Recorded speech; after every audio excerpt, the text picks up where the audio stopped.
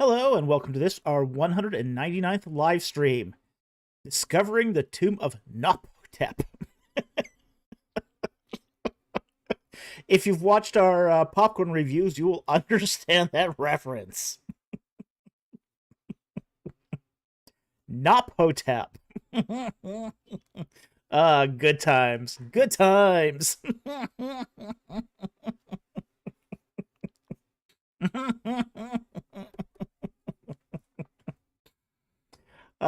Boy. Okay, so welcome to our weekly live stream here where we take your questions on ancient Egypt and the Bible.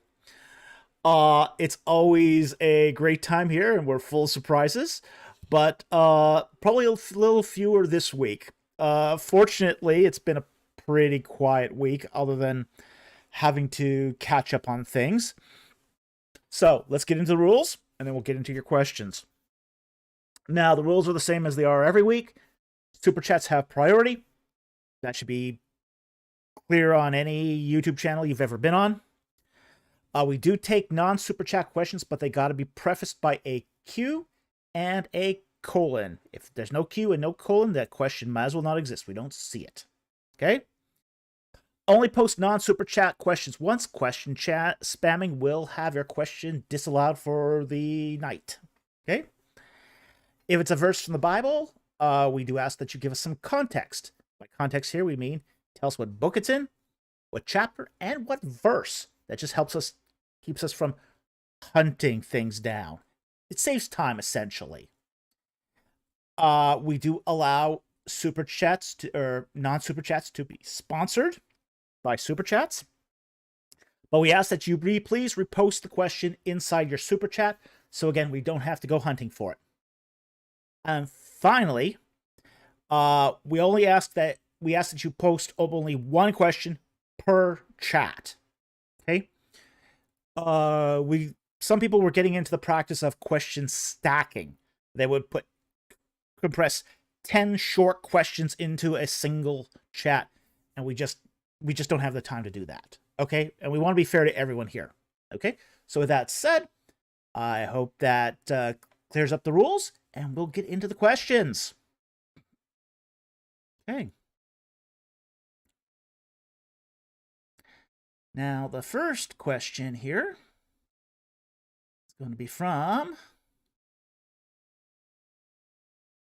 Iron Knight, BCPG 777. And he asks, you said in a previous live stream that Moses had knowledge on Noah's history from the archives at Avaris. I don't think I quite said that.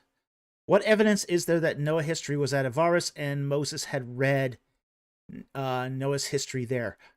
Okay, no, that's not quite what I said.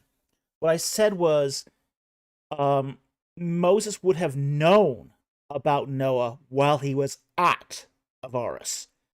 And that's because of the oral knowledge that would have been passed down amongst, say, the Semitic people there. It wasn't at the archives. You wouldn't have found it at the archives there. It wasn't an archival matter. So he wouldn't have known that, but he would have known some of this through the oral history of basically the Semitic peoples there. So that's how it would have been transmitted. It would have been transmitted orally. It just becomes part of the stories that are just part and parcel to being part of any culture, and especially a semi-literate culture. You get this a lot more. Okay, so it wouldn't have been from the archives. It wouldn't have been from the official sources at Avaris. It would have been just passed down orally through the Semitic peoples that happen to live there. Okay, so I hope that clarifies that. Thank you very much for the question. Really appreciate it.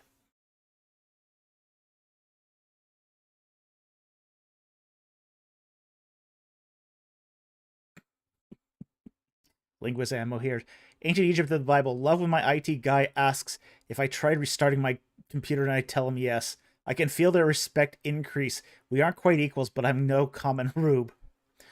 Oh, I spent my night doing IT issues. It was not fun. Not fun. I spent my night diagnosing a network loop, only to find out that it was a PHP configuration issue. awful, absolutely awful to diagnose. Okay, that was my fun night. Next question here is from Joshua Samuel Hamilton. Who is the Pharaoh in 1 Kings 11:19 to 20? Okay, let's bring up the Bible first and let's get some context here. 1 Kings 11:19 to 20. Now, this is during the time of Solomon. 19 to 20. All right. Now Hadad, this is prince from Edom, had found great favor before Pharaoh, so that he gave him in marriage to his sister of his own wife, the sister of Taphanes the queen. And the sister of Taphanes bore him his son Genubath, whom Taphanes weaned in Pharaoh's house, and Genubath was in Pharaoh's house among the sons of Pharaoh. Okay. Now, this is that time between the transition from King David to the early years of Solomon. Okay? And when we look at this, pull up chronology here.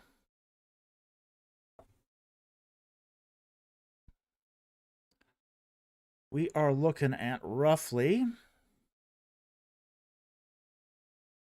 969 BC, in that ballpark there. And you're going to have a couple kings that are potentially possible here. You're going to have the last two kings of Dynasty 21 is definitely a possibility here. Simeon or Susenes II, or potentially even Shishak I. Now, one of the interesting things about this is when we talk about the end of Dynasty 21, the beginning of Dynasty 22, Dynasty 21 tried to create good diplomatic relations with the Kingdom of Judah, essentially. So it's unlikely that Pharaoh would have sent a troublemaker back to Canaan if he's trying to maintain good relations. Simeon and Susenes II is just trying to hold it all together. So it's more likely that this is Shishak I, and probably closer to the middle point in Solomon's reign. Okay? So I hope that helps. But that would be my guess, that this is probably during the reign of Shishak I. So, hope that helps. Thank you for the question. Very much appreciated.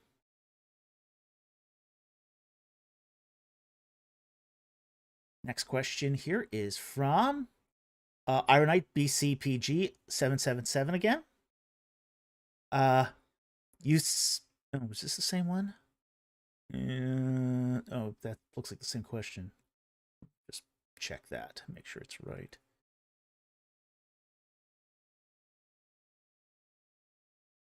Okay, that needs turned off. That's why. All right, overlaid it by accident. Okay, next question is by Pablo Marquez. Why is Jewish Aramaic less taught than Hebrew? Okay, that one's really an easy question. There are very few Aramaic programs out there. That's what it boils down to. It's not a popular language to learn. Now, this is kind of an interesting thing because there's actually a lot of material in Aramaic, but there's not a lot of Aramaic scholars. Why? Well, strictly speaking, it's not a biblical language. So you get less people demanding to read it. Because you get less people demanding to read it, you get less people. I mean, technically, Aramaic is used in the Book of Daniel, but it's such a small part of the Book of Daniel that you really don't hurt that much from not learning it. But I think that there is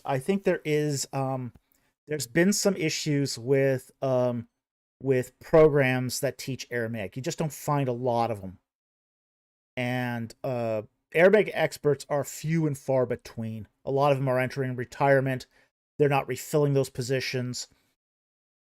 But that's basically why it's taught less than Hebrews. You got fewer people teaching it, essentially. And people are just less interested in language overall. So I hope that helps. Unfortunately, I wish there were a few more programs on Aramaic, but there just isn't. So hope that helps. Thank you for the question.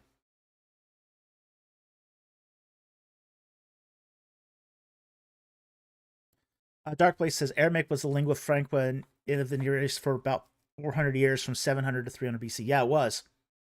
Just not a lot of scholars are learning it, are teaching it anymore. Just it's just one of those languages that's fallen out of fashion, and that happens sometimes where you do get these sort of trends and fads that go through academia, where some languages get more attention than others, and Arabic has just sort of, as I said, hit that wall where people aren't just not as interested in it anymore. Dean Salazar says, does that mean some languages only have a single scholar? Yeah. Some. Some languages only have a single speaker. Period. I'm not even a scholar, speaker. This is what's sometimes called endangered languages. Yeah, there's a few, like there's a Siberian languages, there's down to 3 speakers. Coptic as a colloquial language, as spoken languages, is just down to 2 families. So yeah, this just happens. This just happens where languages are follow trends and fads of interest. And if you don't have a teacher, set a school of students and teachers that are interested in language, it just dies. Yeah, so that happens in languages. Hebrews died twice. Okay, we're off to the super chats now. First super chat here. Daniel for $5. Thank you for the super chat. Do you think bare bones Genesis 1 to 3 is originally Yahwistic? That's a tough thing to ask. Because I don't like the term Yahwistic. That's sort of loaded language. That there implies in that question a whether or not we're dealing with a documentary hypothesis like a J source or anything like that. I think that whoever put Genesis 1 to 3 to pen was Yahwistic. But do I think the source was? That's a whole different question. I think that's a loaded question. I think that implies redaction criticism. Just the question alone implies that. Whether you it's a loaded question. It's a loaded question. If you say no, then you're implying that some other source is doing it, like the source. If you say yes, then you've got to show that it's it's a J source. Okay, so it's a badly formed question. Yeah, Daniel says I didn't mean that. I'm sorry, but that's how the question's worded. So I get you don't mean that, but it's one of those ones that it's kind of like those questions. Oh well, have you stopped beating your wife yet? It's like, what? There's no good way to answer that question. Okay. But do I believe that the people who penned down Genesis 1 to 3 believed in Yahweh? Yes, I do. And I do believe it's a late Bronze Age, at least the sources for Genesis 1 to 3. So I hope that answers your question. That's about as close as you're going to get to that. So he says, I don't believe in redaction criticism. I'm sorry. Yeah, well, just the way you worded it would infer that. So just I had to be careful about how I answered that. But I hope that helps. I hope that helps.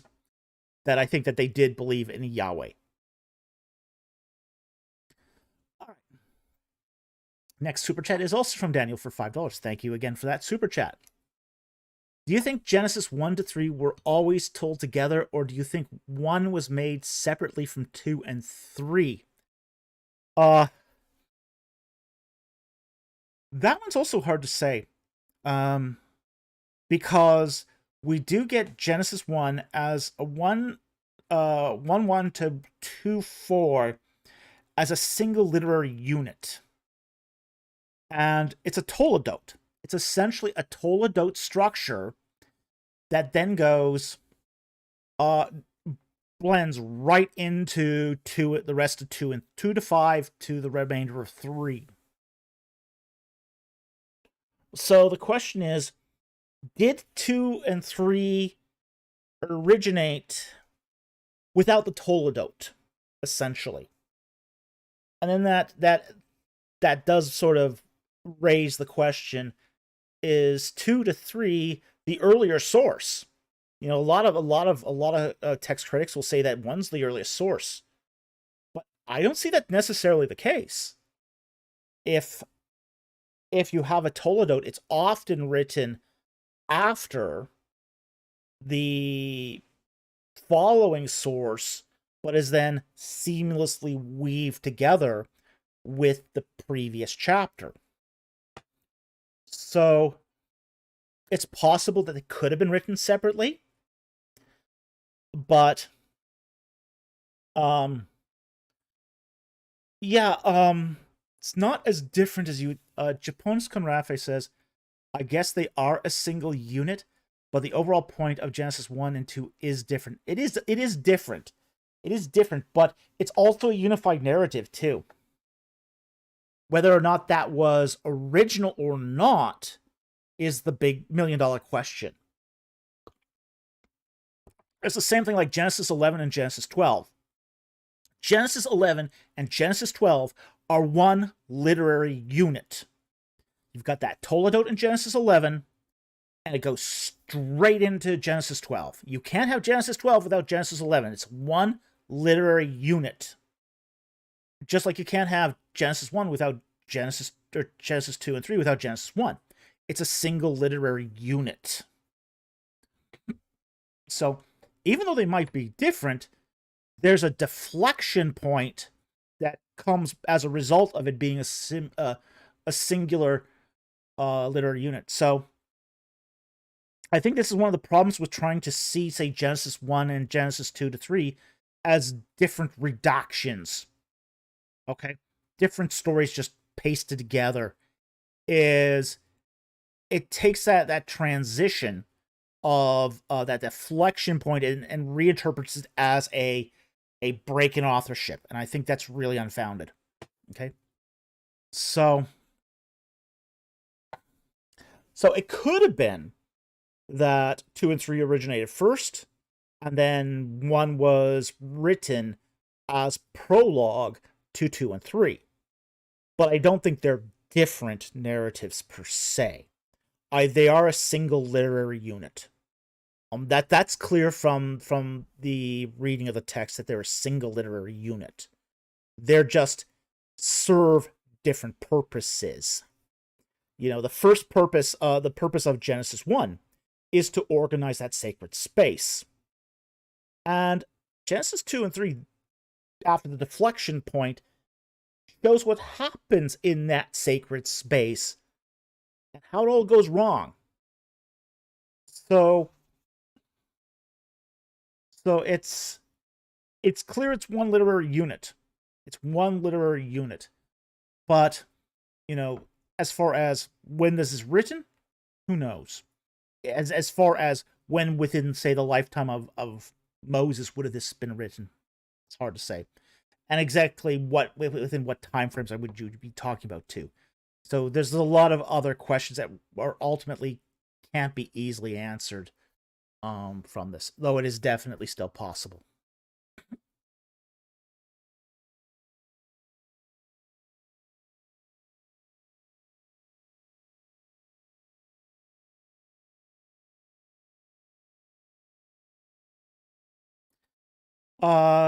Scott Worthman says, essentially writing Genesis 2:3 first by an earlier scribal school is indeed standard day documentary hypothesis explanation. Sometimes it is, sometimes it isn't. Genesis 1 is essentially Elohist school, and that's usually the considered to be the earliest, if I remember correctly. I think E predates J in the documentary hypothesis, in which case Genesis 1 would predate Genesis 2. But I'm not sure on that exactly. That's a fine point of this that I don't recall. But I believe E is first. Is it P that's first? I don't remember. Still, Genesis 1 is usually E. It's usually the E source. Dark Blade. Wait, there's a standard documentary hypothesis? No, not really. Documentary hypothesis people think there is, but there isn't. It's all over the map. It's crazy. Okay, let's go on to the next super chat here. Third super chat here's also from Daniel for $5. Thank you for the super chat.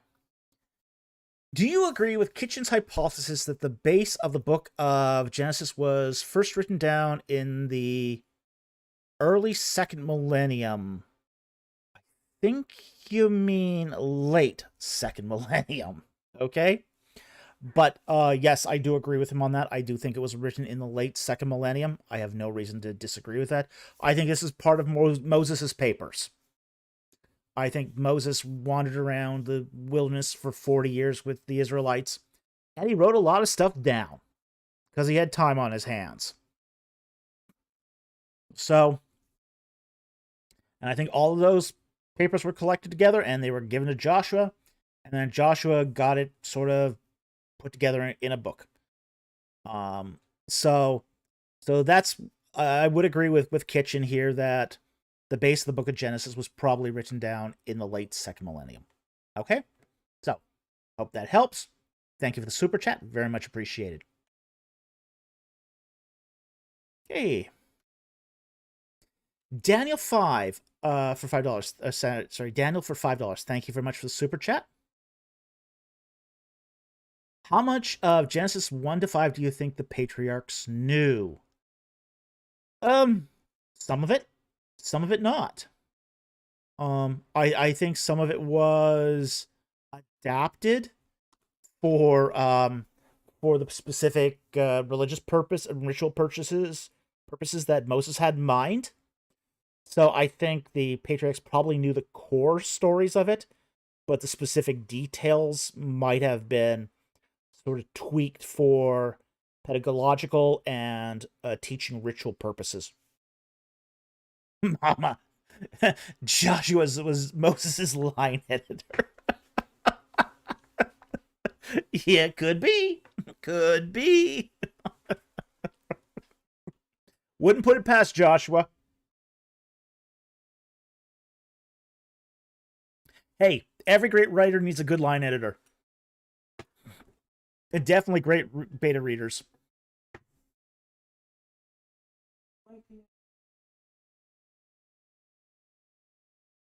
Yeah, if they want to.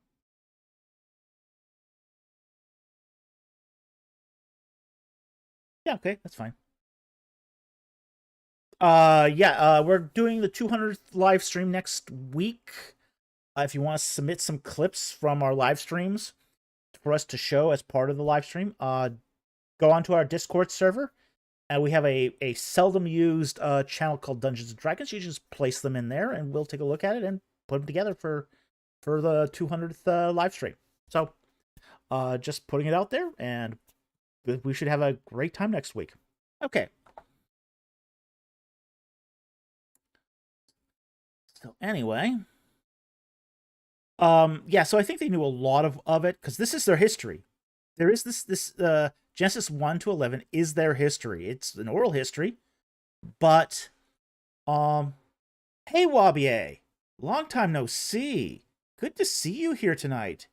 He says, David, Happy New Year. See you soon. Awesome. Wow. Good to see you here today. Hope you're doing well. Hope you're doing well. This is for all you on the channel. This is a very good friend that I used to work with at West Elm. Wow, great to see you here tonight.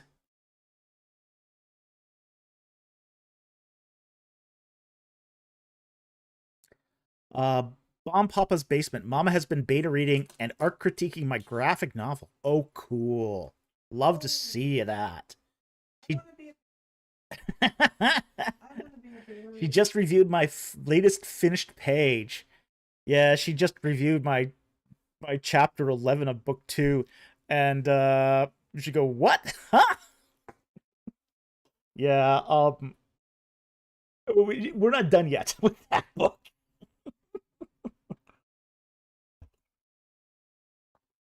She go like, what the heck? just just hold on to your socks, Mama. It's gonna get worse before it gets better. No, he didn't see the Shadow Man. BC, oh, Shadow Man. Yeah. Darkblade, did he see the Shadow Man too? As far as I know, he didn't. But you could ask him. He might have seen it since then.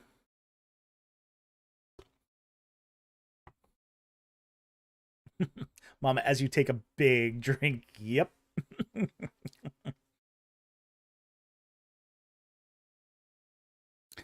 Okay, next super chat here is from Enjapons Conrafe for $2. Thank you very much for the super chat. What is this expression in 2 Kings 2:12 and 13:14? Let's find out what he's talking about here. 2 Kings 2, verse 12. Not sure what he's talking about here. Elisha saw it and cried out, my father, the chariots of Israel and its horsemen. And he saw them no more, and he took hold of his own clothing and tore him into pieces. 13:14.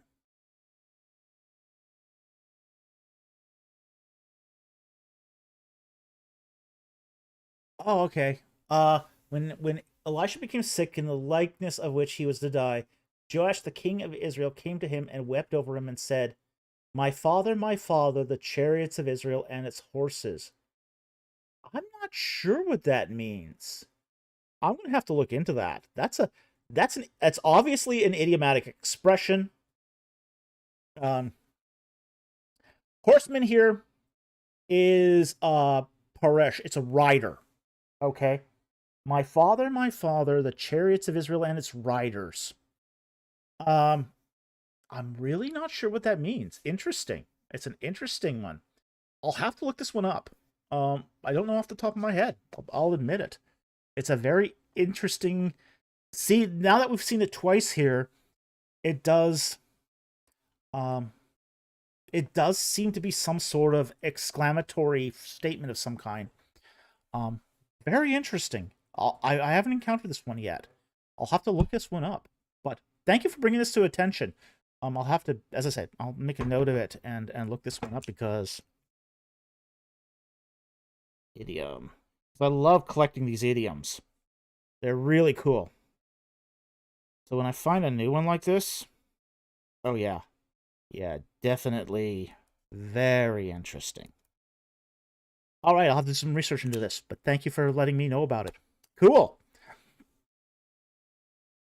Okay. Next super chat here is from Oliven for 100 Norwegian kroner. Thank you very much for the super chat. How do you clan interpret passages where ages are connected to physical traits, like Deuteronomy 31:2, 37:34, and Genesis 17:17? By the way, is Sarah a clan here? Double entendre example below. And he continues the question. For example, say two friends are both turning 20 and about the same time. They might decide to do a combined 40th birthday celebration and joke about how they're having a midlife crisis. All right, let's look first of all at Deuteronomy, and then we'll look at the Genesis one, because I think the Genesis one has some very interesting nuances to it. Deuteronomy. Deuteronomy 31, 31 verse 2. And he said to them, I am 120 years old today. I am no longer able to come and go in the land, come and go, and the Lord has said to me, you shall not cross into the Jordan. Okay. Now that whole 120 years thing is idiomatic. That is an idiomatic thing. That whole 3 times 40 thing, very idiomatic. As far as 34:7, although Moses was 120 years old when he died, his eyes was not dim, and nor his vigor abated. Now we have to understand something about 120 years too. Okay. In Egypt, the age of a sage, a wise man, a powerful man, a powerful magician, was the canonical age was 110 years. This is one of the reasons why Joseph dies at 110. Is because he dies at the canonical age of an Egyptian who's lived a full, wise. He dies wealthy. He dies wise and powerful, and he's great of magic and that sort of thing. Yeah, it's more his status than his age. So why then is Moses 120 and not 110? Because he's a greater figure than Joseph. Joseph saves his people by bringing them into Egypt. Moses saves the people by bringing them out of Egypt to the promised land, into the fullness of their promise. So it's a one-upping of Joseph, essentially, is why he's ascribed the age of 120. In all likelihood, he was probably closer to his 90s. And that's if you do the math. Okay. Dang math. Okay. But he was old. He was definitely old. He was probably in his 90s. But the 120 years was really a means to one-up Joseph, as it were. Okay? So that's the reason why he's at that age. Now, in the case of Genesis, Genesis 17.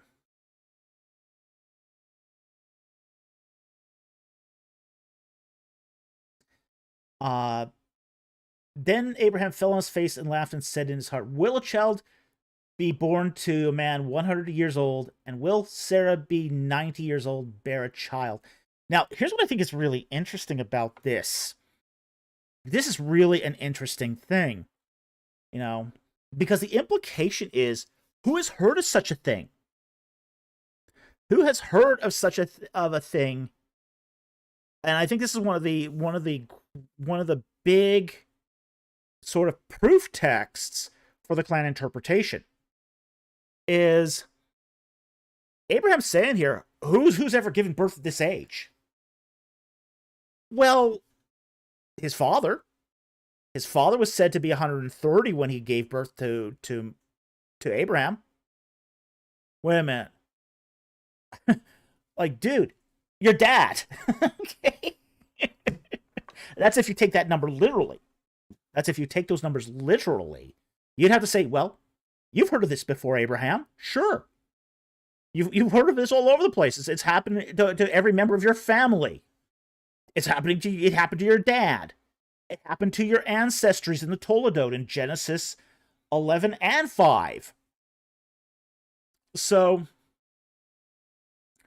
yeah, it's part of it's if this all this was literal, if these were literal single,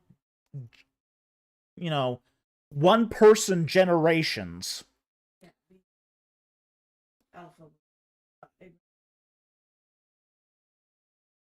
Yeah. Yeah, that would be good. Where was it? Where'd you see that? 820. 842. BC. Abraham was literally old. Clara was clan old. Yeah.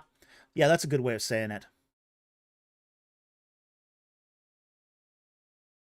So, yeah, absolutely.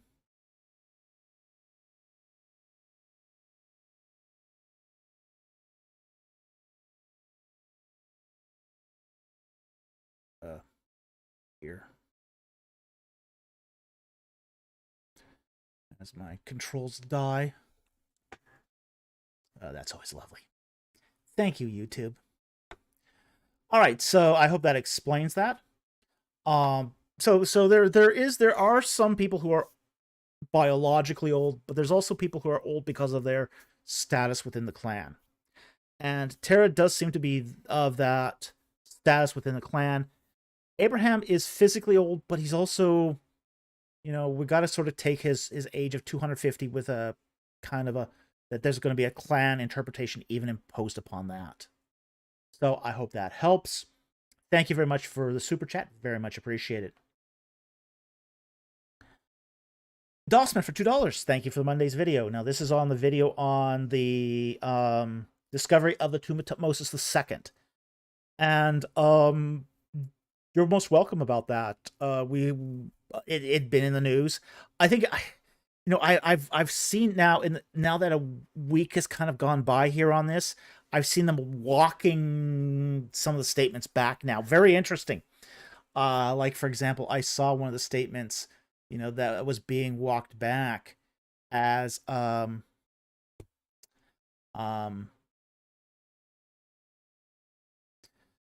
it's no longer being, people are no longer reporting it as the first tomb discovered since King Tut.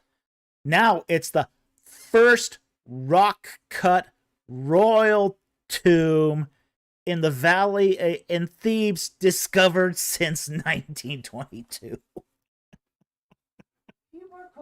A few more qualifiers.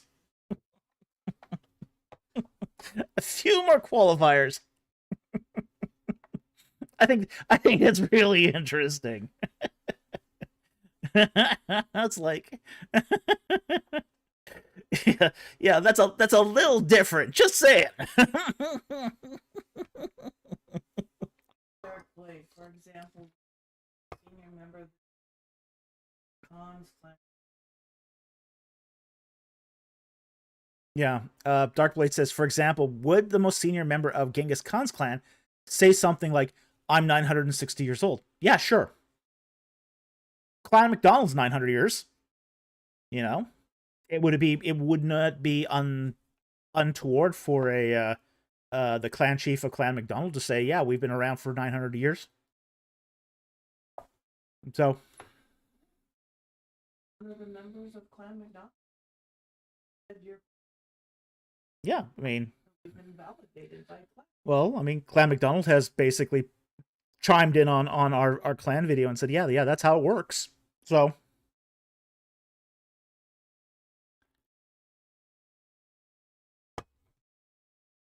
yep. Okay, so the next video here, or sorry, the next is from N. Japonis Conrafe for $2 here. And he asks, why was Hatzor the only city burned? Joshua 11:13. What?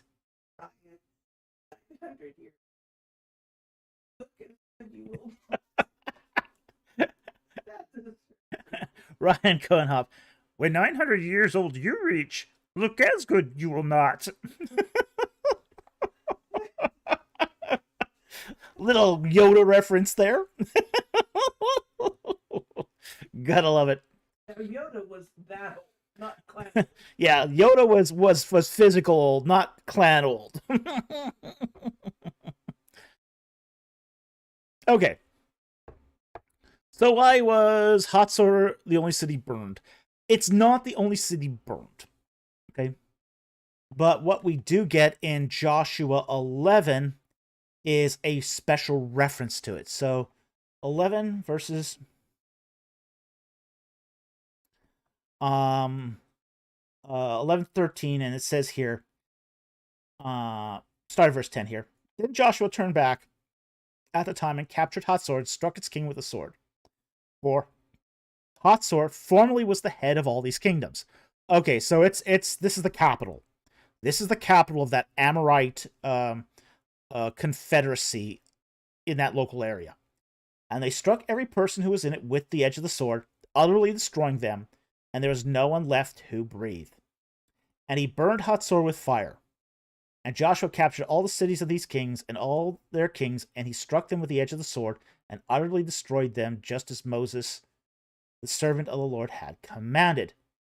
Verse 13, however, Israel did not burn any of the cities that stood on their mounts, except Hatzor alone with Joshua burned. Okay. Now, there's three. This is the post. It's the only city that's burned of this part of the campaign. That's not to say that other cities didn't end up burning by accident.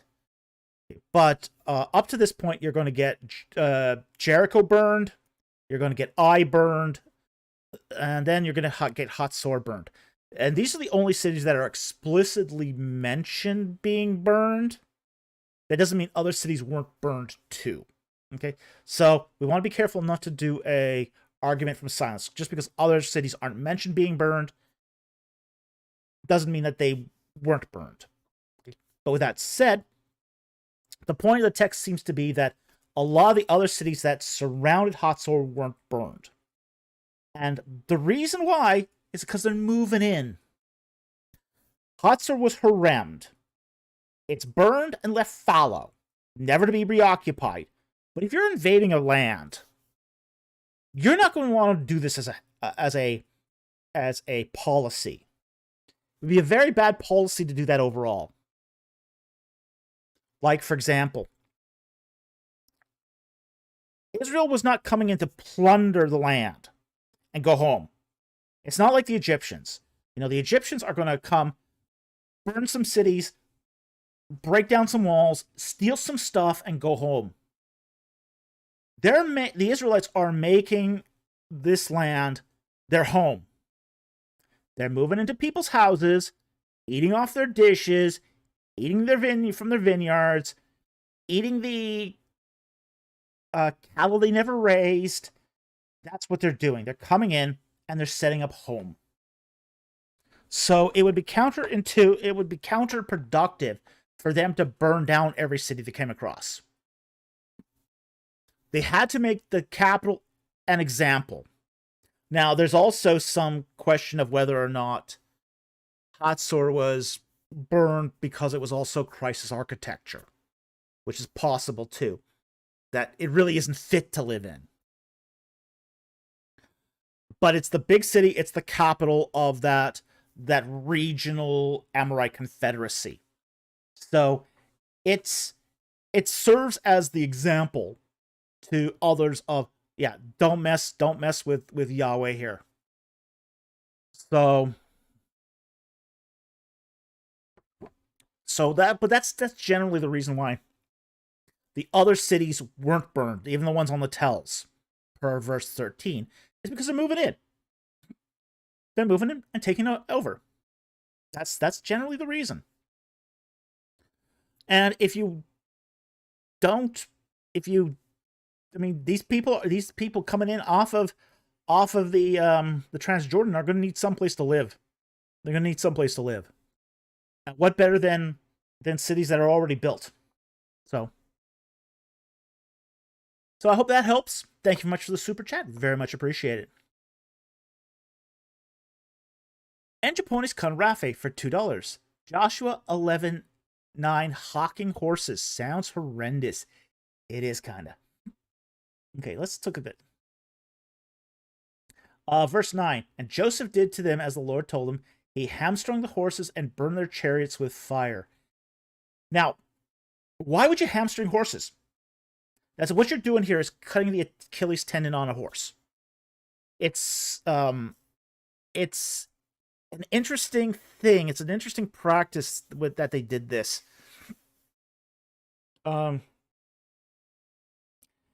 It's one of those things where they're not just killing the horses. Okay, they burn the chariots. They burn the chariots, but they didn't kill the horses. They lamed the horses. They made the horses lame. Now, there could be a couple reasons why you might want to do this. If you are, and you wouldn't have to even do this to all the tendons, just one.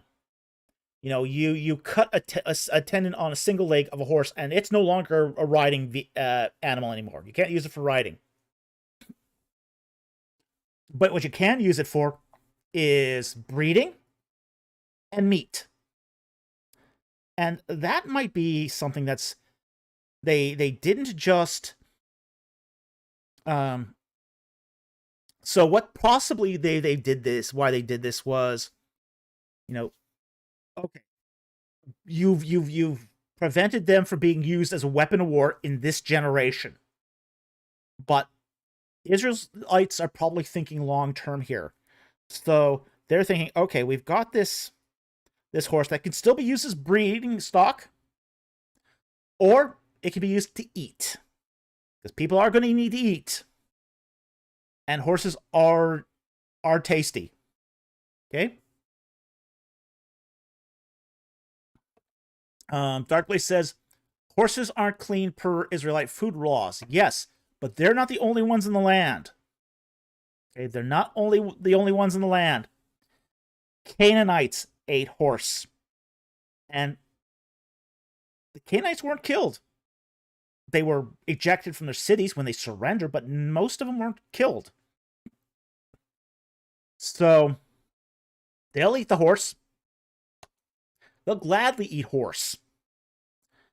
There's also something, too, because of crisis. Yeah.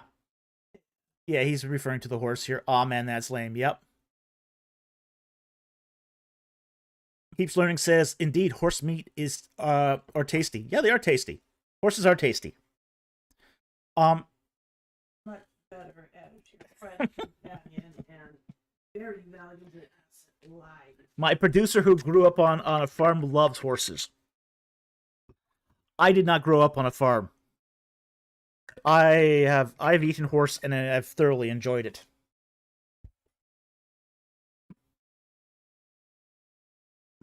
It's like beef but sweeter. It's like beef but sweeter. That's how I can describe it.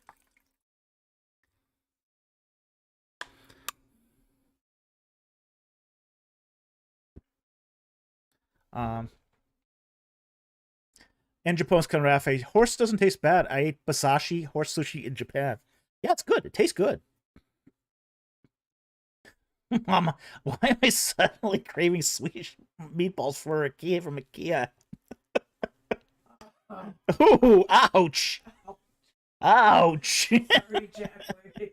Mama just stuffed you for the Jack Ray, I'm sorry, Mom just trumped you. It's like, ooh, ouch. Yeah, IKEA had that big scandal with their Swedish meatballs where a lot of them were made of horse meat. Oh, there was also that scandal where a lot of British meat was horse. Oh, I remember that. We had some of that. Yeah. It was good. It tasted fine. It tasted great. Yeah. Yeah. John Febeck said, my grandpa said they ate horse when food was scarce, such as during rationing in World War II. Yeah, and that's probably one of the reasons why, even though it was an unclean meat, the Israelites kept it around. You know, you can always eat horse meat. You know, even if it's an unclean animal, there was some room in the Israelite law to eat it at a time of desperation. So, yeah, it wouldn't be my first.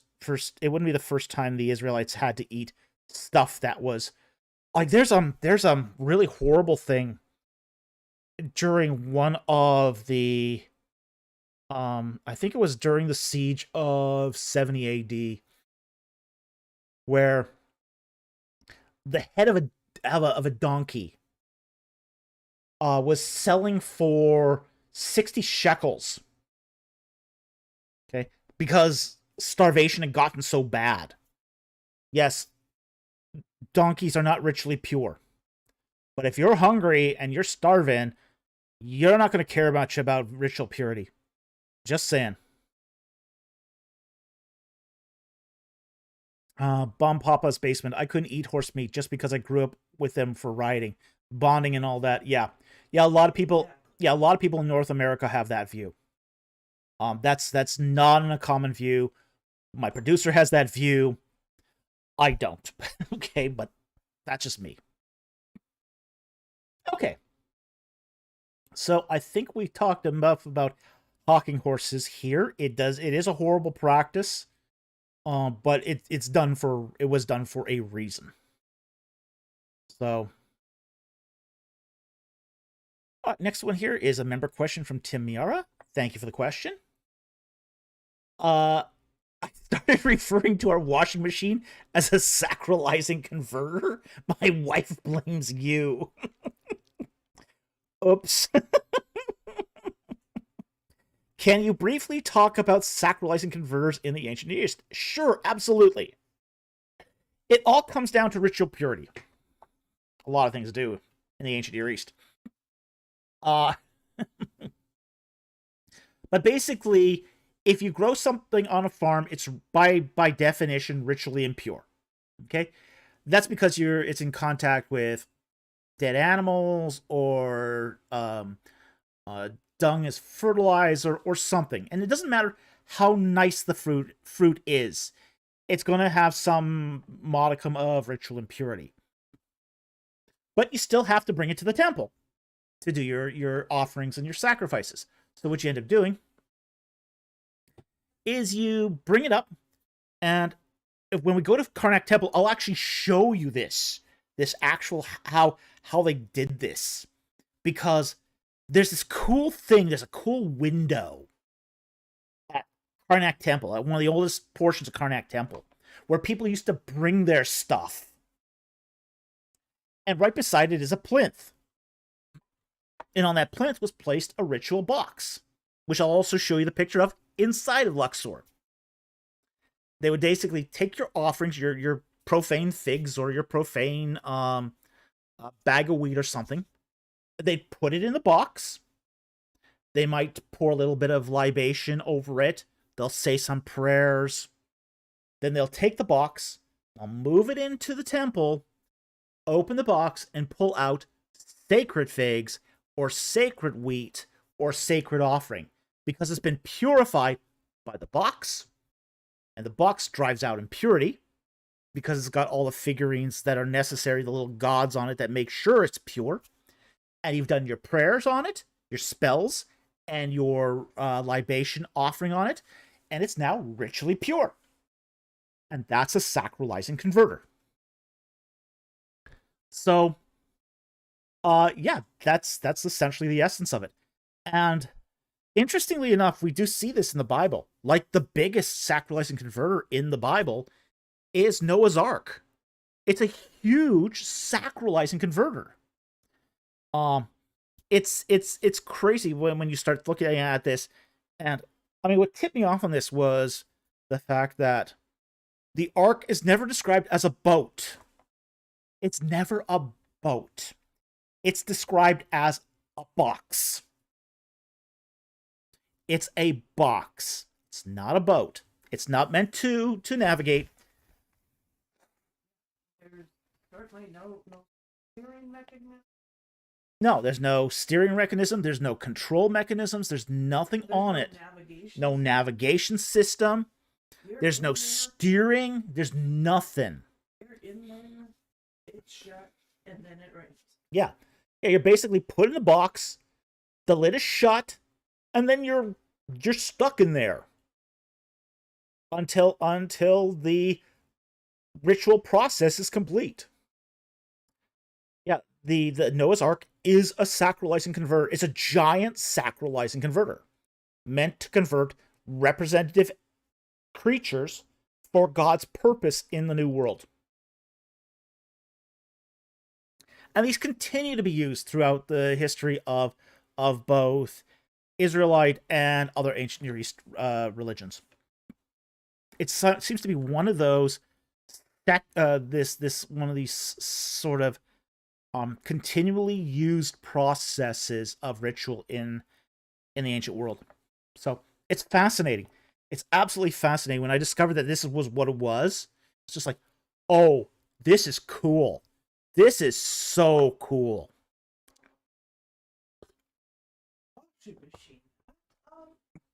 but calling your washing machine that, I'm not sure if your wife is necessarily wrong about this.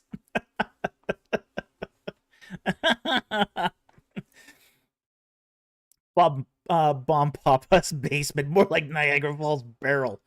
Oh boy, that's a rough ride. Ooh, that's a rough ride. No, I would not do that. That one that clearly says do Oh, not stand. yeah. People take unnecessary risks around Niagara Falls. Yeah, definitely don't do that. Uh, Darkblade, did the ancient Far East have them? I don't know. Not an expert in Far Eastern religions. Can't say.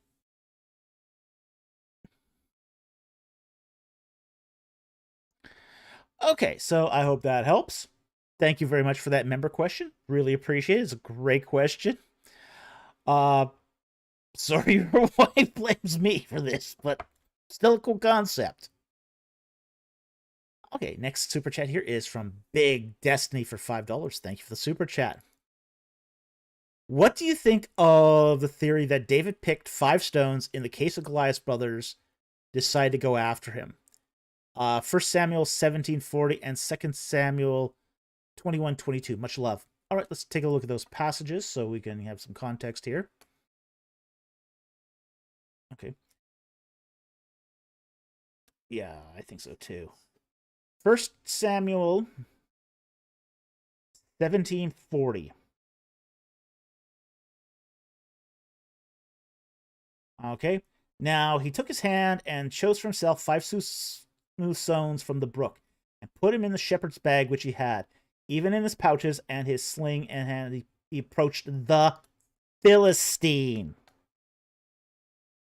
Doesn't say Philistines here. The Philistine.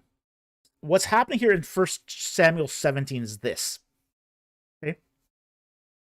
You've got, and this is the beginning when David's young. He's not king yet. Saul's king. What you have is 2 lines of soldiers. The Israelites and the Philistines. And neither one of them want to fight. This happened frequently. And I think one of the things I think we have sort of misunderstood about sort of these one-on-one duels that happen prior to a battle is it's not, the purpose of this is not to win the war. The one-on-one battle is not to win the war. It's to give your side enough courage to go first. To break lines. To break line and charge forward. Because everyone's scared. This is a war. No one wants to fight. No one wants to die. Everyone wants to go home and be with their family. Philistines want to go home with their family. The Israelites want to be home with their families. Nobody wants to do this. So you get one brave guy from each side to go out in the battlefield, have a duel, to give your side the courage to go forward. Because if your guy wins, chances are you're going to win. At least that's the thinking. Okay? So, that's the point of this. Now, it's a one-on-one fight. There's no mention of Goliath having brothers here. This is a story that was made up. It's an eisegesis based on a conflation of 2 Samuel 2:21. Now, let's talk about 2 Samuel 2:21 because there's a different context here.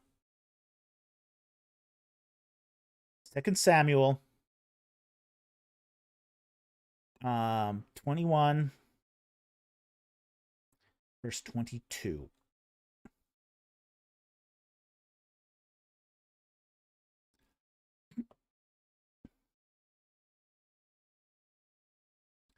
Now, one of the things we have to understand here about 2 Samuel is it's a 20, 30 years later. This is 20 to 30 years after that 1 Samuel 17 incident. David here is no longer a shepherd boy. He's an old man. An older man. He's probably in his 50s. Spry enough to still want to fight. Too old to be of any use on the battlefield. Okay. Verse 18. Now it came about after that there was war again with the Philistines at Gob. And Shibachai the Hushathite struck down Saph, who was among the descendants of the giant. Now that giant is a reference to the original Goliath. The original Goliath, he had kids. Okay. Verse 19, and there was war with the Philistines again at Gob. And Elhanan, the son of Jeri-Oregem, the Bethlehemite, killed, now it says Goliath the Gittite. Okay. Now the question is that's original rendering? I'm not going to get into that. Could be, but might not be too. It could be a son named Goliath. It could also be the brother of Goliath the Gittite. There's a couple of options here, or the son of Goliath the Gittite. The shaft of whose spear was like a weaver's beam. Verse 20. And there was war at Gath again. There was a man of great stature who had 6 fingers on each hand and 6 on each foot, 24 in number, and he also had been born to the giant. Another son of Goliath. And when he defeated Israel, Jonathan, son of Shimei, David's brother, struck him down. These 4 were born to the giant of Gath. They were felled by the hand of David and by the hands of his servants. Okay, so it's not that these stones were one for him and one for his brothers. Okay, he had 5 on his. It's what we would call a parabolic act. It's a predictive act. But he isn't getting 5 stones in anticipation that he's going to fight 5 giants on that first battle in 1 Samuel 17. It's more of a parabolic act that says, okay, yeah, I've got 5 stones. There's going to be 1 for each of the giants that are going to pop up here. But that's not going to happen until the fulfillment of that parabolic act is completed in 2 Samuel 21. But it's not 5 stones for his brothers. The 5 stones are Goliath and his kids. So that's what's going on there. The whole idea that he had 5 stones for his brothers is it's eisegesis. It's eisegesis, and it's poor textual reading. Okay. So I like to sort of stay away from that. It was a story that was very popular in a lot of sermons in the 19th century, but it's not something that you're going to find in any commentaries today, because it's just not based on that. The best you can say it's a parabolic act. That's the best you can say. An act of foretelling, but doesn't apply to his current battle in 1 Samuel 17. And 2 Samuel 21 is decades later. Decades later.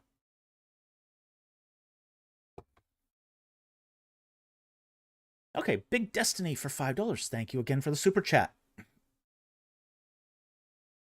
As Christians, how do we know when to turn the other cheek and when to stand up for what is right? Okay. It's kind of in the saying here, turn the other cheek. Well, what does the turn the other cheek mean? It means you got slapped on one cheek. Somebody insulted you. That's what a slap is. I mean, this is not someone who's taking a mace and smashing one side of your face in with it. Okay? This is not someone taking a baseball back to the side of your head. Okay? You're not in mortal danger here. Okay? This is insult. Yeah, nor is anyone else. Yeah. Nor is anybody else. You turn the other cheek when it's an insult and no one else is in danger. That's when you turn the cheek. It's just an insult. Okay? Like someone taking a glove and slapping you with a glove. Yeah, sure, it stings a little, but it's really more insult than injury. That's when you turn the cheek. If someone else is in danger, if your life is in danger, then you can stand. Then you should stand.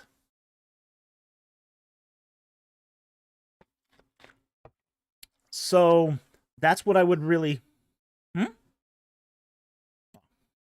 So that's how you sort of tell the difference. It's sort of built into the wording of turning the cheek.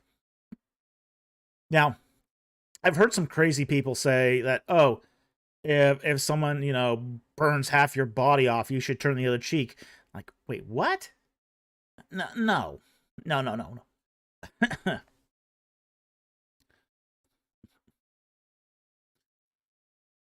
Darkblade, slapping someone with a glove is an insult. It's a dual challenge in response to an insult. Not every culture views it that way. Some do. Some European cultures did, but that's not true of every culture. That's not universal.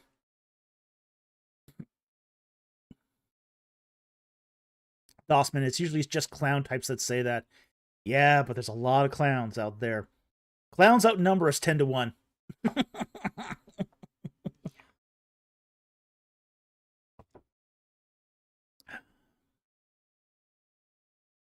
Okay, so I hope that answers the question. Thank you very much for the super chat. Very much appreciated.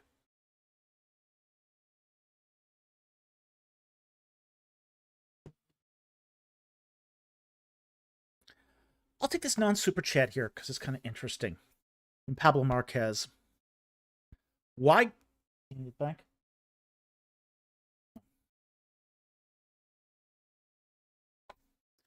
Why God tolerated the breaking of kosher law, but not the haircut of Samson?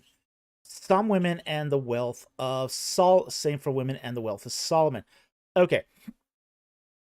Let's talk about here the breaking of the kosher law, but not versus the hair of Samson, because it's two different things.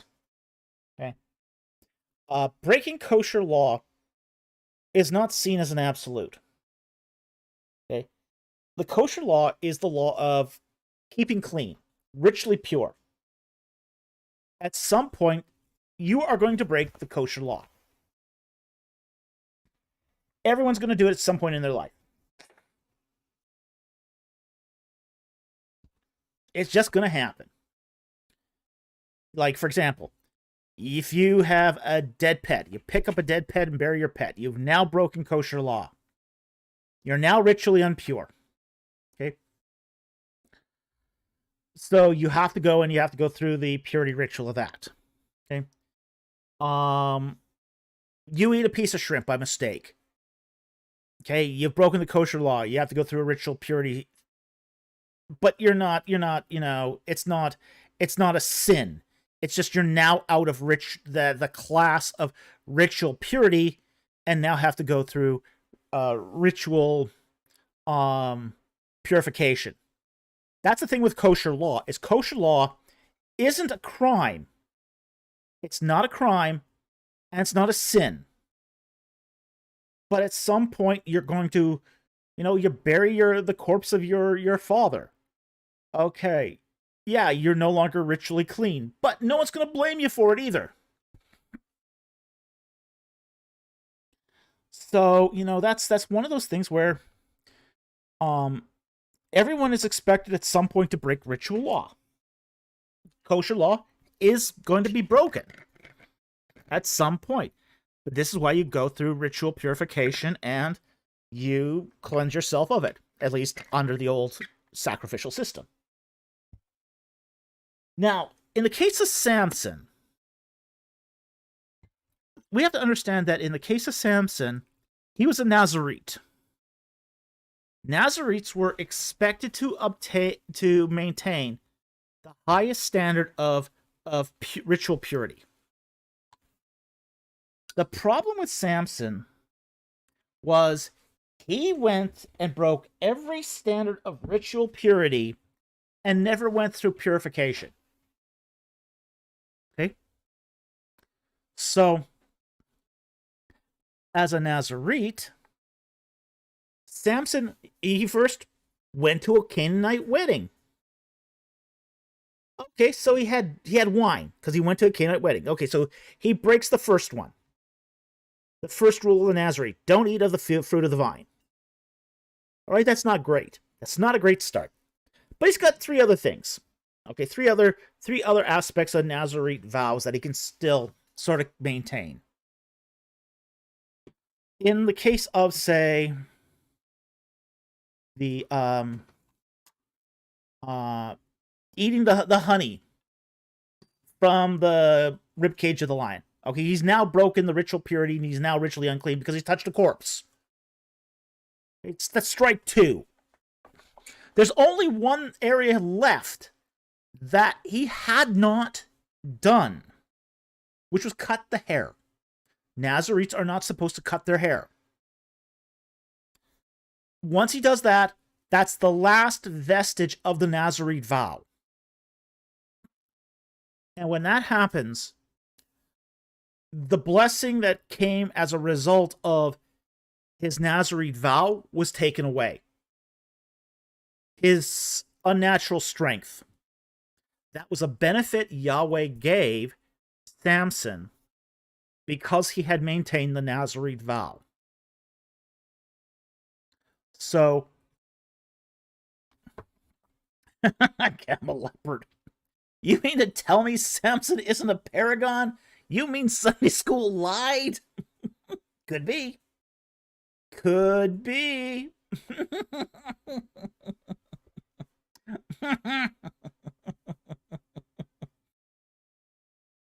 Okay. So that's what's going on there with Samson there. His blessing is removed. His blessing is removed because he's broken every aspect of the Nazarite vow. There's nothing left. There's no vow left. He's broken it all. And he's never gone through any of the ritual purification needed to restore relationship. At that point, his strength goes away. That's it.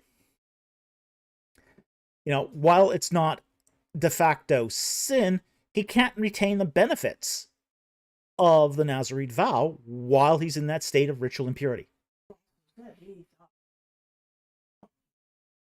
Oh, yeah. He never linked it to the Nazarite vow. You know, he really, I mean, Samson's a fool. Samson is the paradigm fool. Yeah. Yeah, I mean, he really didn't think that this came from God. So, you know, he didn't treat it with any respect at all.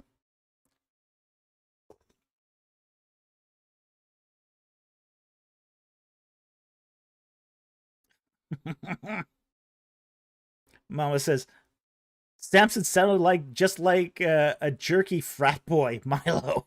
Mm-hmm. Yeah, it's not that wrong. He's not that wrong. Okay, so Pablo, I hope that answers that question. Great question, and it was worth taking. Johnny Mo for $5. Thank you for the super chat. Does 2 Kings 3:26-27 indicate Yahweh lost to Chemosh and Elisha's prophecy failed in verse 18 and 19? Apologies if this has been addressed before. It has been addressed before, but we don't mind doing it again. So let's do so. Pull it up here. Okay, 2 Kings. 2 Kings 3. We're probably going to have to go through most of this passage to get to the point. Okay. So, let's start here. And we'll start verse 1. Now, Jehoram, son of Ahab, became king over Israel at Samaria in the 18th year of Jehoshaphat, king of Judah, and reigned 12 years. And he did evil in the sight of the Lord, though not like his father and his mother, for he put away the sacred pillar of Baal, which his father had made. Bad king. He's bad king. Nevertheless, he clung to the sins of Jeroboam, son of Nebat, which he made Israel sin, and he did not depart from. Okay, what are the sins of the of Jeroboam, son of Nebat? The sins of the son Jeroboam son of Nebat is he pretending to be priest and king. The offices are separate in Israel. You can't be priest and king at the same time. Can't be both. Jeroboam son of Nebat conflated the two. He made the office of king also a priest. That's a no-no. It's a no-no in Yahwistic worship. Yeah, separation of powers back then, exactly. So Jeroboam is also practicing being a priest. Okay. Verse 4, Now Mesha, king of Moab, was a sheep breeder, and he used to pay the king of Israel 100,000 lambs and the wool of 100,000 rams. But it came about when Ahab died, the king of Moab rebelled against the king of Israel, which happens frequently. And King Jeroboam went out to Samaria at that time and mustered all of Israel. Then he went and sent word to Jehoshaphat, king of Judah, saying, The king of Moab has rebelled against me. Will you go with me to fight against Moab? And he said, I will go up. I am as you are, my people as your people, my horses as your horses. And he said, Which way shall we go up? And he answered, The way of the wilderness of Edom. Why do they go through Edom? Okay, Moab is less fortified near Edom. Essentially, they're going around all the strongest cities here.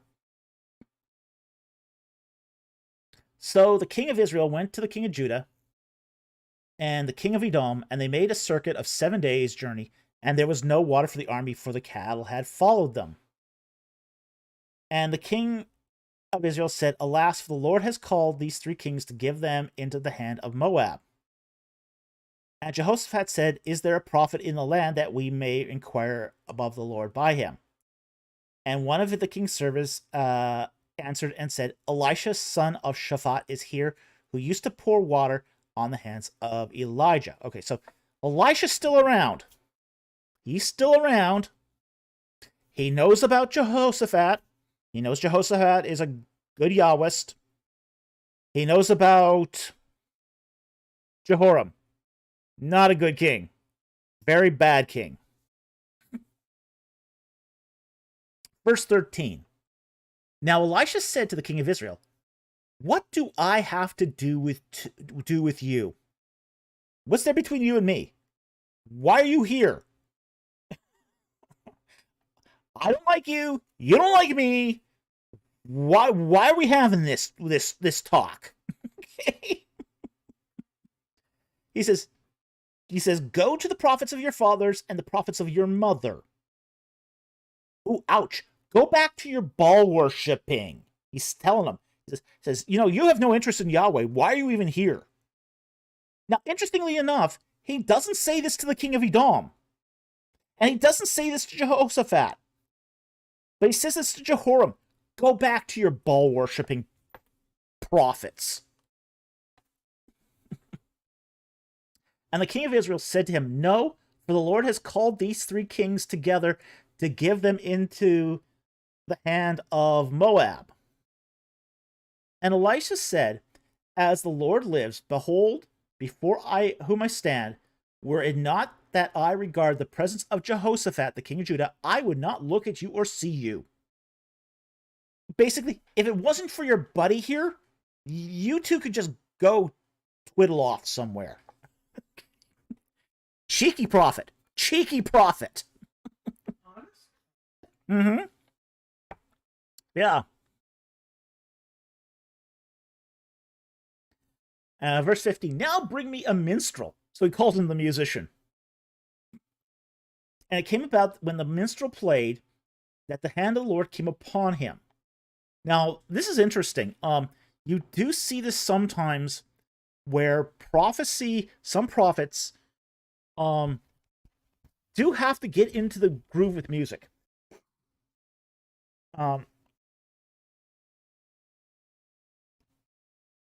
It is something that you do see sometimes where prophets can't prophesy unless there's certain conditions. Perhaps presence of music, presence of incense, these sort of things.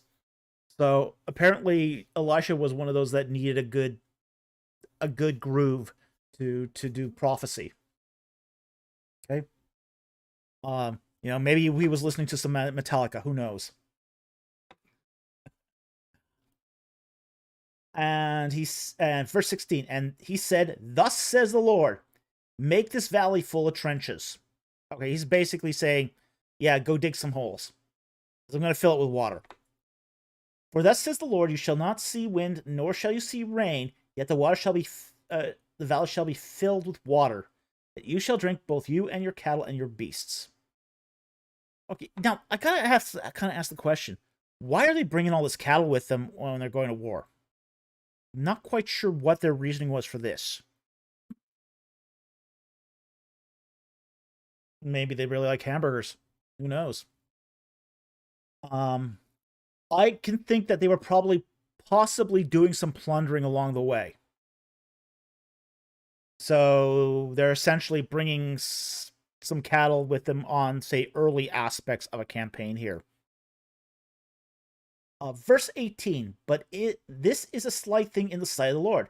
He shall also give the Moabites into your hand." Okay. "Then you shall strike every fortified city and every choice city, and fell every good tree, and stop springs of water, and mar every good piece of land with stones." Okay. Now, this is what we call, how do we say this? A unreliable prophecy. Okay. You're going to do this thing, but it's more, you got to kind of read in what's not being said here. Yes, you will strike it all down, but you don't get to keep it. He's not promising you that you will completely destroy Moab and keep the land. He's going to say you're going to do some ruin here.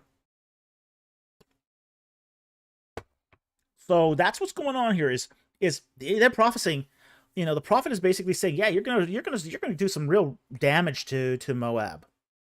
Yep. Oh, I forgot to tell you they're going to drive you back out. Oh, silly me! How could I forget to tell you that?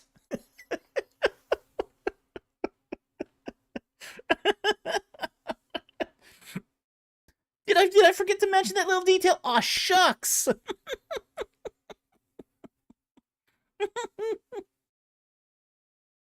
Okay.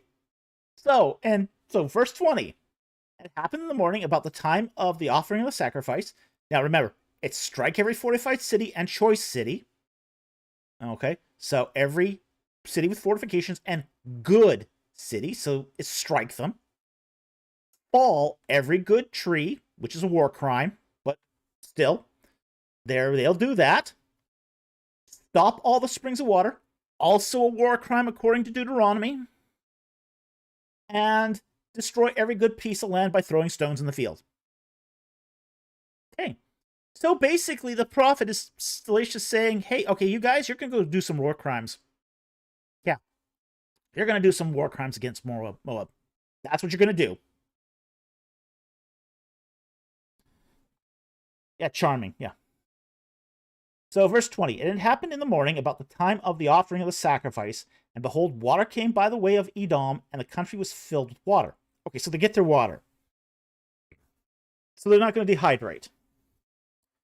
Verse 21, "Now all the Moabites heard the kings had come to fight against them. All who were able to put on the armor and older were summoned." So they're marshaling old men. Okay. So basically anyone who could, in Moab, who could hold a sword or could wear armor or had at one point held a sword was called to fight. Verse 22, "They rose early in the morning, and the sun shone on the water, and the Moabites saw the water opposite to them, red as blood. And they said, This is blood. The kings have surely fought together, and they have slain each other. Now, therefore, Moab to the spoil." Okay, so they get... environment tricks them into going in where they shouldn't. "And when they came into the camp of Israel, the Israelites arose and struck the Moabites, so they fled before them, and went forward into the land and slaughtering Moabites." Verse 25, "Thus they destroyed the cities, Each one threw a stone on every piece of good land and filled it. Okay, so now they're going crazy here with the war crimes. So they stopped all the springs of water, felled all the good trees, until in Kir Harsheth only left its stones. Okay. However, the slingers went about and struck it. Okay, so now they've struck with stones every choice and fortified city in Moab. Okay, so that prophecy is fulfilled now. Okay. They've stopped the water, the wells. They've trashed the land. They've destroyed the cities. Okay, so they've at this point they've fulfilled the prophecy that Elisha gave them. Now, the unwritten portion of this is going to get the fulfillment too. Verse 26, when the king of Moab saw the battle was too fierce, he took with him 700 men who drew swords to break through to the king of Edom, and they could not. So he tries to counterattack. Couldn't succeed. Edom's too strong. And Edom is not considered to be the strongest member of this coalition. It's sort of the weak link. It's the least powerful of the three. Verse 27. Then he took his oldest son, who was to reign in his place, and offered him as a burnt offering on the wall. Then there came great wrath against Israel, and they departed from him and returned to their own land. Okay, so now we got to understand that he sacrifices his son. So he's got a little child sacrifice going here. The text does not say Chemosh defeated Yahweh. It does not say that. Doesn't even imply it. It just says that, the text here just says that this is what the king of Moab did. And the prophecy had been fulfilled completely. They ruined the cities. They struck the city with stones. They filled the wells and destroyed the water sources. And they destroyed the arable land with rocks. Okay, so prophecy fulfilled. But didn't promise them a complete victory. Didn't promise them anything more than that. It's like, okay, you've got what you told you were going to get. You pushed this. Okay. Because you're bad kings. You're bad kings. And God's not going to bless you for being bad kings.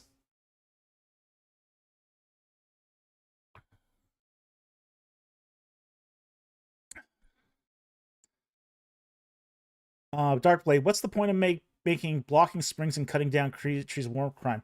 It's a war crime because it makes the land less arable.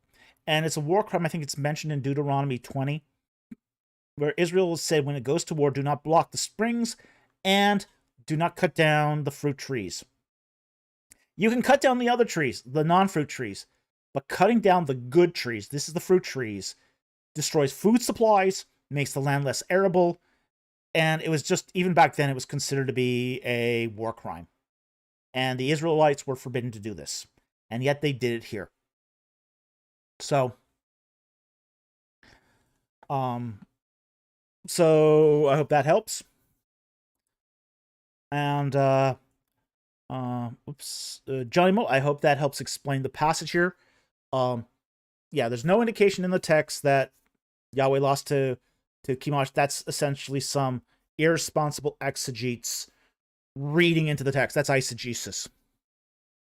And moreover, that Elisha's prophecy was fulfilled to the extent that it was given. But it's a kind of prophecy where I'm going to fulfill it to the letter, but don't read into it either. The problem is the three kings read into it as, okay, God, Yahweh's going to give him an unqualified victory. And that's not what the prophecy promised. So, hope that helps. Thank you very much for the super chat. Very much appreciated.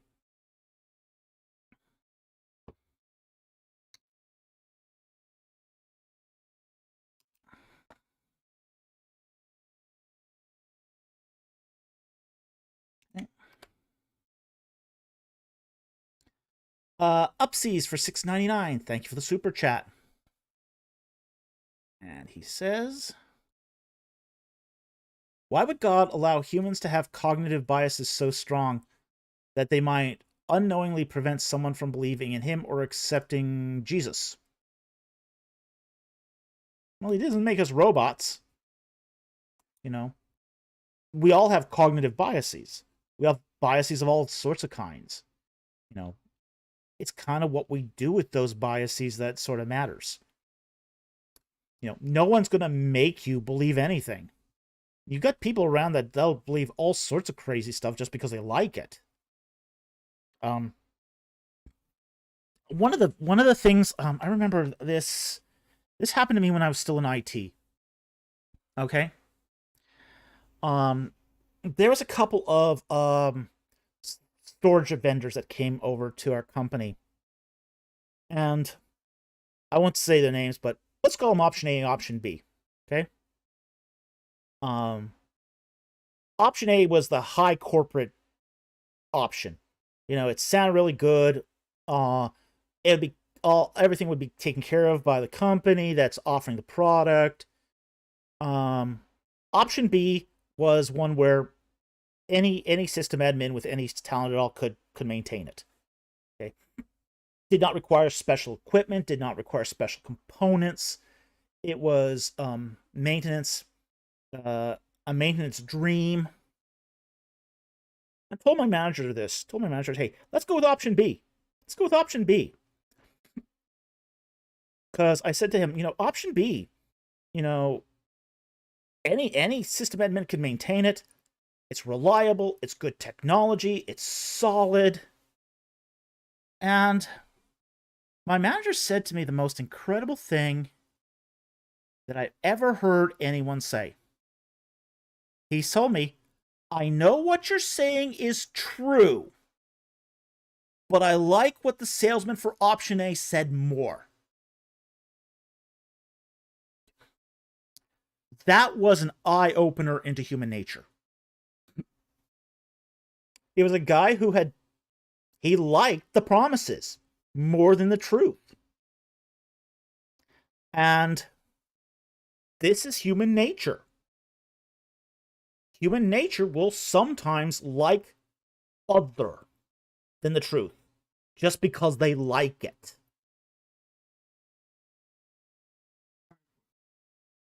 Yeah. Harry Stark, how you said it is more important than what you said. Yeah. Yeah. And that's part of our fallen nature. You know, Eve knew that to eat the fruit of the tree of the knowledge of good and evil would cause death. But she liked the other more. The capacity to make you wise and like God.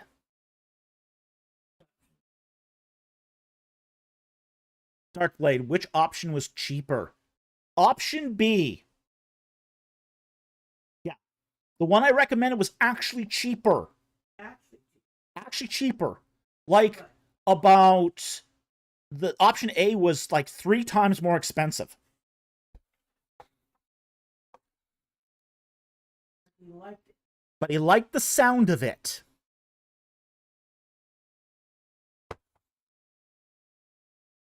But this is something you have to realize about human nature.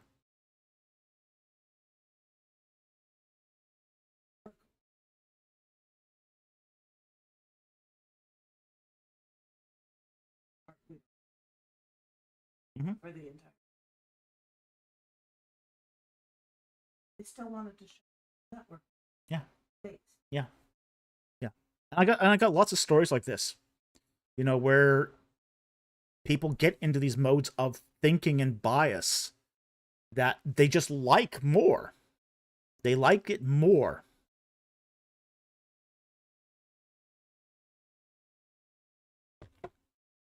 So it's just part of human nature.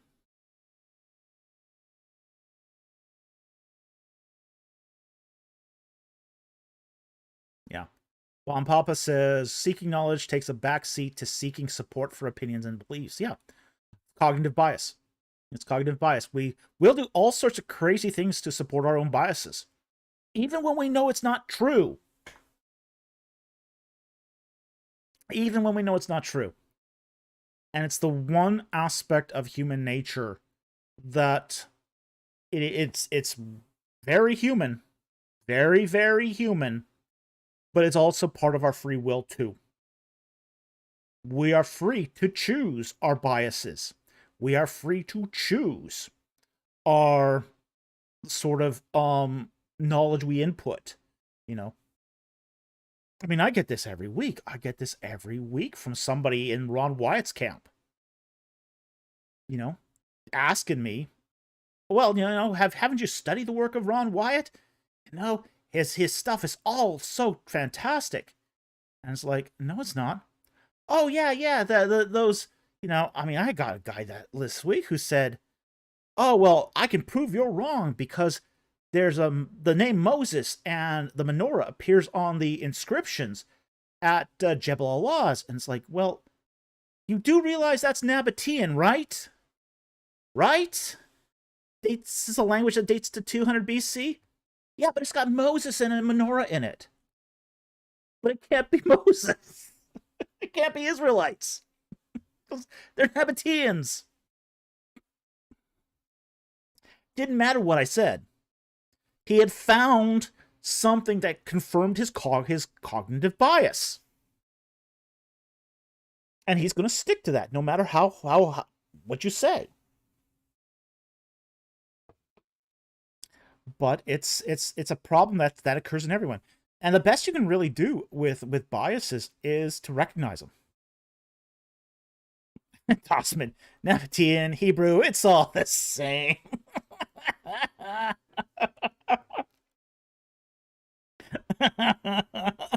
Sure.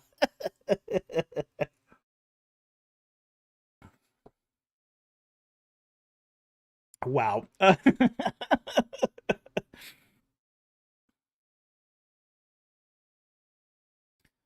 Scott Worthen, look within to ask, can I even handle the truth?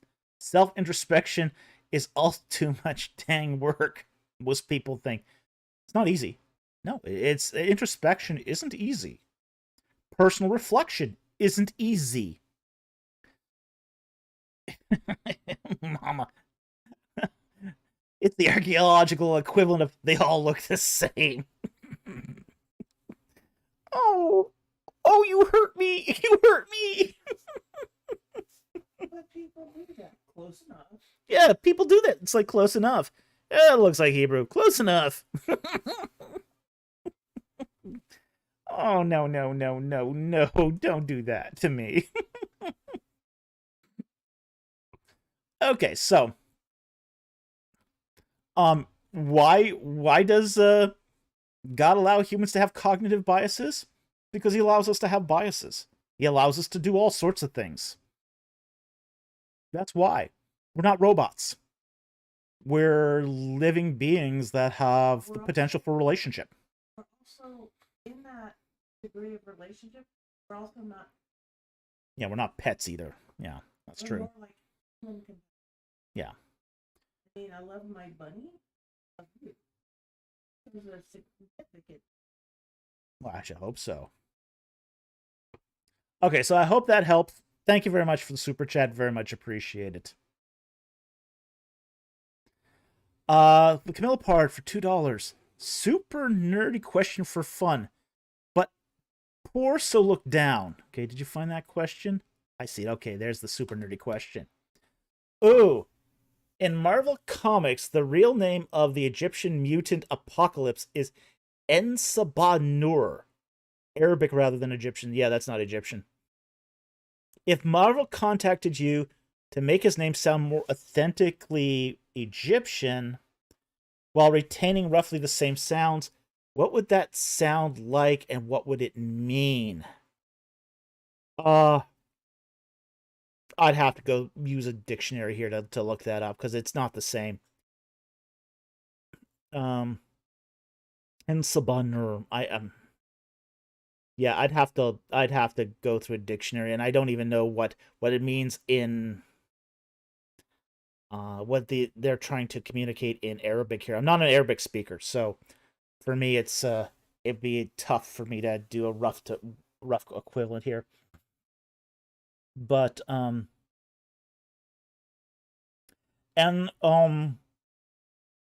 N would be in Egyptian. N would be the genitive of.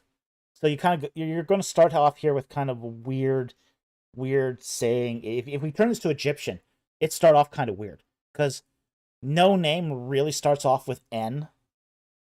In Egyptian, Sabah.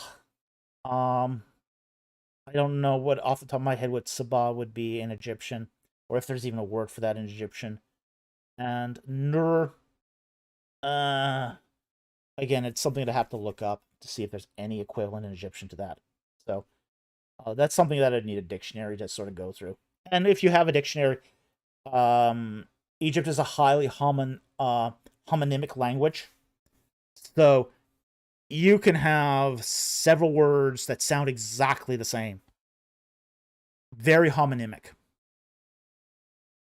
So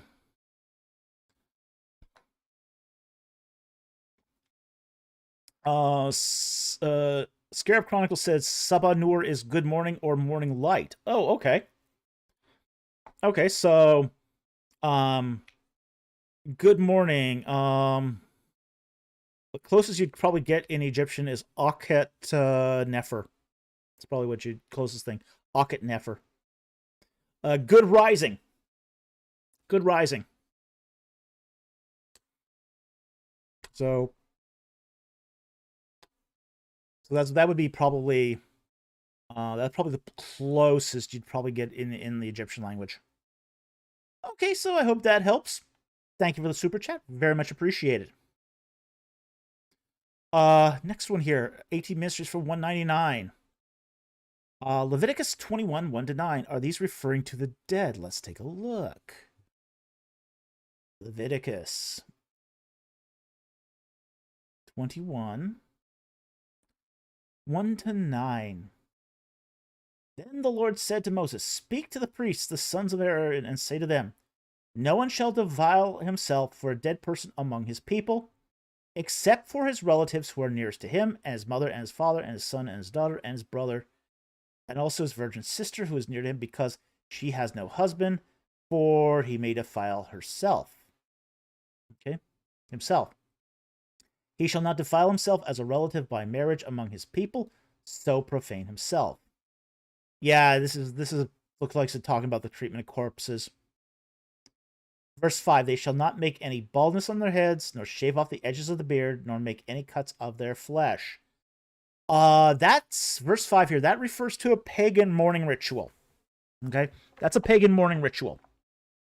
Canaanites used to do this, where if they were mourning, they would shave their hair, all the hair off their head, and then they would slash themselves. We actually have a few Egyptian reliefs of people cutting themselves to mourn. Now, professional mourners would fake this. Okay? That was known too.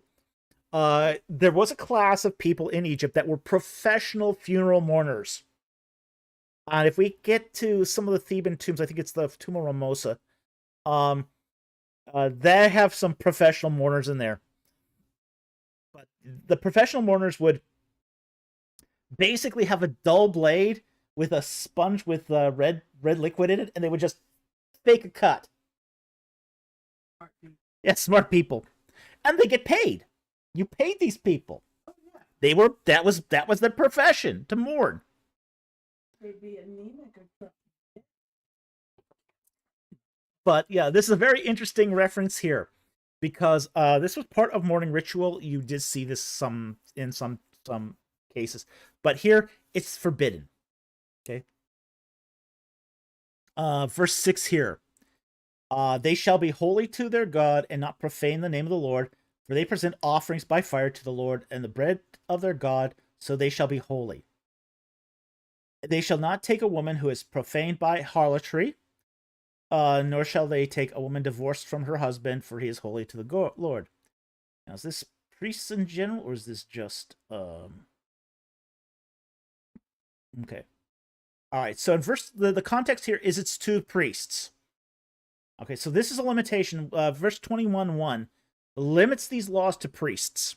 Okay. So this is not saying that somebody dies and he has no relatives, he doesn't get buried. If you're a priest, you can't do it. Somebody else can do it, but to the priest, he can't. Okay, so this is a law that's referring to the priests, the conduct of priests.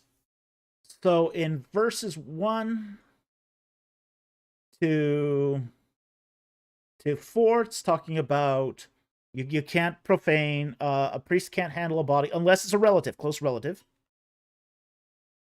They shall not perform mourning rituals or shave their heads bald or cut their flesh like they did in mourning rituals.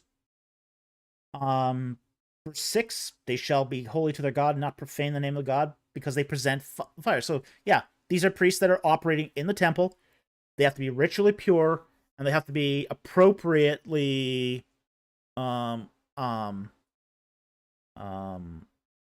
for prepared for this. They shall not take a woman who is profaned by idolatry, or a woman that's divorced from her husband. Again, this applies to priests, not your average Joe. You shall consecrate him, therefore, for he offers the bread of your God. He shall be holy to you, for I, the Lord, who sanctifies you, am holy. Also, the daughter of any priest, if she profanes herself by idolatry, she profanes her father, she shall be burned with fire. Okay, so, yeah, this applies to kids, too. And it goes on here. This is all, I wouldn't say that the complete passage of 1 to 9 here refers to the dead, but definitely 1 to 4, I think. 1 to 4? Yeah, 1 to 4 refers to handling the dead for priests. So this is part of the Levitical code. It's part of the conduct of the priest, and it only applies to priests. Dossman, how much does a professional mourner get these days? I can put on a good cry. It doesn't pay as much as it used to. You might get 100 pounds Egyptian. You know, that's about that's about $3 Canadian. Oh, you could buy something cool with. I mean, you could buy like a bunch of bread with it. Even some burger. You can even get a burger and a sandwich in someplace for 100. Oh, by the way, if anyone's joining us for the trip to Egypt, I got in contact with the tour company. Apparently, you don't need a visa for the tour. The tour company's handling the visas. So, just want to put that out there for those of you who are joining us for the tour, that that the tour company is handling the visas. This is very unusual. I haven't never seen a tour company do this. So, if you have your own visa, that's a bonus. Yeah, but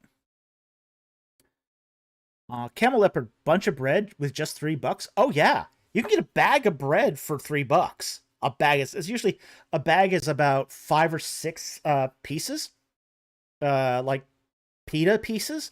So yeah, it's Egyptians love bread. They're Egyptians eat more bread than anything. It's kind of like rice to the Chinese. No meal is considered complete without bread. Jack Ray, how much does butter cost in Egypt? You can't afford butter. That's the catch.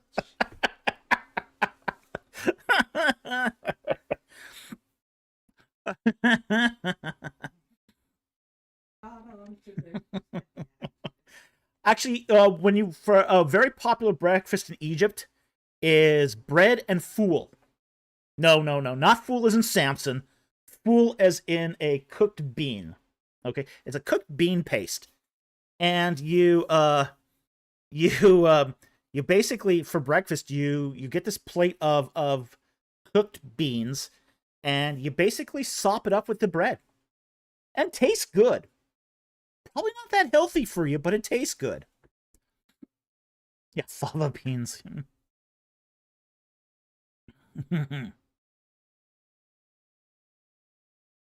All right, Milo says, I have an important question for you, Dr. Falk. Let me write it out. Trust me, it's a good one.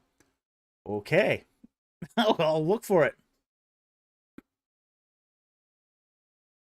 But yeah, Egypt imports a huge amount of wheat because of the dependency of bread.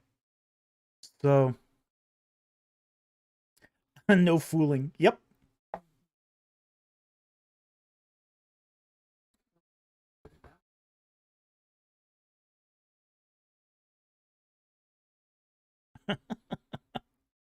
Um, Harry Stark, why is fool unhealthy? Because it's mostly carbohydrates.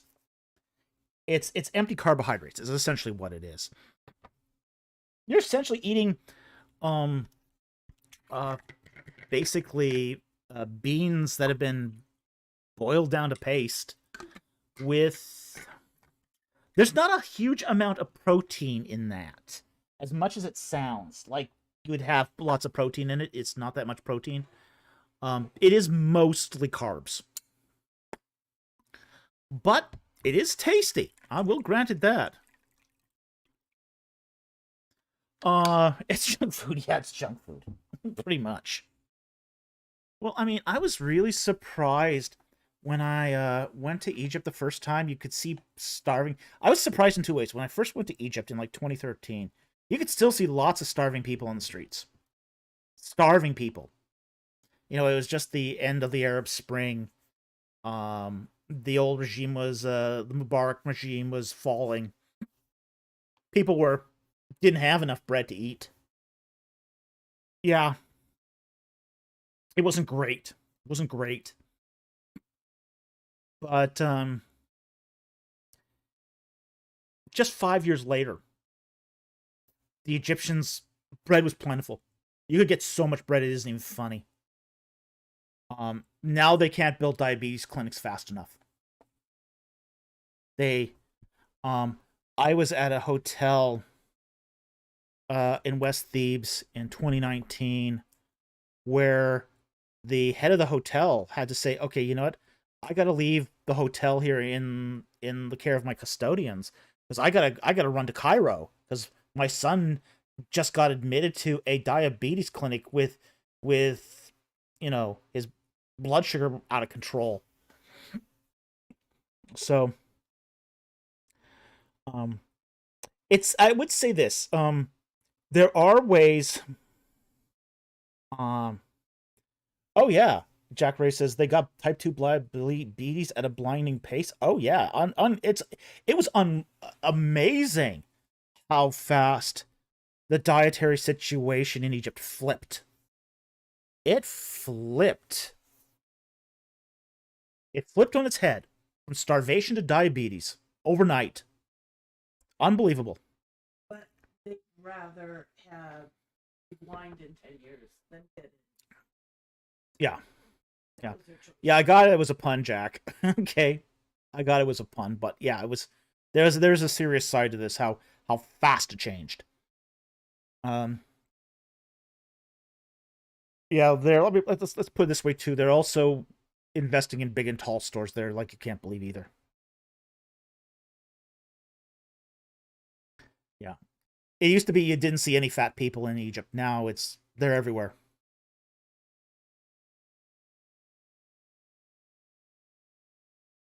Um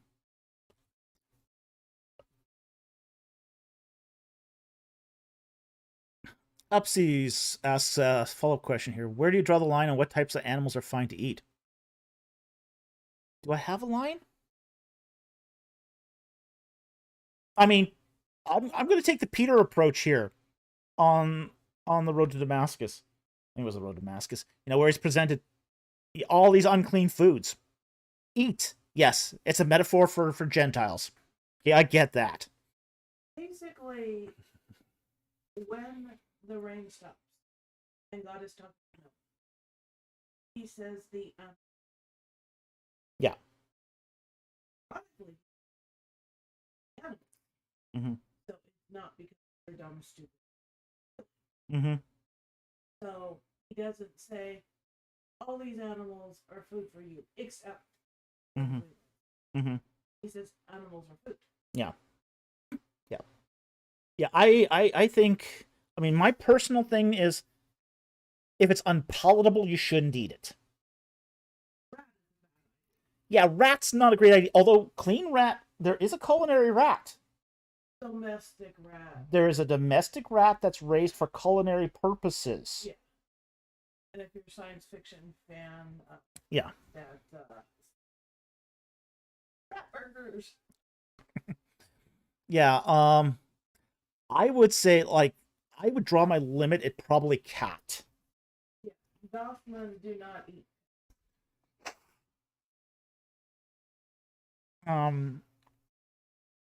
Yeah, Dossman says here, do not eat pets. That's my golden rule. Yeah, some people have that rule. And but people have such variety of pets these days too. Rats are adorable pets. I mean, I like frog legs. People keep frogs as pets. Yeah. Frog legs are so small. They're tasty though. Tasty. The ones we had at Wisconsin were good.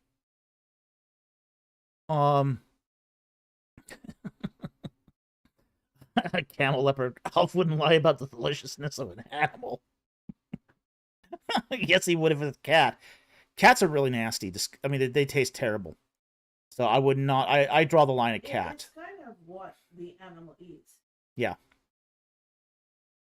Mama says, I draw the line at eating animals not good to eat. Like possums.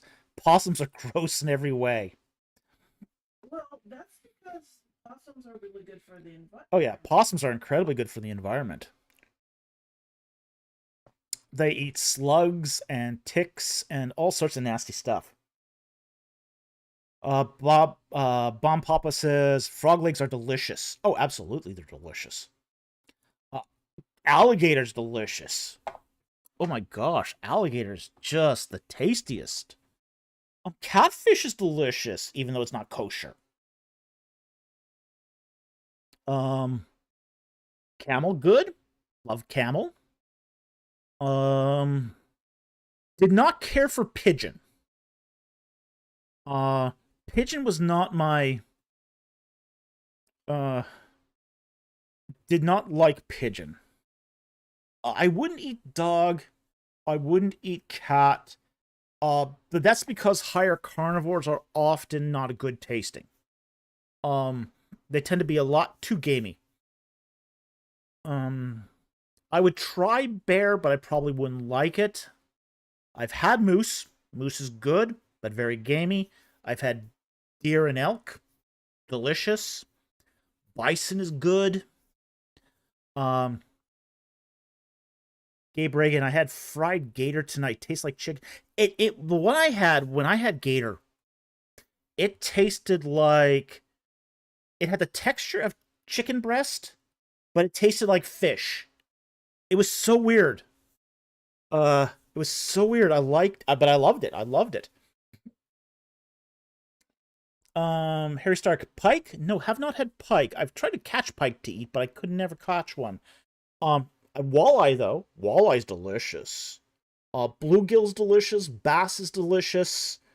Most of those white fishes from interior United States are really good. Camel leopard. What did people compare to? Camel leopard. What did people compare taste to before they had chickens? Pig. The answer to that is pig. People compared taste to pig. Rattlesnake. Very Dossman, rattlesnake? Yeah, rattlesnake's edible. Rattlesnake can be very tasty. You just have to cook it right. Grill it right. It's great. From what I've heard. My dad had tried rattlesnake. I've never tried it myself. Closest I ever got to snake was gator. And gator was delicious. Absolutely delicious. like fishy chicken. Yeah, alligator tasted like fishy chicken. Yeah. As I said, it had the texture of blue dog. I was enjoying pigeon in Egypt until I realized what I was eating. Yeah, I had pigeon in Egypt and it was very dry. Very dry. I didn't care for it. Yeah, it wasn't. It was. I think it takes us probably a special knack to do pigeon well. Um. Um. But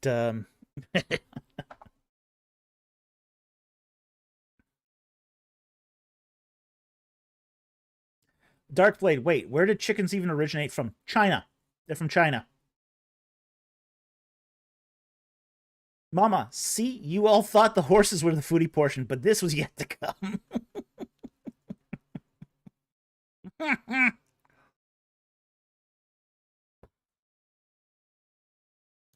Eat gator in Decatur, Louisiana. I actually had my gator in Gilroy, California. That's where I tried it. Yeah, the garlic festival. Yeah.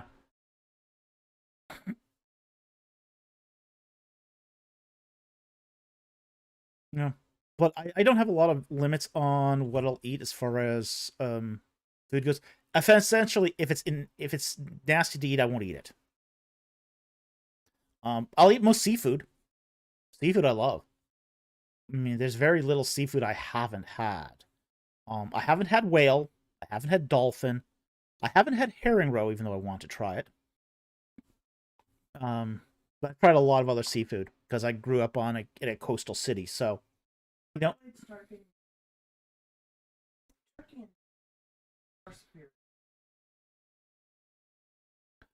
Dark Blade says turkey's also pretty dry to me. My solution is commonly soy sauce. I refuse to touch gravy with a 12-meter pole. Turkey's going to depend on how you cook it. The problem with turkey is if you cook it at a over a long period of time, it does dry out. I've had turkey, and I mean turkey is common meat. I've had ostrich. Ostrich is drier than turkey. I did not care for ostrich breast. As I said, much drier than turkey and a lot less flavorful. I have had Cornish game hens, chickens, pheasants, goose. I have not had swan. Okay. Dossman, what do you think of eel? Eel's delicious. Absolutely delicious. Bony. Very bony. Every eel I've tasted has been very bony, but it's so tasty. So tasty, you just work through the bones. I have not tried peacocks because peacocks are expensive. Emu haven't tried either.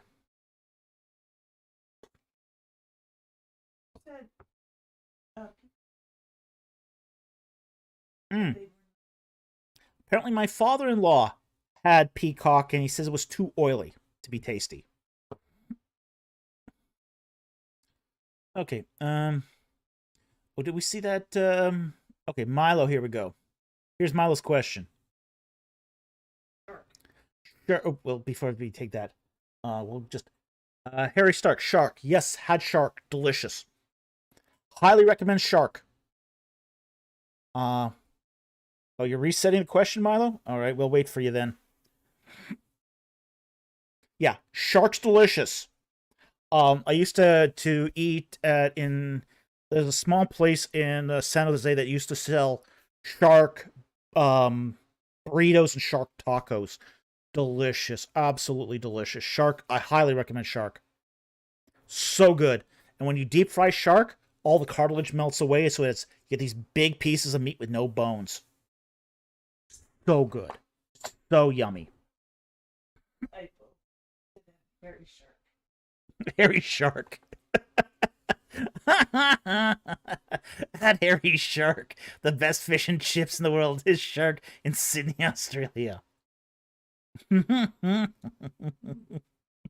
hope you didn't mind that. No. That was funny. I just know. We got new channel lore.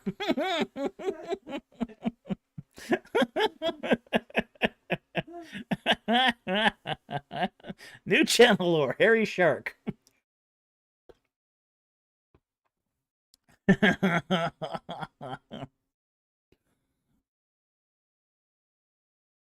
Okay, Mama says, okay, Milo's question is in 2. Okay, parts.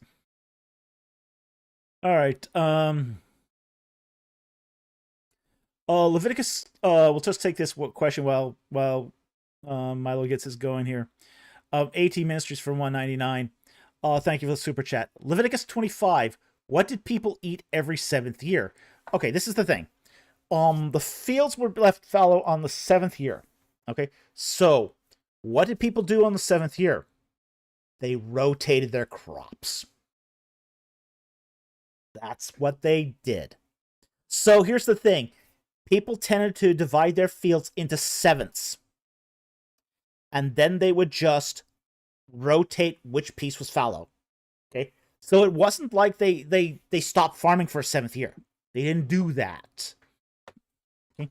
So what they did was they would just keep one patch fallow and then change the patch every year and rotate the patches. So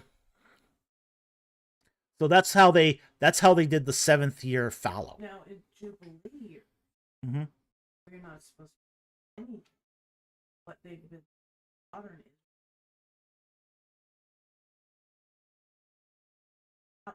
Yeah. Non-believers and the rent is. Yeah, well, modern interpretations tend to be a little skewed anyway. But that's what they did, was they would rotate the crops every year, and one of your designated plots is going to be fallow. You always had 6. Yeah. So you always had 6/7 of your arable land in production. So hope that helps. Thank you for the super chat. Very much appreciated.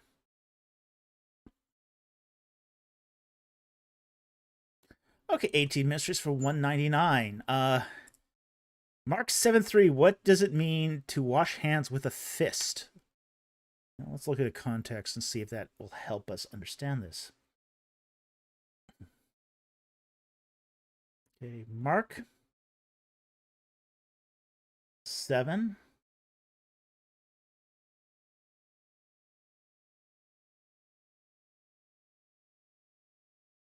Okay. We'll take it in context here. Mark 7, verse 1. And the Pharisees and some scribes gathered together around him when they came from Jerusalem, and had seen that some of his disciples were eating their bread with impure hands, that is, they unwashed. Okay. For the Pharisees and all the Jews do not eat unless they carefully, and carefully here is with the fists, wash their hands, thus observing the traditions of the elders. Okay, what's washing things with fists? You got a hand here, you're taking a fist, and you're scrubbing. That's what it means. So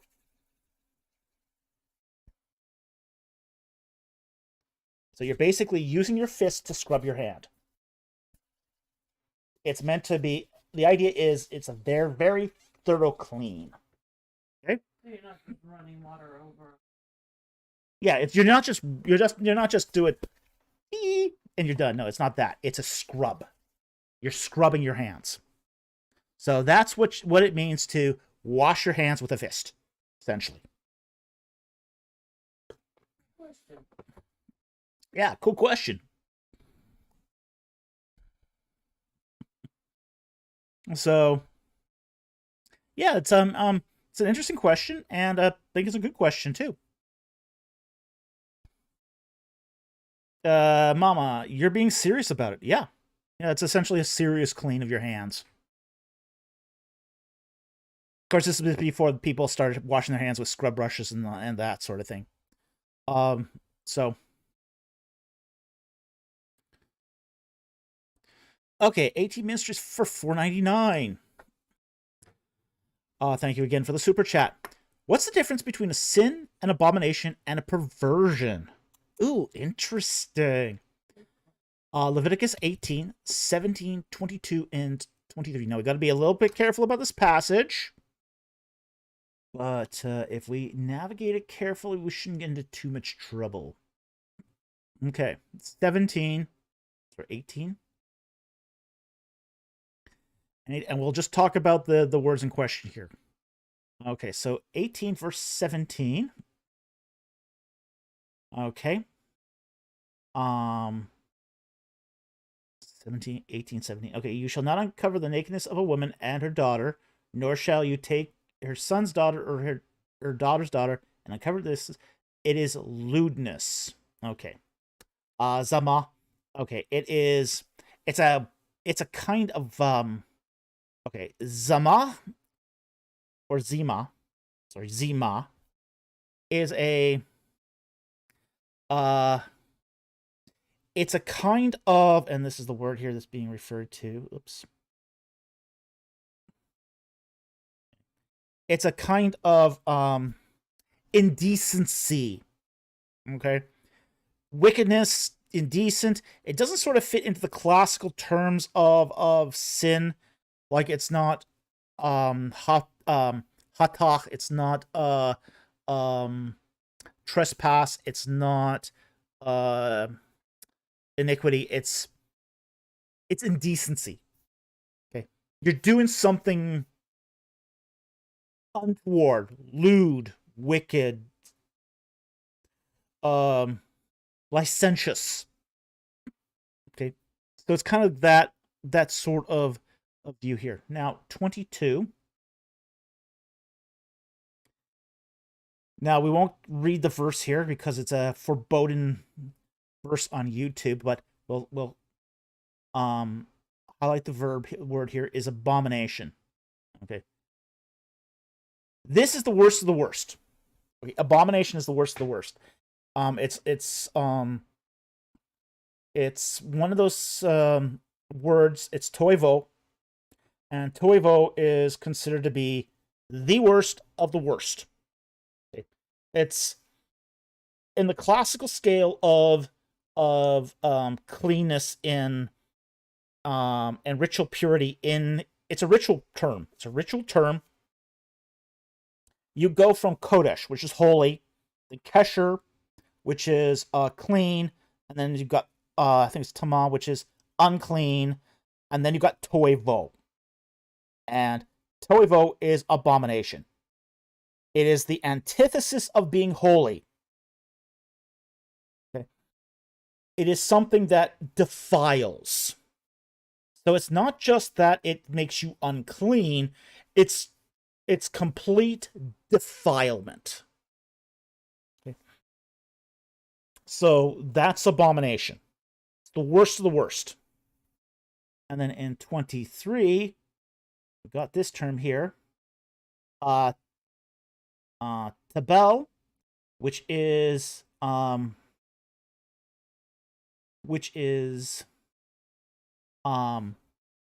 here it's translated as perversion, but it also means confusion.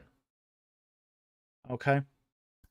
It's the idea that you're sort of inverting nature on its head. Okay. Because this is what it's talking about here. It's talking about this text is talking about bestiality. Also not a PG-13 subject. Okay.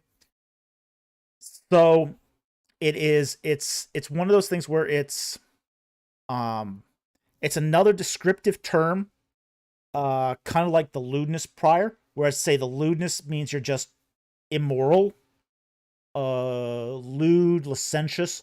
This one means you're doing something unnatural. Okay. You're doing something perverse, unnatural, confused.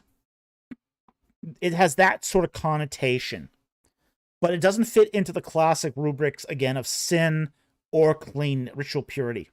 Okay. So none of these terms follow into the standard patterns of sin. The second term, atoivo, that fits into the pattern of ritual purity and ritual fitness, defilement, that sort of thing. Okay, so that's sort of the difference here between those three terms.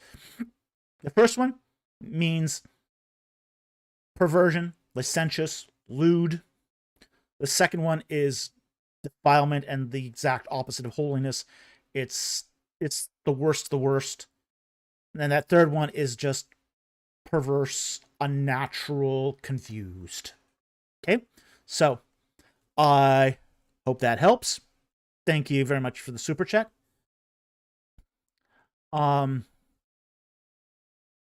Gabe Reagan. So verse 22 is seen as worse than verse 23. Oh, that's a tough call. That's a tough call. Because verse 24 does talk about this being toma, and that's sort of that's your unclean. Your the very next verse where it says do not defile yourself, that's toma, that's unclean. That's the term for unclean. So any of these actions will make you unclean. Okay? But yeah, 22 is considered, as I said, the worst of the worst. That's the most extreme term that the Bible has for any of these categories.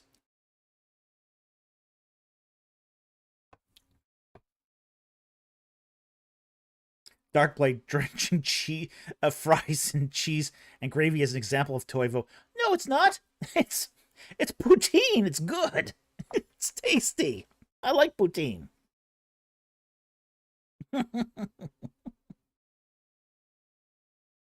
You hurt me. You hurt me. You attacked the national dish.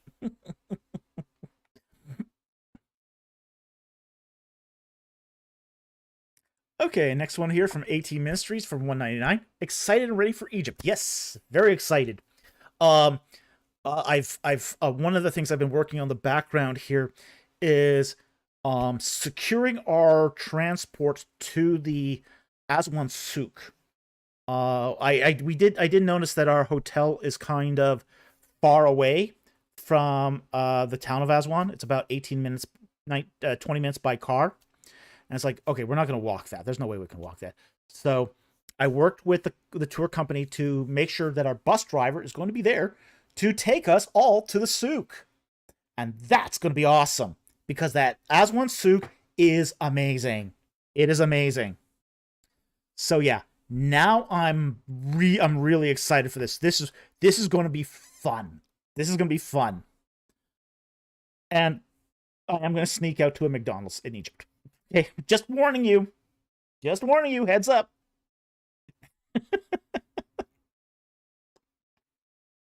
Yes, I do go to McDonald's in Egypt. Because there's things I can get at a McDonald's in Egypt I can't get anywhere else in the world. Okay? Like, for example, one of the things I keep saying I want to try at you know where to find Dr. Falk if he goes missing. McDonald's. I'll say this. There's a couple things I really like at Egypt's McDonald's. I don't know if you guys remember this, but if you grew up in the 1970s in North America, McDonald's had a different apple pie than it has today. And they also had a cherry pie. Now, these were deep fried, not baked. McDonald's changed to the baked fries because it was the healthier option. But if you've ever had one of these, it was the deep fried, and the dough is almost translucent on it. It's crispy and, oh, so good. So good. Egypt still has that kind of apple and cherry pies in their McDonald's. Jack Ray, I remember those. Oh, they were so good. Oh my gosh. They were amazing. You can only get those in Egypt, as far as I know. You also, you can also get, they also have something called a pina colada, what's called, sundae. Pina colada sundae, and it's delicious. I want to do the McFalafel. They have a McFalafel. I just want to try it. I might eat it, take a couple bites, and throw it away and go get a Big Mac. But I want to try a McFalafel, which is basically falafel put in a wrap. So, yeah. So I do go to I remember when my first time in Egypt, um, there were two. I spent a lot of time in Thebes, and across Luxor Temple, you've got two places that are really great to eat: the McDonald's and a sandwich shop right next door. And that sandwich shop is the only place where you can get a bacon sandwich in all of Egypt, and it's very good. It's a very good place to eat. But the McDonald's too is just really good too, and I have some photos from that McDonald's that I really like because it's trippy. The way they decorate McDonald's in Egypt is really trippy. But they had like triple Big Macs and yeah, they got things there that you just can't get anywhere else. Now, some places called have like half-pound burgers and that sort of thing. So Scarab Chronicles asks, "Have you tried street koshery?" I'm not a big fan of koshery. To be very honest, um, I don't like that vermicelli rice mix. I just straight out did not care for it. The Dark Blade. So Coptic Christians aren't big on bacon sandwiches either, it seems. No, they're not big on bacon sandwiches. Uh, yeah, rice roni, yeah.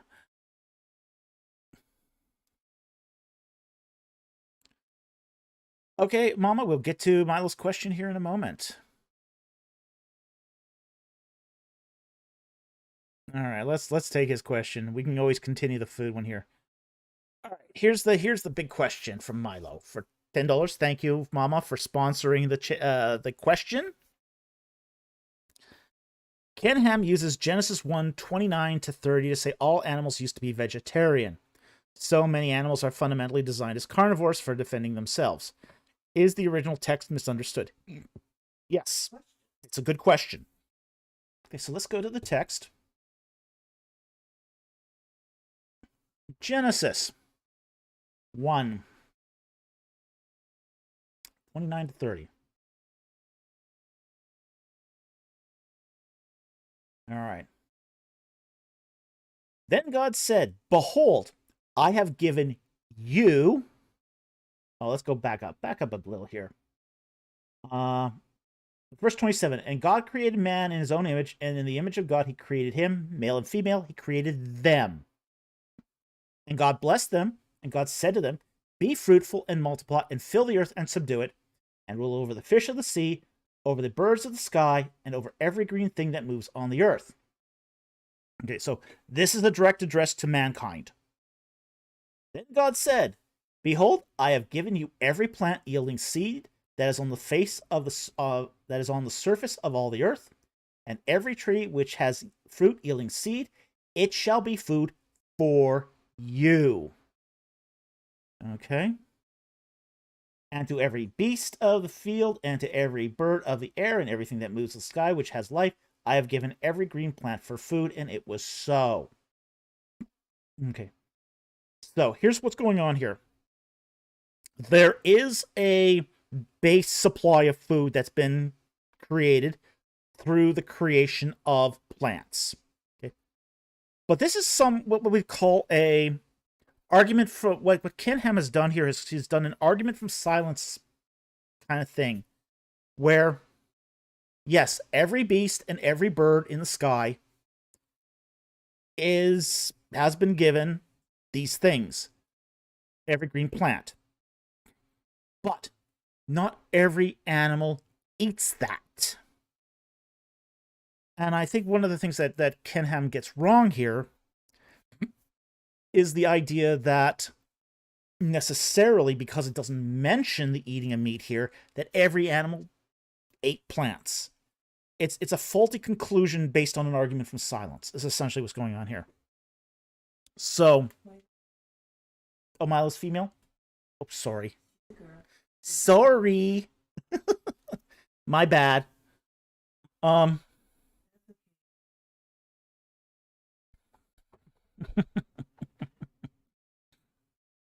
Okay, sorry, Milo. Uh.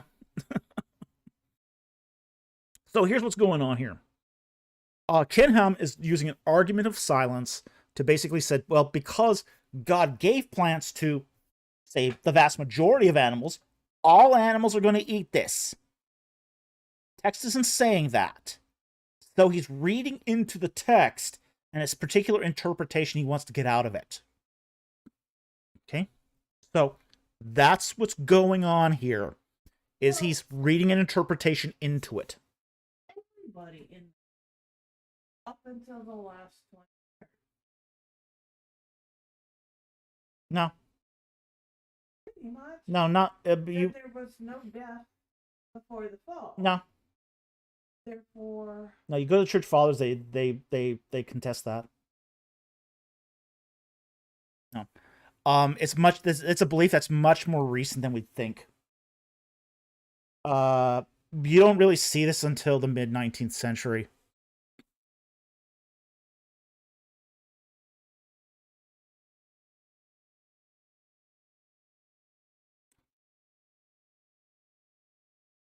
Scott Worthen, wouldn't it wonderful if all carnivores became omnivores? Such a reduction in predation would make an all-loving God easier to believe without dire doubts.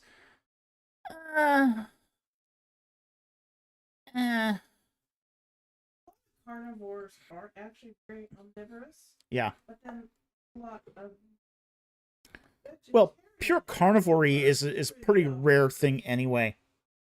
Everybody thinks bunnies are such sweet little vegetarians. Yeah, everyone thinks bunnies are pure vegetarians, and they're not.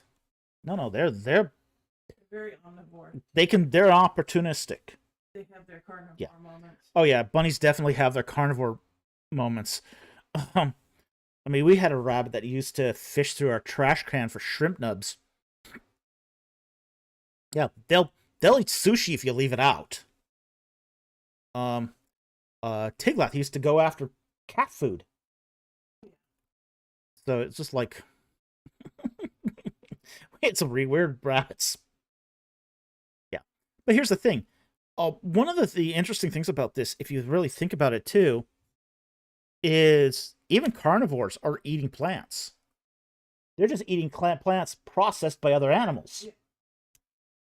So it's still true, even for carnivores, that green plants are providing food, just as an intermediary step. It's kind of like one of these things that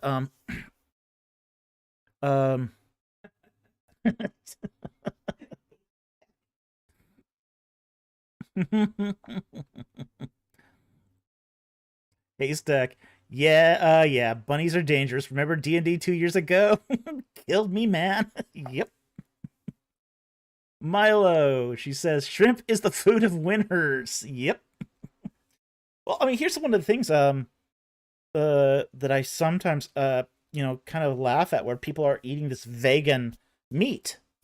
Vegan meat. That's basically chemically basically bean proteins, legume proteins that have been stripped of any flavor and sort of mushed and mashed together in chemical processes. And they're basically turning plant protein into animal protein. Well, chickens do that a lot more efficiently. Chickens eat plant protein too and turn it into animal protein much more efficiently. Cows do that very. Yeah, cows do it very efficiently. Land that grows grasses humans can't eat. Yeah. Won't grow human food. Yeah. Cows eat scrub. Yeah. Into edible food. Yeah, cows eat plants that humans can't eat. They eat grass. And hey, humans can't eat that. So the animals are eating every green plant and every herb of the field and processing it into yummy, yummy hamburgers and chicken sandwiches. Fried chicken, anyone? More chickens. I agree, Mama. More chickens. In fact, I'm looking forward to my stopover in Germany, where I'm gonna have some veal, because I love veal.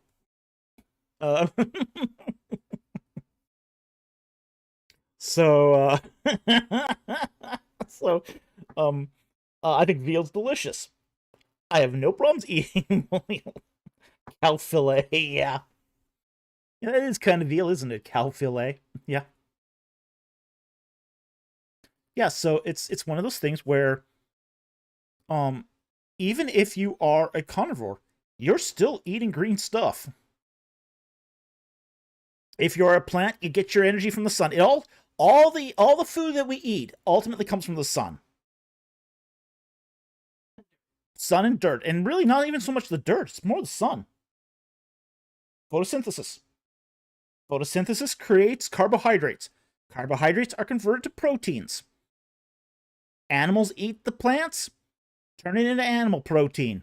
We eat the animals. We're still eating green plants, but now it's through a secondary process where it becomes concentrated. So this is still true today. It's just not an this is not the vegetarian ideal that Ken Ham wants it to be. It just isn't. And the text is not saying that.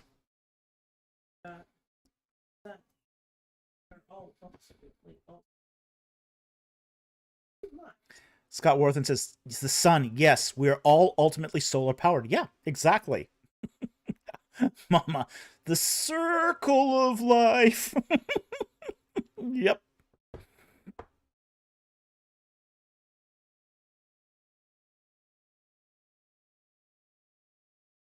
Milo says, a world where all animals are herbivores is a world bound for collapse. Sin or no sin?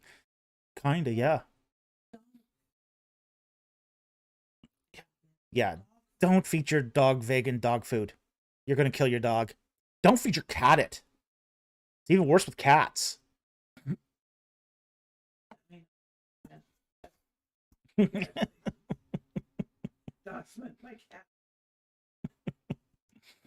Camel Leopard, does that mean I'm Superman? Yes, congratulations. Dossman, my cat would agree. Well, cats can get really sick. Oh. You can kill a cat by eating, by not giving it enough protein. Ferrets even worse. Ferrets require a 90% protein diet. Hedgehogs do. Yeah, hedgehogs do too. Yeah.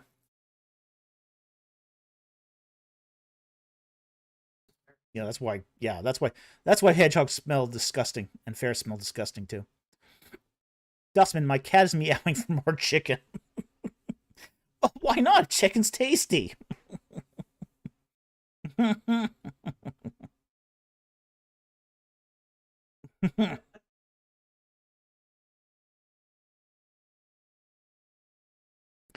Okay, let's go in the next super chat here. Matthew Harrell, thank you for the super chat for $4.99. He says, please talk about what wizards are in Leviticus 19:31 and how they differ from Gandalf. Okay, I'm game. Leviticus 19:31.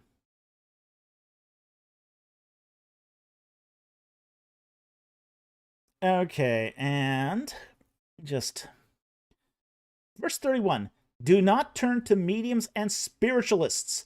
Do not seek them out to be defiled by them. I am the Lord your God. Now, it doesn't say wizard here, but let's see if this is an old translation in the King James. Yes. Okay. Regard them not. Yadani. Spirits. Okay, so it's the second term that the King James uses for wizard. Back here to the old one. 31 here. Yeah, okay. The wizard here is basically they're a spiritist. Okay. Now, the text says here, do not turn to mediums or spirits. Okay. Now, there's a slight difference here between the two. And we should the first term here, medium, ov, is, and this is, it's a necromancer. Okay. A guy who raises spirits of the dead. Okay. He's a necromancer. Okay. A spiritist, which the King James Version um uh uh, Yid Oni here is a somebody who has a familiar spirit, a demon that hangs around. Okay.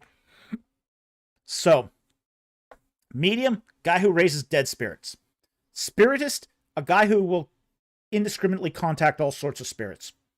Spirit critters, demons, dead people too, doesn't matter. Okay? Think of a spiritist as an indiscriminate medium. Okay? A medium without standards. Dark blade. Medium raise somebody if we don't know who that goes. Could a medium raise a spirit not knowing who it is? Yes. Can you summon the ghost of Jack? Darkblade. Hey medium, can you summon the ghost of Jack the Ripper? Yeah, this is always one of the questions is can you contact them? Should you? I mean, the Bible's clear on whether or not you should. The Bible says no, don't do this.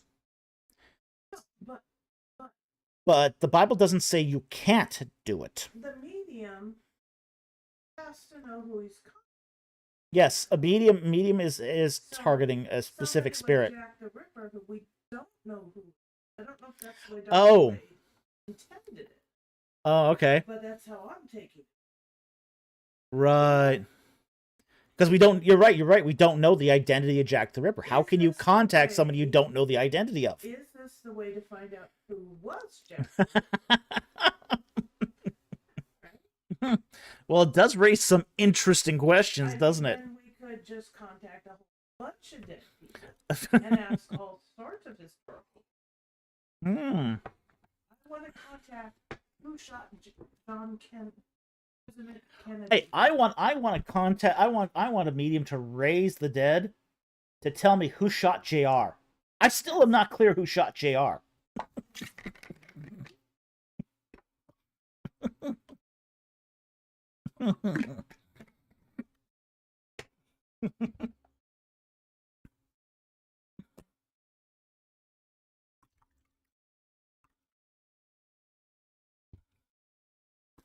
Okay.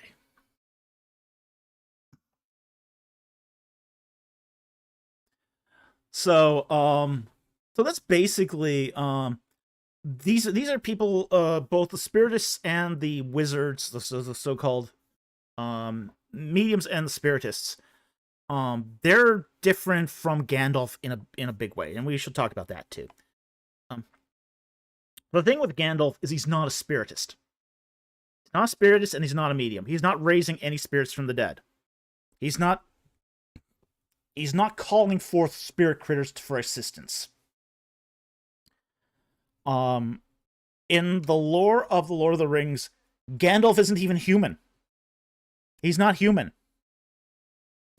I think he's, if I remember right, he's part of the Valor or the Maiar.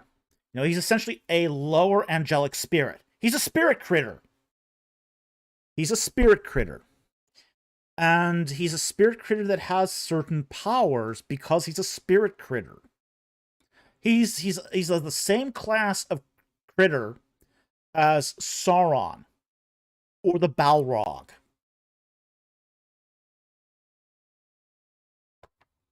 So in the case of Gandalf, he has these natural powers that's been given him by his creator, Eru Ilúvatar.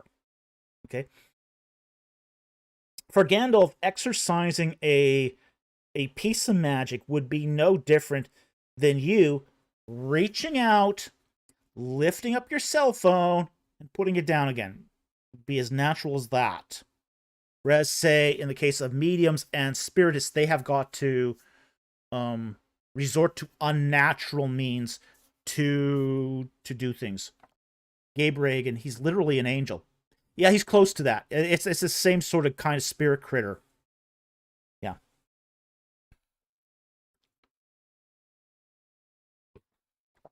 So that's what Gandalf is. Gandalf is that kind of... he's a spirit creator. He's an angel. Or at least of that class of Maiar.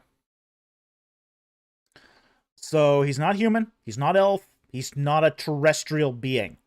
He was sent by Eru Iluvatar, to basically to do a mission. Gandalf,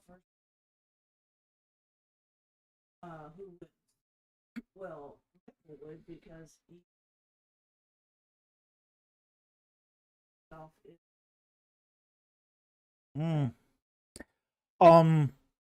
Yeah, that would be too difficult to tell. I'm not going to call that one. Okay, so anyway, I hope that helped. That gave you the distinction of what is a medium versus a spiritist, and Gandalf is neither one. All right, so hope that helps. Thank you for the super chat.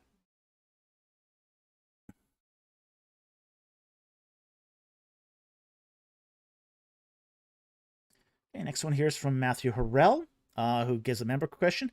Good night, everyone. I hope I can't afford any more super chats this week. God bless you all. Well, God bless you too, and thank you for your support of the channel. We really appreciate it. And if you can't afford super chats, that's fine too. You know, keep us in your prayers. We appreciate that as well. Especially this week, yeah. Well, it's been a pretty rough month, hasn't it? Okay. Jude7.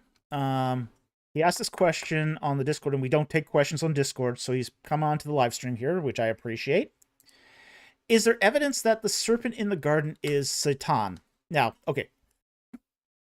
Now, Satan is a word that can mean many things. It's a job title. It can mean adversary. It can mean a prosecutor. It can mean the guy who's the big enemy against God. Okay. Now, I think you're meaning it in that latter sense here of being the big enemy of God. Now, for that, there is evidence, and you have to go to Ezekiel. I think is it chapter 20. Just look it up, the passage, and you will see it there. It doesn't call Satan, it doesn't call the serpent in the garden that directly, but you get the idea there. Find this quickly here. Ezekiel 28. Is it 28? Okay, here it is. All right, and this is one of those passages where Ezekiel 28, and this is one of those passages that offers an amphibole. An amphibole is when you talk about two things at the same time. And, you know, we can talk about amphibole another time, but you essentially start talking about one thing, but you're really referring to something else. You know, let's say I start talking about I bought a Corvette, okay, and you know, it's a beautiful Corvette. It had great curves. It was really fast. But it was just so expensive to keep, and it guzzled fuel, and it didn't make good sandwiches. Now, you'd hear that and go, what? Cars don't make sandwiches. Oh, he's not talking about a car. He's talking about something else. Okay? Amphiboles are like this. Yeah, yeah, exactly. You're talking about your girlfriend, not the car. Exactly. Yeah. CRU royalty? Yeah. You're talking about girlfriend, not a car. Okay? But you're doing it in that sort of language. You're talking about two things at the same time. Ezekiel 28 is doing the same thing. It's talking about the king of Tyre, but it rapidly changes tone that you're hearing something else. So let's read the passage. Son of man, take up a lamentation over the king of Tyre. This is Ezekiel 28, verse 12. And say to him, thus says the Lord God, you had the seal of perfection, full of wisdom, and perfect in beauty. Okay, yeah, Matt might be still talking about the king of Tyre. But then you get to verse 13 and things change quickly. You were in Eden, the garden of God. Yeah, sure, the king of Tyre wasn't there. Every precious stone was your covering. The ruby, the topaz, and the diamond, the beryl, the onyx, and the jasper, the lapis lazuli, the turquoise, and the emerald, and the gold, the workmanship of your settings and sockets was in you. On the day you were created, they were prepared. Okay, this is talking about divine imagery. It was believed in the ancient Near East that the flesh and bones of the gods were basically precious metals and stones. And you can see this, like, for example, in the Shipwrecked Sailor, where it talks about the snake god having flesh of gold and eyes of lapis. Okay, so this is common. You were anointed cherub who covers. Okay, so this being's in Eden. So he's a covering cherubim. And I placed you there. You were on the holy mountain God. You walked in the midst of the stones of fire. You were blameless in your ways from the day you were created until righteousness was found in you. But by the abundance of your trade, you were internally filled with violence, and you sinned. Therefore, I have cast you as profane from the mountain of God. This is another statement. Mm-hmm. Given. Yeah. As my producer said, this is an example where God creates perfect, but gives the being the freedom to self-corrupt. And I have destroyed you, O covering cherub, from the midst of the stones of fire. Your heart was lifted up because of your beauty. You corrupted your wisdom by reason of your splendor. I cast you to the ground. I put you before kings, that they may see you. Okay. So this is the cherub that was in the garden. This was the serpent. This was the dude. Okay. So this is one of those cases where we have let me go back to where that question was.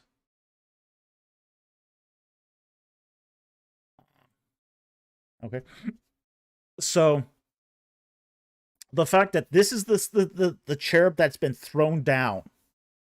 Okay. So while we don't get a direct connection of the serpent with Satan, Satan is identified later on as that serpent in the garden. Let me draw some more passages here. But here we got that one-to-one. The serpent is a cherub. He's not just a snake. He's an angel. He's a fallen angel.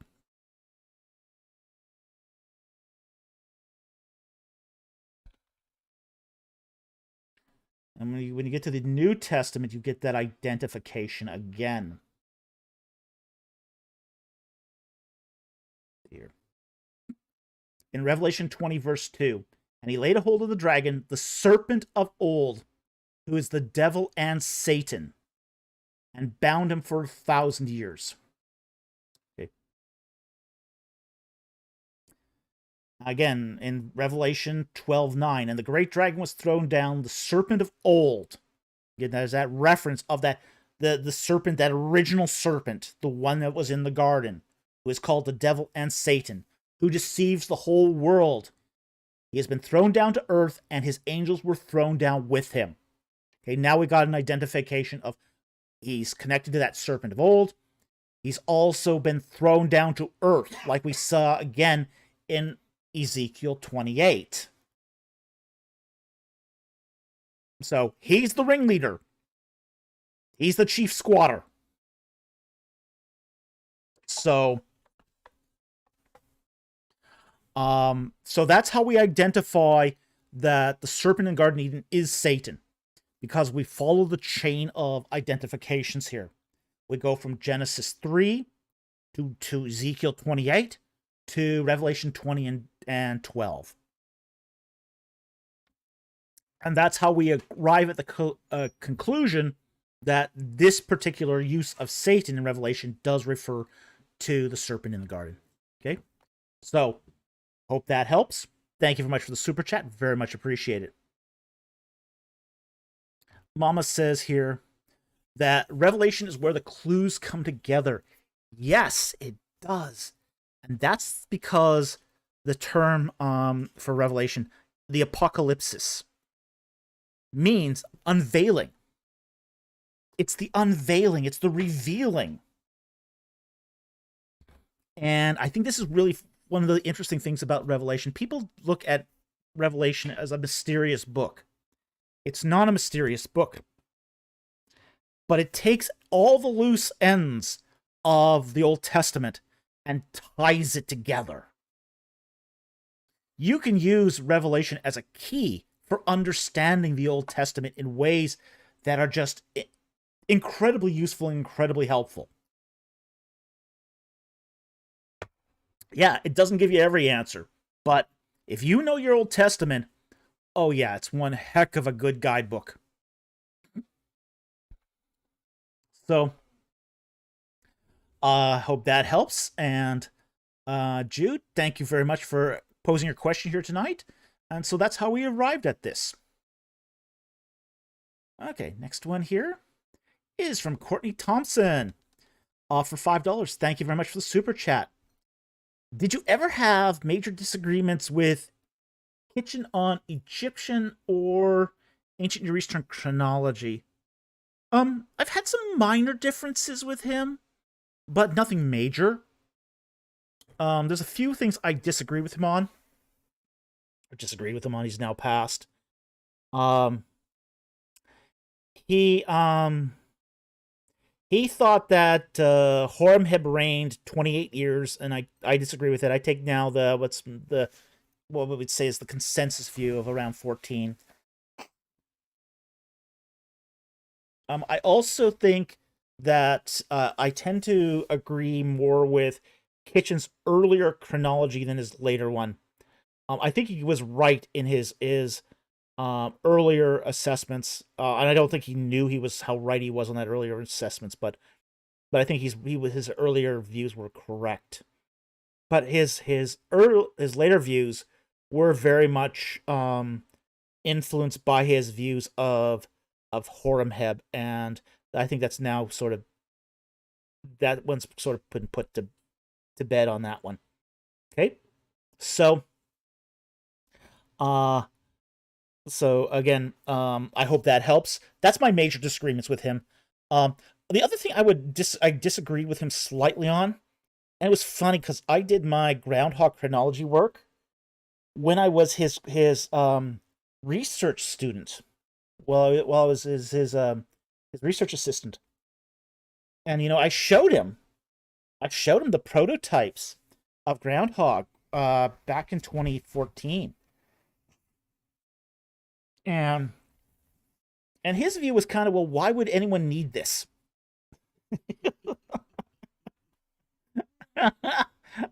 It's like, because we can take into account more data.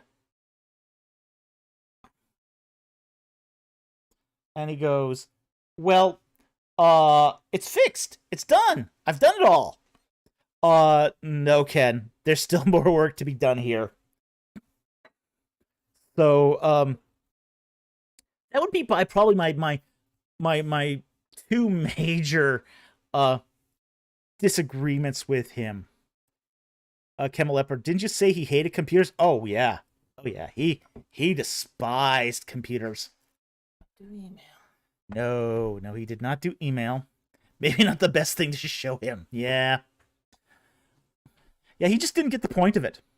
And frankly, a lot of people didn't get the point of it. So it's not just him. You know, that we have to remember that um the whole chronology, for lack of a word, industry was essentially a cottage industry where people were doing chronologies by hand without having to prove anything. Yeah, I mean, a lot of chronologists love the fact that they could just do a chronology and nobody could prove them right or wrong. So the fact that I come up with a tool that has error checking and could basically show if they're right or wrong wasn't popular in some quarters. Yeah, we found a lot more people being wrong on chronology than right, but hey, okay.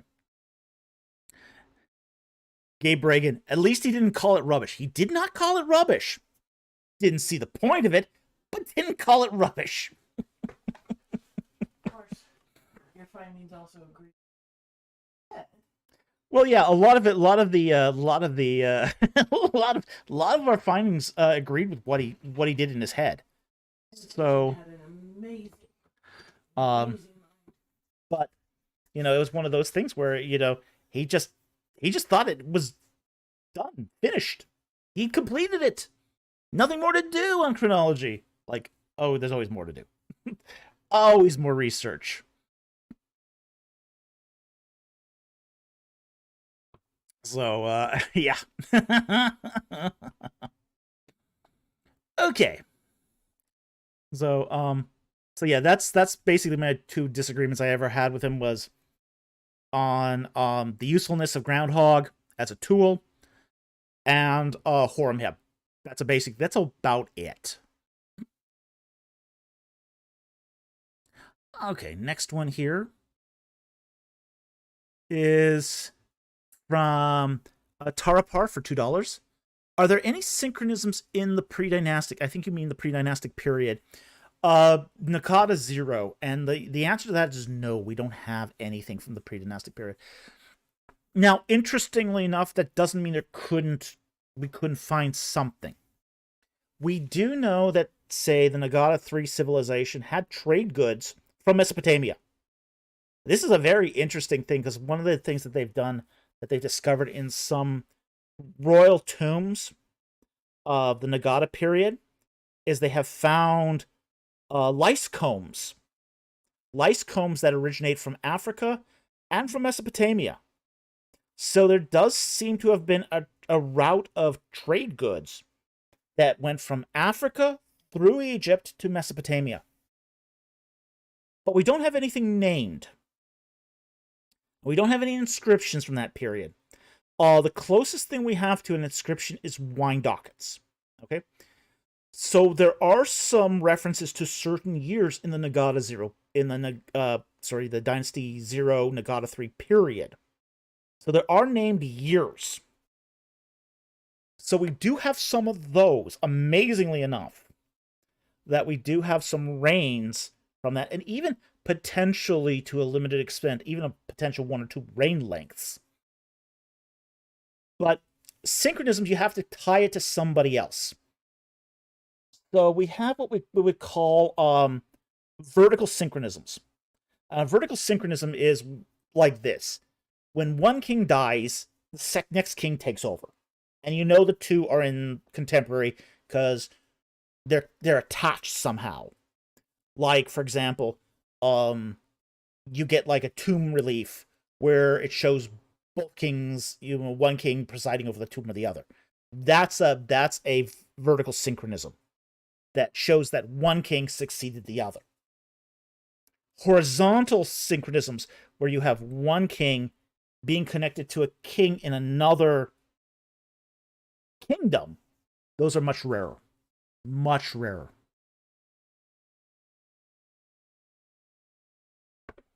So that would be difficult to establish. And we don't have anything to establish that so far.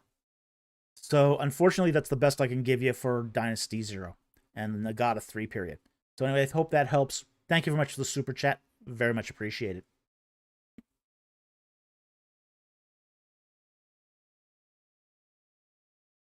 Scott Worthen asks, co-regent heir apparent? Not for Nagata 3. There weren't any co-regents in Nagata 3. You don't really find co-regents until the Middle Kingdom. That's something that happens later on in Egyptian history. Okay. M. Sharif 124 for $10. Thank you for the super chat. He says, you once said that the Bible's pre-scientific cosmology doesn't infect inerrancy because it uses analogical language. Yeah. Could you explain what that means and recommend any readings? Many thanks. I would recommend the article on analogical language by Richard Averbeck. Okay? That's where I would go first. Just to understand the concept of analogical language. And how it takes things from everyday life and, applies it. Like, for example, you could say, as an analogical language, hey, I've got a ruler here. Okay? And then you can say, well, as this holy object, the ruler, creates rules. A measure of rules. So you're using this tool. Yes, I do shop at Staples. They did not sponsor this channel. Okay. And we're taking this and we're using this as an analogy of a divine rule maker. So a divine rule maker sets the rules. That's a kind of analogical language. We're using something that we use on everyday planet Earth, and we're applying it to concepts of the divine. Okay? So, doing that doesn't affect inerrancy, because it's a way of explaining things. So, if the ancient people do something similar, well, that doesn't discredit what they say in any way. It's just their way of explaining it. So if they're using a pre-scientific cosmology, using analogies, they're not making a scientific statement because, well, science didn't exist. Modern science is an anachronism. Even ancient science, to be honest. In the Aristotelian period. Yeah, no, not that early. Not that early. Some medicine, That's not science. Okay, but to apply a scientific standard to an ancient text is to apply an anachronistic standard. That's essentially the problem.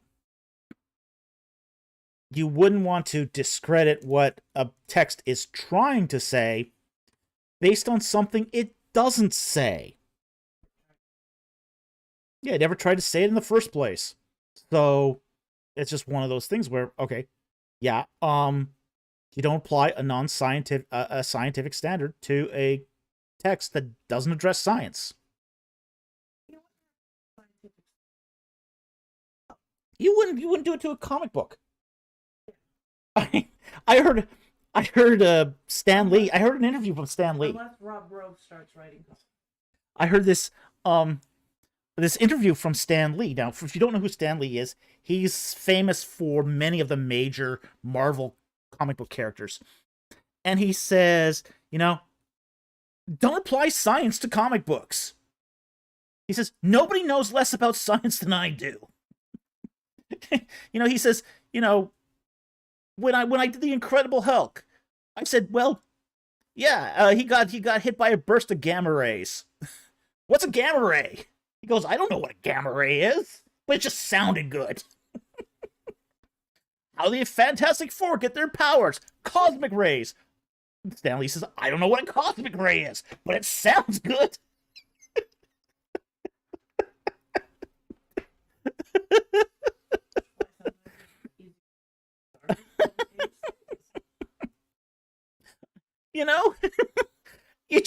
You just don't apply science to comic books. You don't apply science to ancient Near Eastern texts. You didn't tell him we saw Shatner. Shatner says you should. Oh yeah, we saw Shatner last week, and yeah, you don't apply science to Star Trek either. He gets all these questions and he's so annoyed. It's a TV show. Jack Ray says it's like Star Trek script writing. I don't know what a quark or a neutrino is, but we must use them in our scripts. Yeah, exactly. Yeah, yeah. Don't use science here. It's not about science. It's about fiction. Okay. In the case of the Bible, it's about their culture, their writings, their genres. But wow. DC, like Shatner's music. Yeah, he's looking good for 93. I'll say that. He's looking very well for 93. He's still there. He was at the Fan Expo convention last Friday and Saturday. And I got to see him from a distance there. I didn't actually talk to him, but You did go? oh, I talked to a few people at that convention. I talked to Christopher Lloyd. I talked to Andy Serkis, who played Gollum, and I talked to Mark Shepard. So I did meet a few celebrities there. But again, you know, this is why, you know, you don't apply a scientific paradigm to the Bible. It's an ancient Near Eastern text. It's not using those paradigms. It's using different paradigms.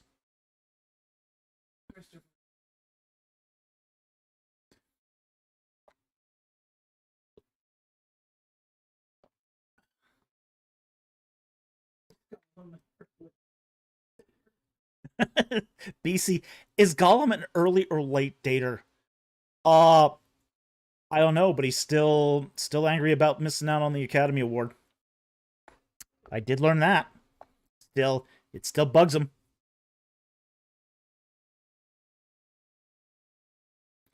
Mama, Andy Serkis is so talented. Yes, he is. He's incredibly talented. Incredibly talented. Great physical actor. But I did discover he's really still upset about missing out on the Academy Award. My precious. Oh, Jack Ray, what happened? Oh, he had been nominated for the Academy Award for Best Actor of the Year, and was Best Supporting Actor, and got disqualified because his character was animated.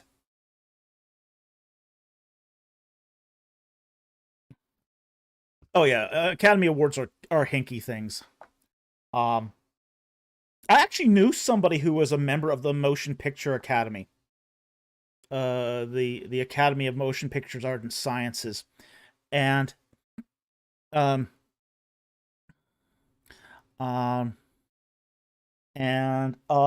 he says, you know, I mean, he pays something, his membership dues are something like $5,000 US a year.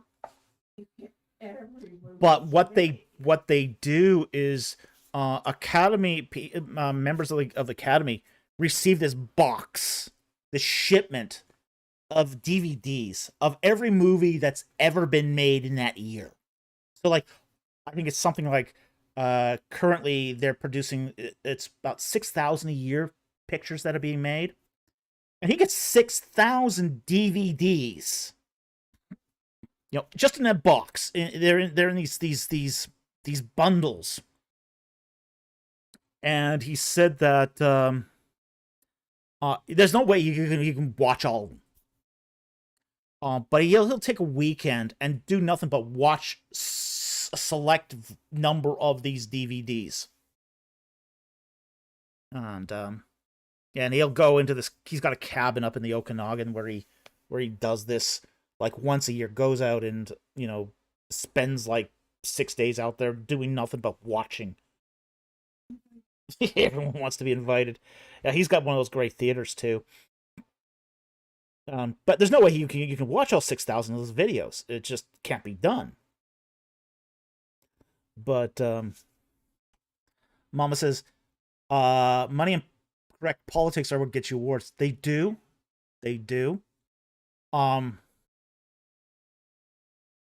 Gabe Reagan, he was robbed by those snobs. Oh yeah, Serkis definitely was robbed. And he knows it, and it still hurts.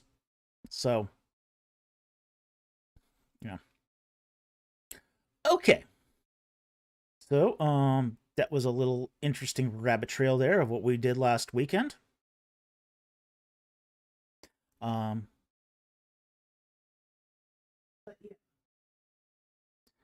Want to thank Jack Ray for gifting the channel 10 Ancient Egypt in the Bible memberships. Thank you very much for your support of the channel, and thank you very much for that extra gift you gave to us through PayPal.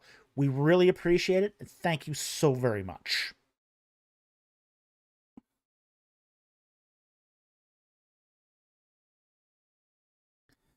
Trevor Downs for $2. Thank you for the super chat. And he asks, do the sacrifice of Old Testament support PSA? PSA, public service announcement? Okay. What, anyone got any idea what he means by PSA? Penal substitutionary atonement. Okay, I think that's what he means. Is penal substitutionary atonement. That's not a public service announcement, huh? I think you could make a case it could be sacrifice is a public service announcement of some kind. Well, yeah, you can say Too many TLAs, 3-letter acronyms.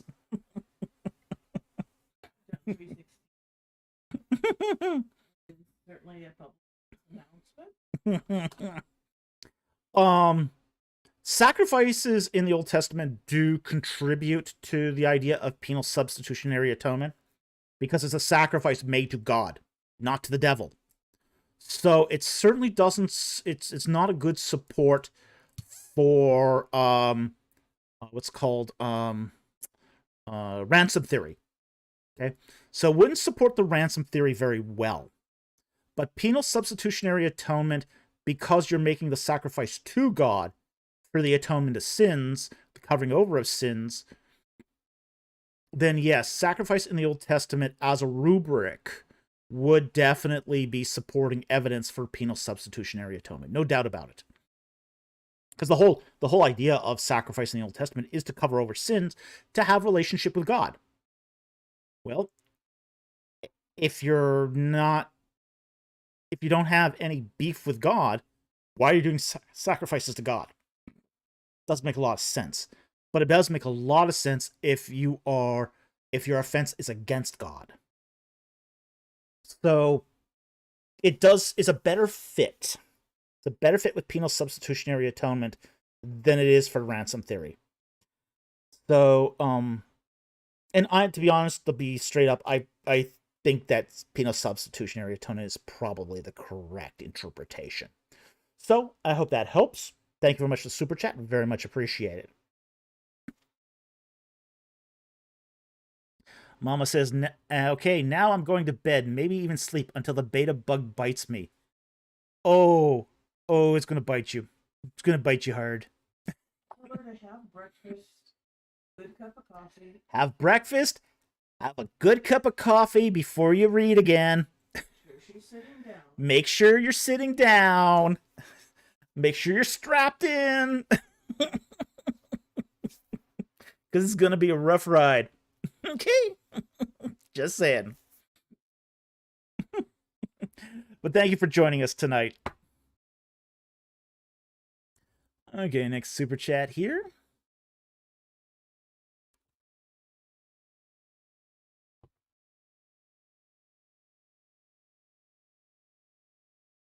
Did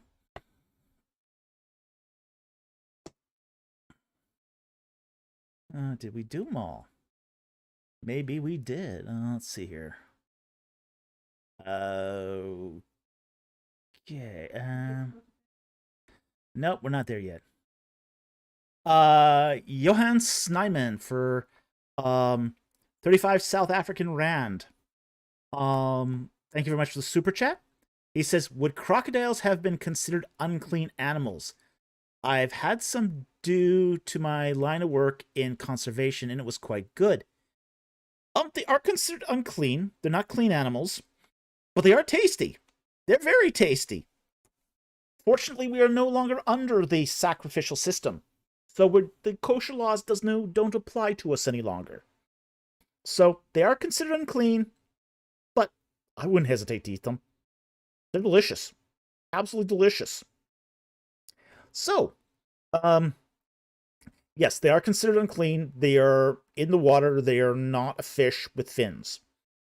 So that would make them unclean by definition.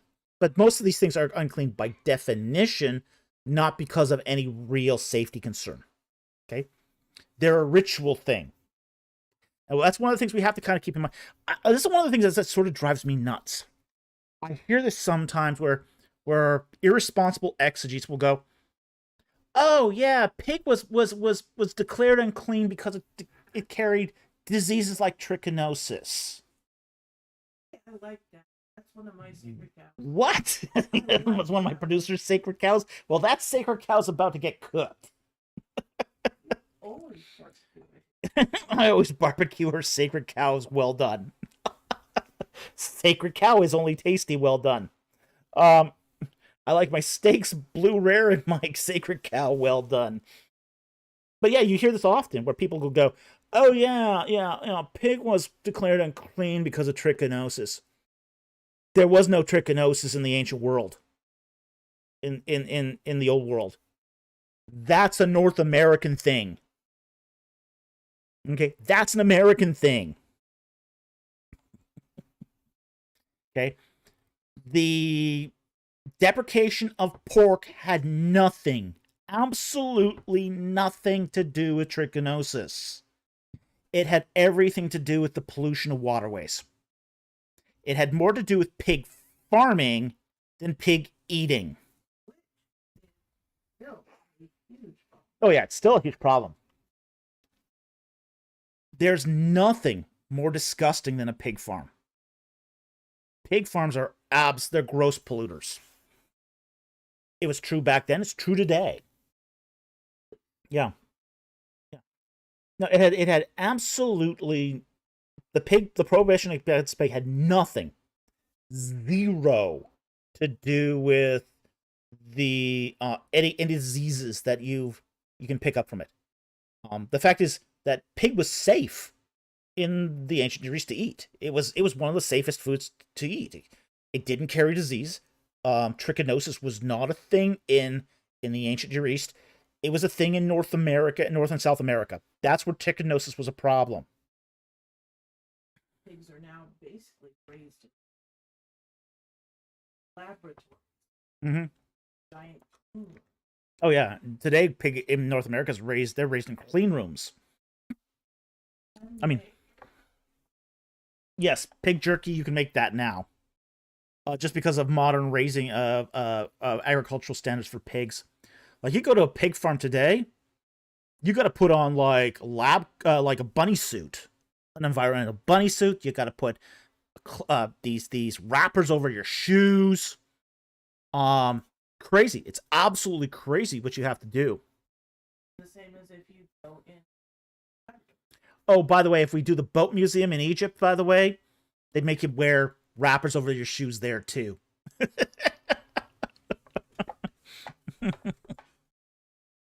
Darkblade, if you ran a pig farm upstream, would your downstream neighbors hate you?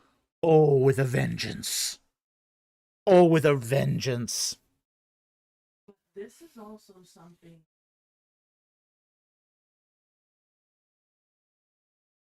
Mm-hmm. Where they Yeah. Yeah. Where you have the Yeah. Yeah. Then the chemical. Well, you made the water undrinkable. You essentially would make that water undrinkable. People, here's the thing: those canals did not only they weren't drunk just by animals; they were drunk by people. So if you had a pig farm, you made that water undrinkable for people. For entire tribes. Yeah, but it's the whole Scott, not trichinosis, influenza outbreaks from swine flu viruses. That wasn't a big thing in the ancient Near East, though. That's the problem. You don't see that you don't see that there. It's not, they're not being protected from influenza. The whole idea that a pig is being, because you can make that same claim to geese too. To be honest, bird flus, but those weren't ever like chickens. Chickens can contract influenza, but you know influenza was not a reason to deprecate the eating of certain animals. It never was. This whole thing has to do with agricultural practice, preservation of waterways, nothing else. Why it was outlawed, it was basically deprecated in Egypt, and that's why it was deprecated in Israel. Same reason. You had in both cases, you had there was a pandemic in 1715 BC, according to BTalk, but that didn't hit pigs. That hit sheep. That hit sheep. That didn't hit pigs. So, but nobody outlawed sheep.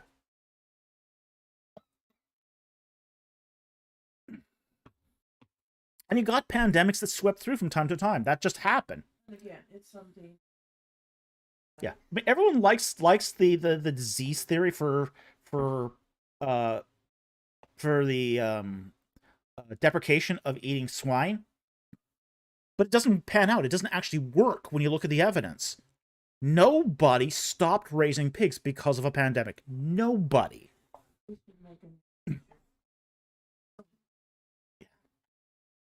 But here you hear people keeping on repeating it like it's the gospel truth, and it's got no evidence. All the evidence we have for pig domestication is it was a waterway a nuisance. It was a nuisance to other farmers.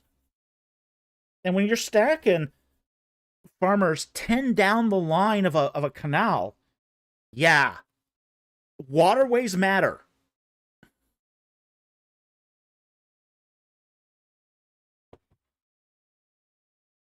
And then we got it from. Well, yeah, I mean, there was various transport of pandemics, but pandemics happened all the time. Again, Darkblade, would pig farmer be a slur or insult? Oh, sure it would. Yeah, it would be a slur. I mean, it is disgusting. I mean, doesn't take very much.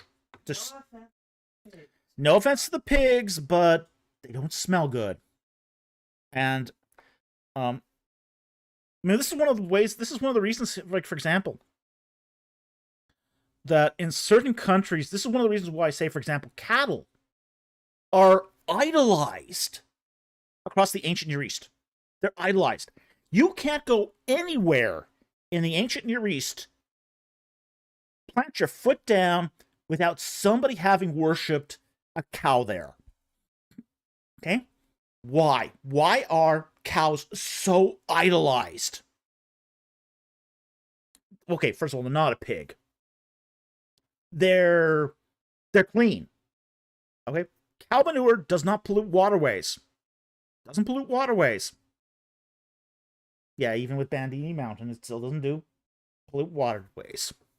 Okay? They can be used to till land. They produce milk. They produce cowhide. They use vellum. The meat and bones are useful. Everything on a cow is useful. And they're tasty, says PC. Okay? But they are the cleanest animal to raise on a piece of property, especially if you're on a shared waterway. And, that just goes almost without saying that this is why you find cow idols everywhere. Find them from Egypt. I mean, you got at least 24, if not 2 or 3 dozen more cow gods in Egypt. You see them in the Levant. They were worshipped at Ashkelon. We saw them in Syria on some altars, cow-headed altars. You find them in Mesopotamia. It's everywhere.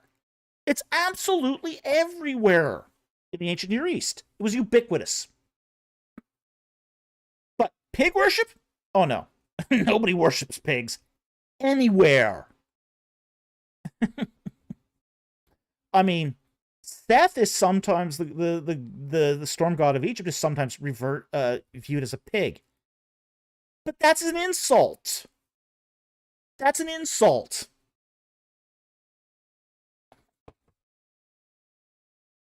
It's an insult, just really. So, yeah, no, pig farming is just disgusting, and nobody idolizes it. Nobody wants to even be associated with it. Okay, let's get back to the super chats here. BC for $2 Australian. Thank you very much for the super chat. Is human life on Earth a sacralizing converter? No, it's something else. It's a demote, which is an idol. All right, so human life fills a different role. We'll go to Genesis chapter 1. We'll talk about this. Okay. Verse 27. And God created man in his own image. The image here is Selam. That's an idol.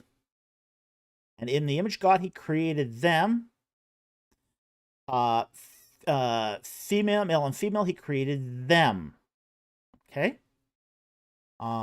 Verse 26 here, but here's let us create man in our image. That's Salem again. And according to our likeness. Demode. That's also another word for an idol. Okay.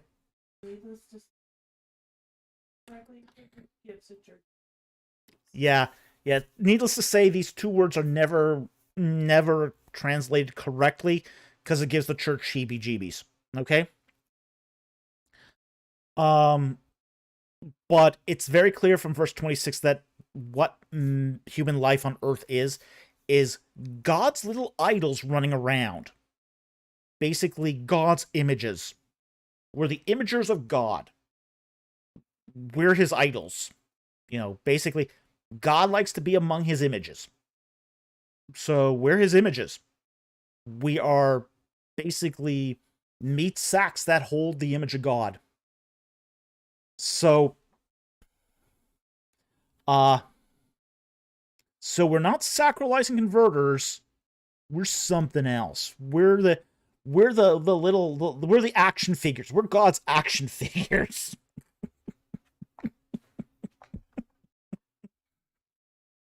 Okay? So, hope that helps. Thank you very much for the super chat. Good question, though. You're thinking on the right terms. I'll say that. We got $1 here from the Camilla part. Thank you very much for that super sticker. Was there a question attached to that? Or is it...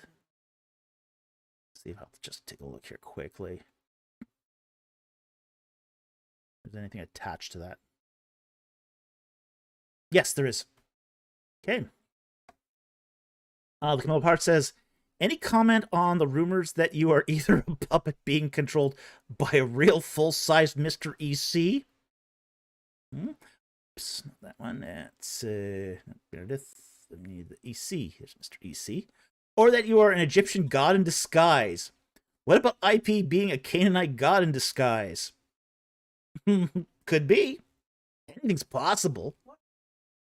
What disguise? Yeah, exactly. I mean, he looks... I mean, look... I mean, IP looked exactly like that statue of Baal. I mean, he could be. Could be. But then again, what's the disguise here? It looks exactly the same. That's like... No.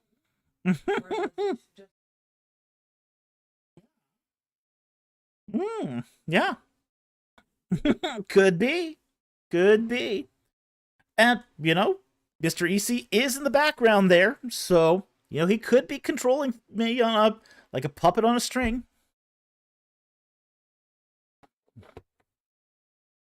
Except that would work because the bunny... Yeah, the bunny would chew the strings. Scott Worthen, take the blue pill, break on through to the other side. Okay. All right, that was fun. The next one here is from Star Wars Nerd for $4.99. Thank you again for the super chat. How much evidence do we have of Babylon going into Egypt and conquering it like in the book of Ezekiel prophesied? We don't have a lot of evidence, okay? Oh, there's some small suggestive evidence, okay? We do know that at this time, during Avaris, who was king of Egypt at the time, he was up in a remote area of Egypt. So, he was not a strong king. He was a very weak king. So weak when he promised to come and help the Israelites, he just sort of bailed. And, we do know that the armies of Nebuchadnezzar did plunder Pelusium. Okay, that much we know. They definitely conquered the Egyptian city of Pelusium. So, the Babylonians did do that. That we know. After that, what we do have is circumstantial evidence that there was big plunder in Egypt. Okay. One of the things we do find in the transition from the Assyrians, after the Assyrians rob Egypt, Egypt starts building its sacred barks again. Okay. They start building their sacred barks again. And then it goes through, those barks go through another change. Now, usually when they go through that change, it usually means some conquerors come through, stolen all the golden furniture, and made off with it. Scott Worthen, well, where's Pelusium? Pelusium is on the, if you follow the North Sinai from the top, okay, you start at Gaza, you get about halfway through and you hit Aresh. You go a little further west, and just before you hit the big lagoon of Migdol, Charu, that area, there's a city there called Pelusium. And it's named after the Pelusiac branch of the Nile. Okay? So that's where Pelusium is. It was a very important city for Israelites and Semites that were fleeing Canaan. So we know they destroyed Pelusium. That much we know. And it wasn't Nebuchadnezzar himself that did it. He sent generals to do it. He didn't want to go to Egypt. It's hot. Yeah, smart man. Darkblade asks, how nicely or not so nicely did foreign conquerors stealing gold play with Egyptian inflation? I don't think they were really thinking inflation when they were stealing gold. Just saying. I mean, they just took the stuff and bailed and ran with it. I mean, they basically took that stuff back to Babylon and just melted it in those big furnaces. Yep. Shadrach, Meshach, and Abednego. Yep, that's what those furnaces were for. Frankly, that's also a piece of evidence that suggested that they conquered Egypt too, is the whole fact that they had those furnaces. Like, where else are they going to get the furniture to melt in those furnaces? You know, they're not... I mean, yeah, some temples will have that stuff, but Egypt is the mother lode. Okay, Upseas for $13.99 Canadian. Thank you for the super chat. If heaven allows for free will and is free of evil, why couldn't the earth have been the same? It could have. Yeah, the earth could have been the same. The usual answer is soul building. Well, I don't think that's the usual answer, but it's one answer. But if that's necessarily for us, do angels require any form of soul building? No.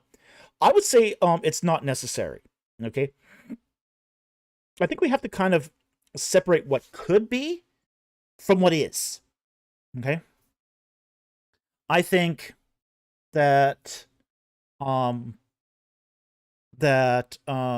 in the case of, say, free will and the problem of evil, um could have been the same as the angelic realm. That is a possibility that could have played out.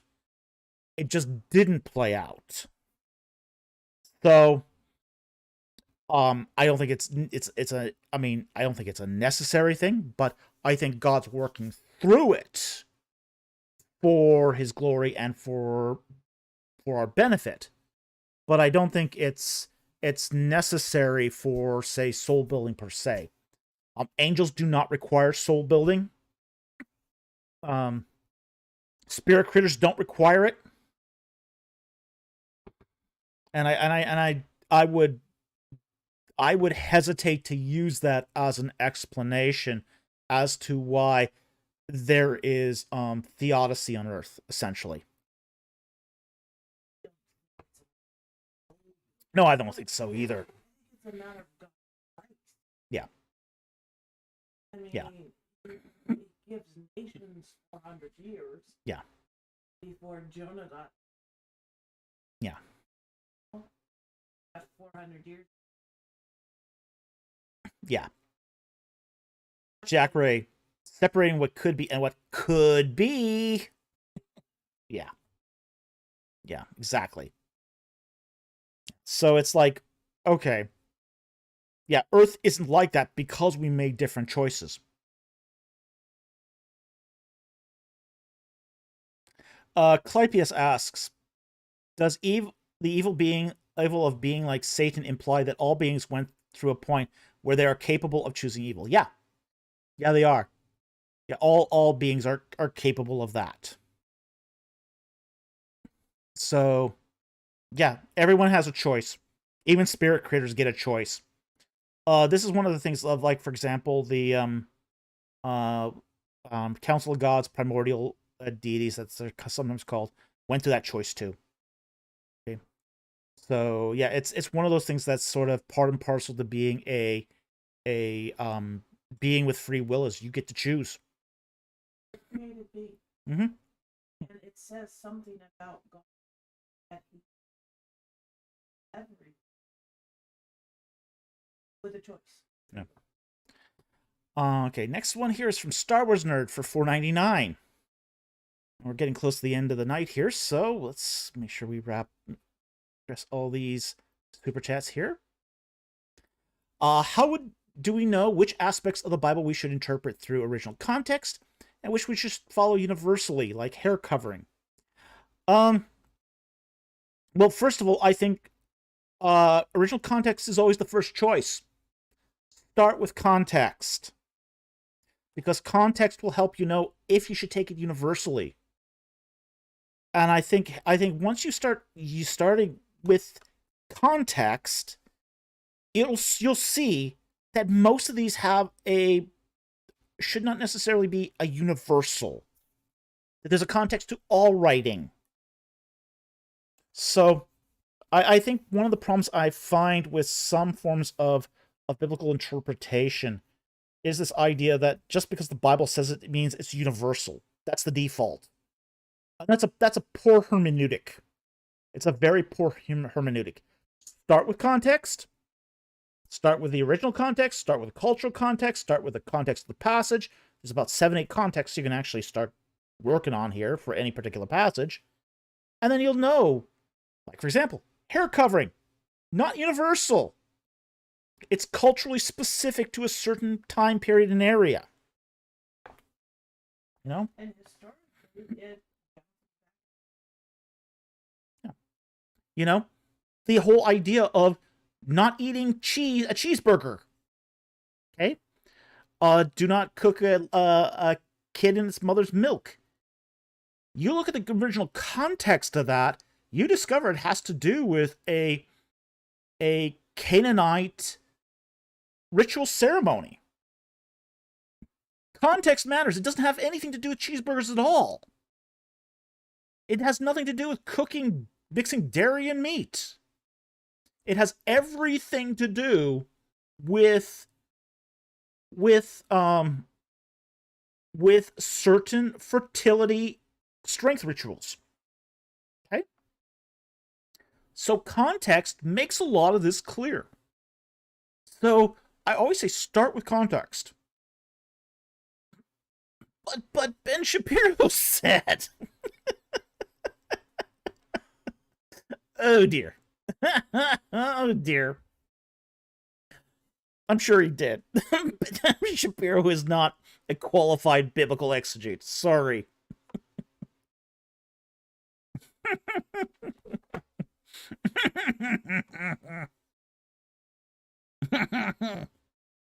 Frank Shistek, laughing my ass off. Ben Shapiro, let's not. Yeah. Yeah, let's not. Okay. I'm not going to give up my cheeseburgers anyway. Okay, but yeah, that verse has nothing to do with mixing dairy and meat in your daily diet. It has nothing to do with it at all. It has everything to do with doing the certain certain ritual, and it's even timed.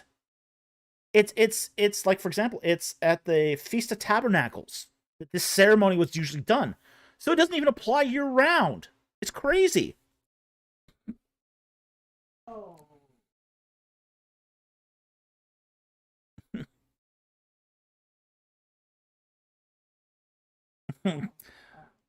All right, so let's go move on here to the next super chat here.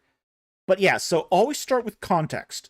Always start with the historical, cultural, literary, genre, where it's in this passage, all that. See, that's easy. That would be perfect. BC, it's easy. Have a beef burger and goat cheese.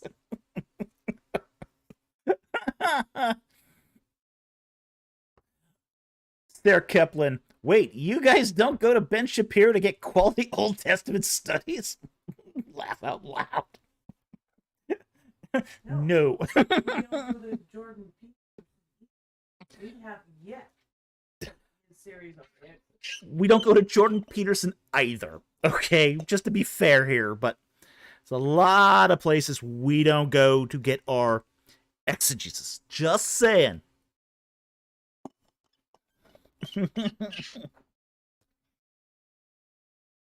Although a beef burger with goat cheese sounds pretty damn good right now. Actually, It sounds really good. Now you're making me hungry for beef burgers and goat cheese. Okay, let's go to the next one here. Mike JSB for $2. Thank you very much for the super chat. Could Ahmose the First have destroyed Jericho City 4? We're talking roughly around 1550 here. So, it's possible. It's possible that, it's a little before. I think it's a little too early to be Ahmose the First. Who I think is probably a more likely candidate to have destroyed Jericho City 4 might be a Paupus. A Pepi. One of the last Hyksos kings. But it could be, if it's say on the more 1540s, 1530s area, it could be Ahmose the First. But it also could be a Pepi as well. Pepi was powerful enough that he could have possibly, especially early on in his reign, he could have done a campaign into Canaan. That's possible. So either one's possible here. A Pepi's a possibility. Ahmose the First is possible here. Either one is a potential destroyer of Jericho City 4. I think the only thing we can rule out as far as Jericho City 4 is the Israelites here. There's clearly no evidence that, in fact, there's contrary evidence that the Israelites destroyed City 4. Okay.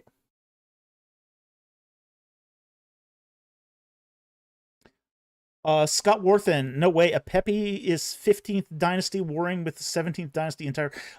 It's okay. This is one thing you've got to keep in mind with Apophis too.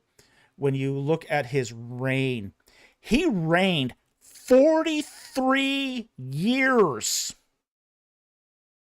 43 years. He is not warring in his entirety with Dynasty 17. Okay. Apepi actually has, early in his reign, several substantial victories against the 17th dynasty. He kills second Enrei Tao. You know, I mean, second Enrei Tao takes an arrow to the face. Okay. He takes an arrow to the face, he's knocked off his chariot, and the Hyksos finish him off with the axe to the head. Okay? So if you're reigning for 43 years, your kingdom can have highs and lows. It's not one steady experience. It really starts going south for Apepi in the last, say, 10-ish years of his reign. And he's really where we first start seeing things go south for Apepi is with Kamosa of the 17th dynasty. But Kamosa also dies prematurely. And it takes a while for the 17th dynasty to recover from this. Kamudi reigns another 10 years after Apepi. So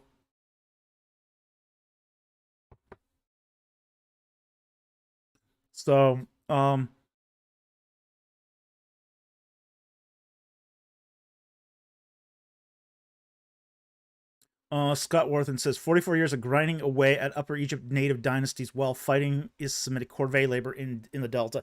Yeah, but that's not unusual either. I mean, that's not unusual either. Yeah, Kamudi was defeated ultimately, although the last couple of years of Kamudi are kind of a haze, to be honest. Yeah, it's really that's the end of it. Kamosa surrounds Avaris, but isn't able to take the city. He is not able to take the city, but that's really at the end of Apepi's reign. For the first 30 years, it was a strong reign. We have to understand that's sort of the situation with Apepi is his first 30 years were very strong.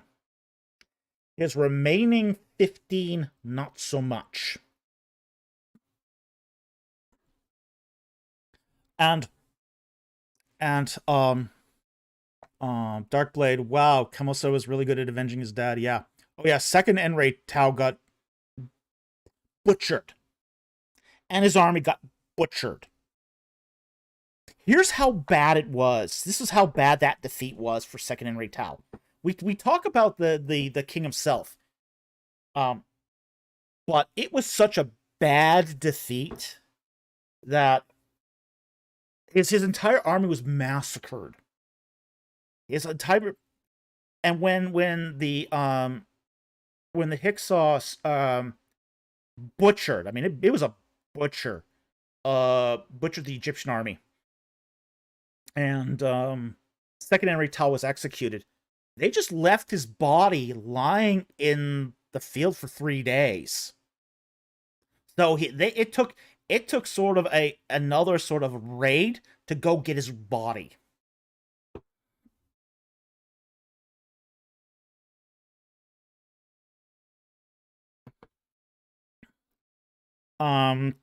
Scott says Kamudi was the last 15th dynasty.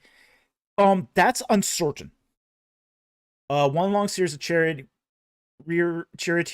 rear guard actions from Avaris to Sherohen, the Hyksos expulsion. That's unsure. Okay, here's what we know about Kamudi's last years. and it's not very much. We do know that Khnum died prior to the Hyksos expulsion. We just don't know who took over. Okay? Um, so he's often accredited. We do know there's about 15, was it 15 years, I think? 10 years. Okay, we do know that Khnum is said to have reigned 10 years, but it's really more like 7 or 8. Okay? Those last 3 years had, we don't know how many kings. Okay? We do know that Khnum was already dead. Okay? Before the Hyksos expulsion, Khnum was already dead. Okay? That's part of the reason why the expulsion happened. You had a series of weak kings who had taken over the Hyksos throne, and he just was not. They were not up to the task of defending against the 17th dynasty, so they bugged out of town. But Khnum was already dead at the time of the expulsion. We just don't know who was in charge. So this is one of those things where most Egyptologists are going to oh yeah, Khnum died in Avaris.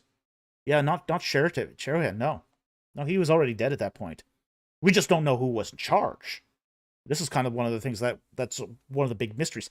Sometimes you get these little sort of, I don't want to call them dark ages because they're kind of like ages of a little time slots of confusion, where you'll have a quick turnover of kings. Sometimes they're weak, sometimes they're assassinated, sometimes they're replaced in palace intrigues. We had one of these happen at Amarna, where after the death of Semenkare, there might have been a couple of minor kings between Semenkare and Tutankhamun, like for example Neferuaten, but we're not sure. We're not sure who was in charge, because the turnover was so fast that the records aren't clear. In the case of the last 3 years of Khnum, we know he's dead. We don't know who's in charge. We don't know if this is. I mean, this can be a case like, for example, we saw this in Assyrian stuff too, where there's what is it? 7 kings in a year or something like that. Let me see what that. There is a name for this little period in Assyrian history, if I can find this quickly. But it's something really crazy. Like they had like a turnover. You have a year without a king. There's that period, but there's one other too that's something like 7 kings in a year. If I can find this. If I can find it quickly. If I can't, I'll just have to defer to it.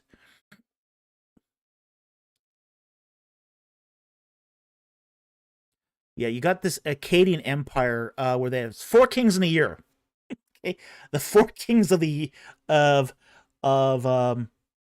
in a year, it's kind of deal. But there are some periods in history where you get a fast turnover of kings, and 13th dynasty, 13 is kind of like this. Yeah, definitely. Yeah, 14th dynasty I wouldn't even count as a real dynasty, to be honest. They're more like a bunch of warlords, and that's debated too. There's a lot of debate whether the 14th dynasty was even a real dynasty. Yeah, absolutely. Scott says, like Roman civil years, the year of 4 emperors, the year of 5 emperors. Yeah, exactly. Yeah, yes, exactly like that. And the end of Khnum's reign was like that. It's just there's this turnover of reigns that is just crazy. It's crazy. Okay. So I think we covered that. So thank you, Mike JSB, for that super chat. I'll move on here because we got to close up here for the night. We're already after midnight now.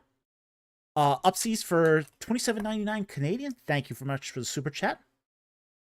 He says, what puts me off of Christianity is the division between Catholic, Orthodox, and Protestant traditions. It feels human-made to reduce salvation to rituals. Many apologists with no real credentials profit while pretending to do God's work. You find that everywhere, though. Dude, I mean, it's not just... You don't just find that in Christianity. You find that in politics. You find that in academia. You find that everywhere. No. No. There's no good idea, no sacred institution that won't get distorted by human beings. And this is why we prefer... Yeah, this is why we go by what's true. Okay? We go... And this is one of the reasons why I'm such a strong evidentialist. Is because, you know, I don't want to get wrapped up in that. This is also why we don't go into sort of denominational distinctions unless we're specifically called on to comment on them. Like, we'll have our opinions on some denominational distinctions, but we don't make it a point to do teaching videos on that because we don't think it's really helpful. You know, we don't think that focusing on the distinctions is a helpful thing. This is why we don't reveal our denomination either. You know, people have always like seem to ask us, like, well, what denomination are you? I'm Christian. Okay, and that's about all you're going to get out of me here. Yeah, people have guessed. Wrong most of the time.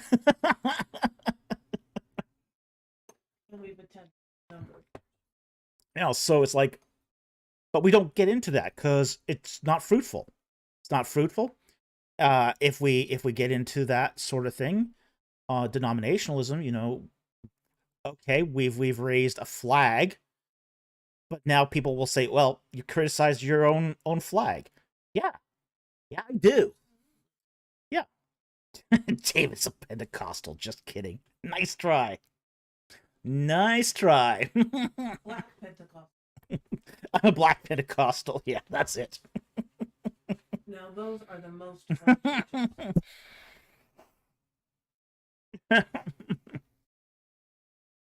Yeah. So, but yeah, that's why we. Oops, sorry. That's why we stay out of the whole thing. We don't get into denominationalism. The dark blade saying just or originate.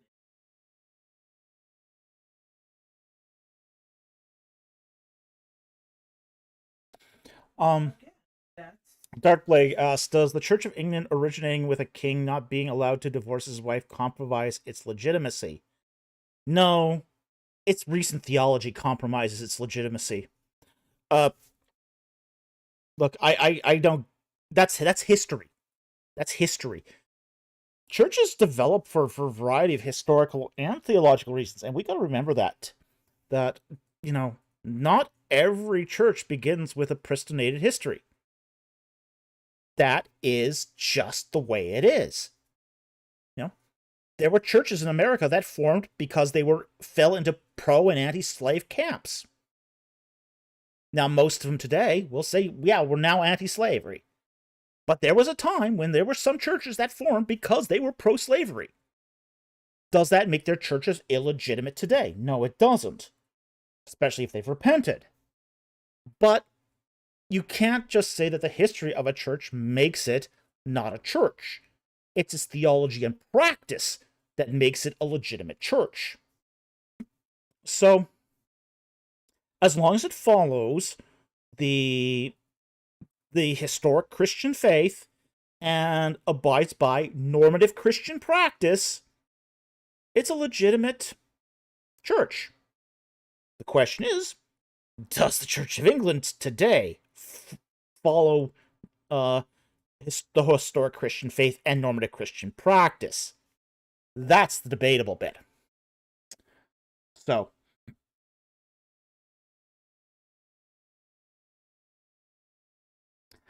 Scott Worthen says, this was a particularly good, even riveting live stream. Wow, that'll swell my head. I learned a lot. Compelling throughout. Cool. We like it when you learn. Okay. So thank you very much, Upseas, for your super chat. We really appreciate it. And yeah, we don't worry about denominationalism here. It's just not a thing for us. Which is why we allow even atheists to come on and comment. So hope that helped. Yep, we've had Buddhists and chemitists and all sorts of people. Okay, John Bollerman for 25 Canadian. Thank you very much for the super chat. What's a Christian approach to dealing with a colleague in academia who throws an irrational temper tantrum at you at the end of Friday and says, "Don't tell anyone about it because I already told everyone about it"? Oops. Too late.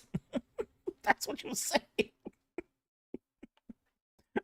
Good to see you here tonight, John. Yeah. Yeah.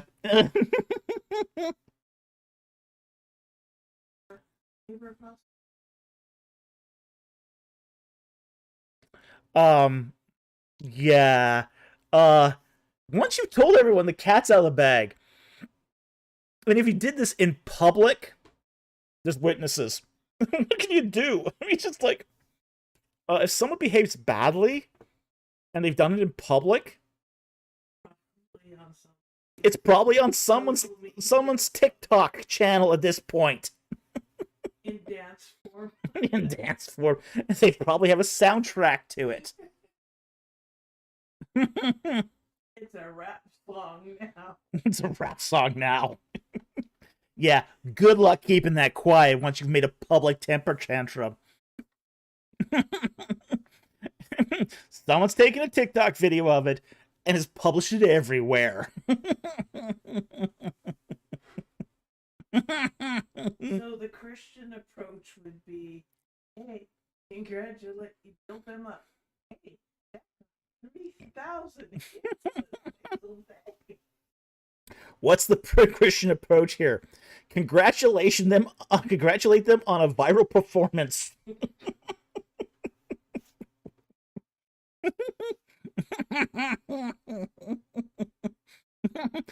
Oops. Jack Ray, is it gossip if it's on camera? Probably not. Just saying. Just saying. Nice. Nice.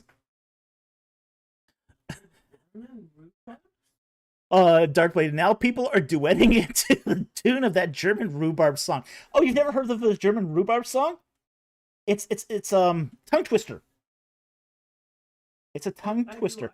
Look up the German rhubarb song. You won't be disappointed. Well, you might be, but it's yeah, you don't want to be memed to the German rhubarb song. That's all I'm saying. Okay, so thanks, John. Well, I mean, if it's out there, it's out there. Nothing you can do about that at this point. You know? I mean, it doesn't sound like he's asked for forgiveness either. Okay? It sounds like he just wants to keep it quiet. That's not the same thing. Okay? Now, if he asks for forgiveness and you forgive him, and you've kept it quiet already, then, okay, there's something you can do about it. If you didn't keep it quiet, and he didn't ask for forgiveness, and he just wants you to suppress it, I don't think you're under any obligation here, honestly, for anything. And if someone has filmed it and put it on TikTok, well, it's done. Then it's history. Okay. So, thank you very much for the super chat. Very much appreciated. And, what an interesting problem. Okay, next one here is from Paul for $19.99. Thank you for the super chat. Your Egyptian McDonald's meal is on me. Wow, thank you. Your Egyptian McDonald's meal... It's like, fantastic. Well, thank you very much for buying me that McFalafel. Yes, I have heard the rhubarb song. That's what it Okay, the producer has heard the rhubarb song. Yeah, I love Egyptian McDonald's. It's fantastic. It's really good. It's different. That's one of the interesting things. I like actually going to various McDonald's around the world. Um, yeah. People don't understand that the menu for McDonald's is different across the world. Like for example, when I had McDonald's in Liverpool, they don't serve ketchup with your fries. You get barbecue sauce. That's very different. I mean, they've got dispensers of barbecue sauce at McDonald's in England, which was very funny. You go to France and you can get exotic cheeses on your burgers, which is also delicious. So, it is really, really interesting. Yeah, Darkblade says here, I once had McDonald's in Thailand comes with rice. Absolutely. There's I believe the one in South Africa, has wild game burgers. And so, every McDonald's is different. As far as nationalities, and usually within a single nationality, it tends to be pretty cohesive. But across the world, you go to a different country and you get a different McDonald's experience. It's pretty neat. It's really interesting. So I do like to do it once every time I go to a new country or revisit a country, is just make one trip to a McDonald's just to catch what's new on the menu and see what they're doing. And the one dish that I wanted is I want to try at McDonald's in Egypt again next time I go, which is soon, a couple weeks, is that falafel. I've heard about it. It's distinctly Egyptian, and I'm not a huge fan of falafel in general, but I'd like to see what it's like. Never tried it. I'm a very adventurous eater, if you hadn't found out already. So this is going to be very interesting. So thank you, Paul, for the your support of the channel and for the meal. Really appreciate it. Okay, Frank Schustek here for €5. Thank you for the super chat. I heard there are documents naming son of Baal Moshe. Are you familiar with this? Sounds like syncretistic midrash on Baal's cycle. Any insight? I had heard something of this, but I'm not sure the document. I don't remember if it's one from one of the Elephantine papyri, or if it's midrash. I just don't know. I don't recall it per se. I'd have to look into it. It's not ancient. That much I know. So can't really say too much unless I have a better reference, and this is not specific enough for me to really sort of narrow this down. All right? But thank you very much for the super chat. Very much appreciated. Tarapar for $5. Thank you for the super chat. How many reigns lengths in the Abydos list do you think are idealized, ritualized numbers? None. Okay.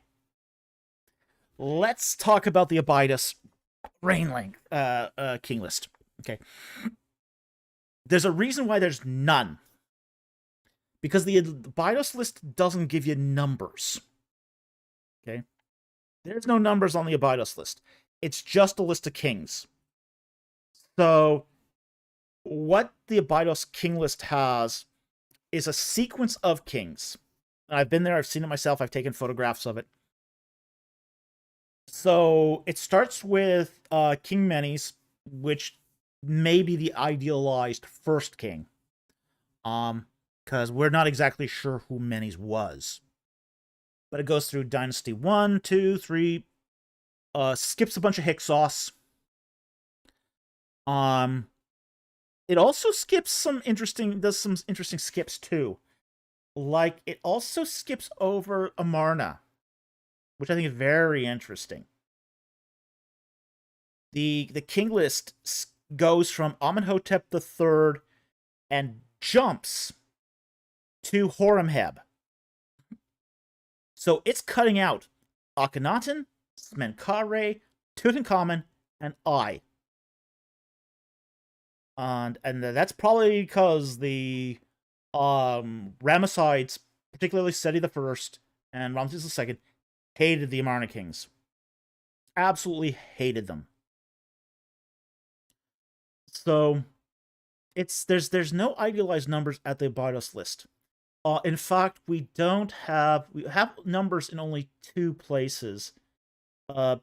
In a list that covers sort of the similar range to the Abydos list. We have the Turin canon will have numbers for the first 5, I think 3 or 4 dynasties.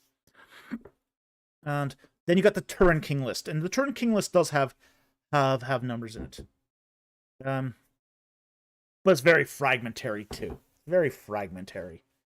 Okay, so you're thinking of the... He goes, I apologize, I must have been thinking of the Turin list. Okay, cool. Cool. The problem with the Turin list is it's got a lot of lacuna in it. It's a very fragmentary number. I wish it was more complete. It's missing a lot of, I think, the end of the Middle Kingdom and Dynasty 13, very fragmentary. I wish it was more complete there, because that would have been a great sort of addition. But it's sort of, after it, and it just sort of nudges into the New Kingdom before it's completely broken up. So, Darkblade. I hear there's also an eponym type list of the early dynastic period. No, there isn't. Well, there is. That would be the Palermo stone.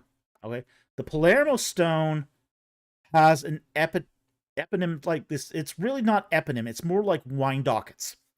It's a list of wine dockets that represent years. So it's similar. I would say, okay, yeah, it's similar to the eponym list, but it's also not the same either. Okay. And it's probably our best source. That Palermo stone is probably our best source for the early dynastic period, bar none. In fact, it's confirmed a lot of the readings from Manetho, early Manetho stuff.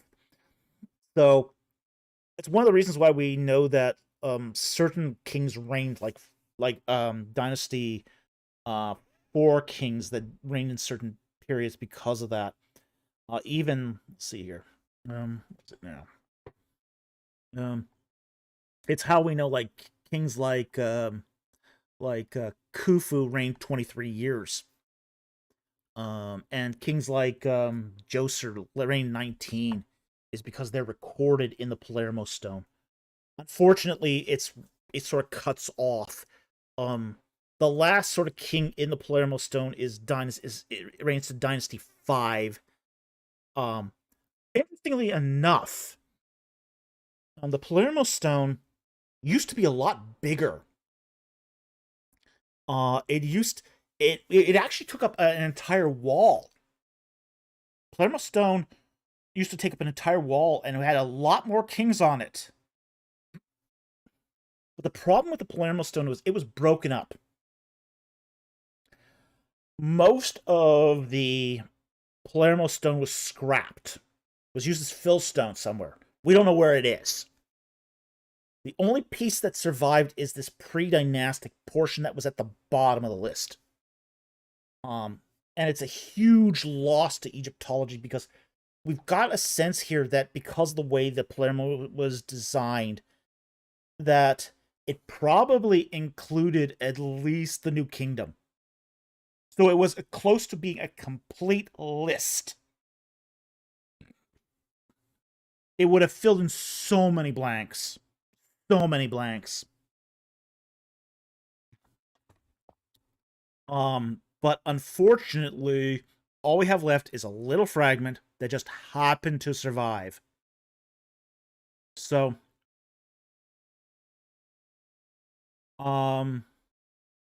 Terrapir, did Pepe really reign 91 years? No, he reigned 94.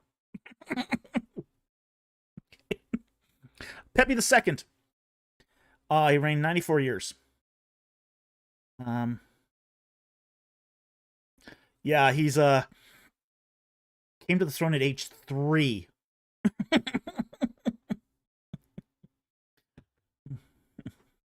And still managed to live a long time.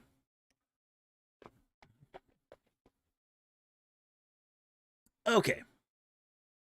Let's go back to the super chats here, and I've got only a couple left here. BC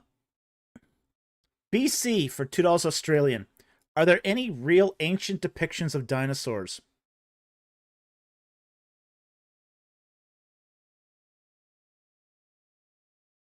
That's a tough question. Here's why it's tough.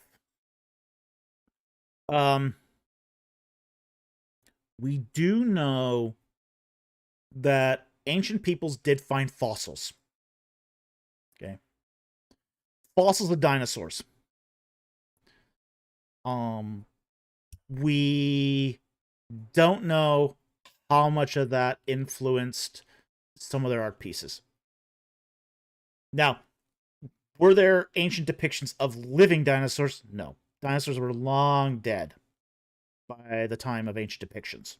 Okay? But some of them did have access to fossils. You'll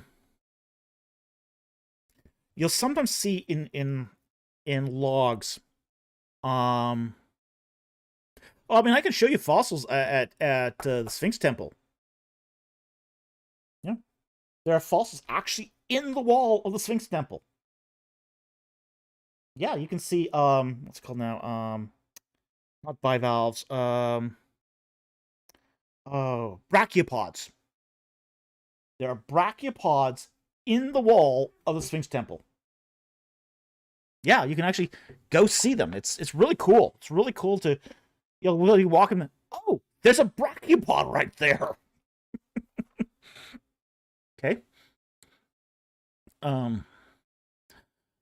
Now, people did find bones of giant reptiles, dinosaurs, as they were digging their temples. People did find this stuff.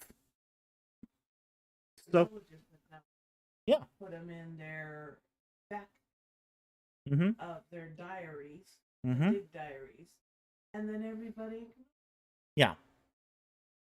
Yeah. So I think that some of these maybe depictions of some of these demons or dragons could be an ancient person's attempt to depict the sort of creatures that they found these bones. They recognize their bones. I mean, you pull up a big femur, it's not human. It's like, okay, it's not from a cow. But what's it from? Monsters.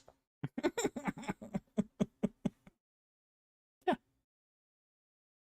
So, just because there's ancient depictions of dinosaurs, it doesn't mean they didn't think about this.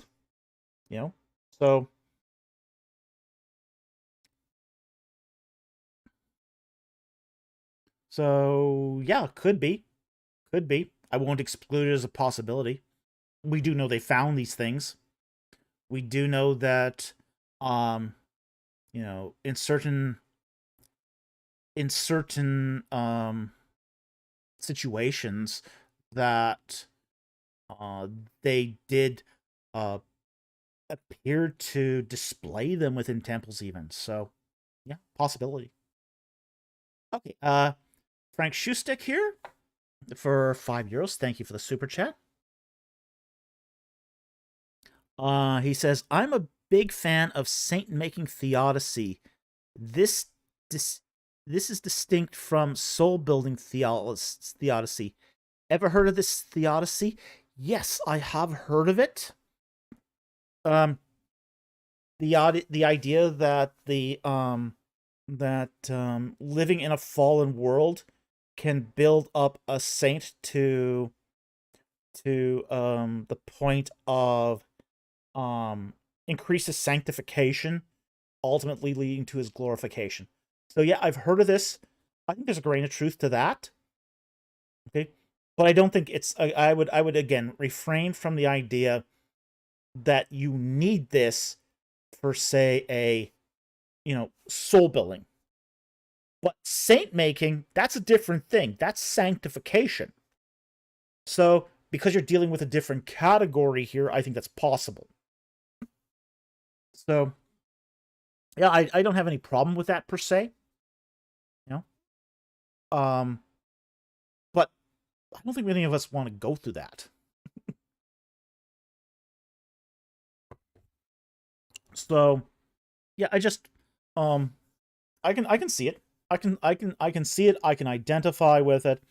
I don't see any inherent problems with it, but it would be a better world without it. Okay. Not the saint making, not the saints, the evil. Okay. So just saying about that. All right. And our final super chat here of the night here is from Upseas for $6.99 Canadian. Thank you very much for the super chat. Do you think hell is eternal and a torture chamber? Yes and no. Okay. Let me explain my view of hell. Yeah, we did a whole video on this. Yeah, we did a whole video on the spirit realm of hell. Okay? We recommend that you watch that video if you want a full sort of fleshed out explanation of this view. Okay? I think that hell is eternal. Okay? And I think part of it is because our choices have eternal consequences. If you choose not to be with God, you're choosing something else. Okay? That's going to be away from God. Well, since God, has that sort of permeation throughout the cosmos, you don't have much place to go. Okay? So, hell is that enclave of where you decide to go it on your own. Okay?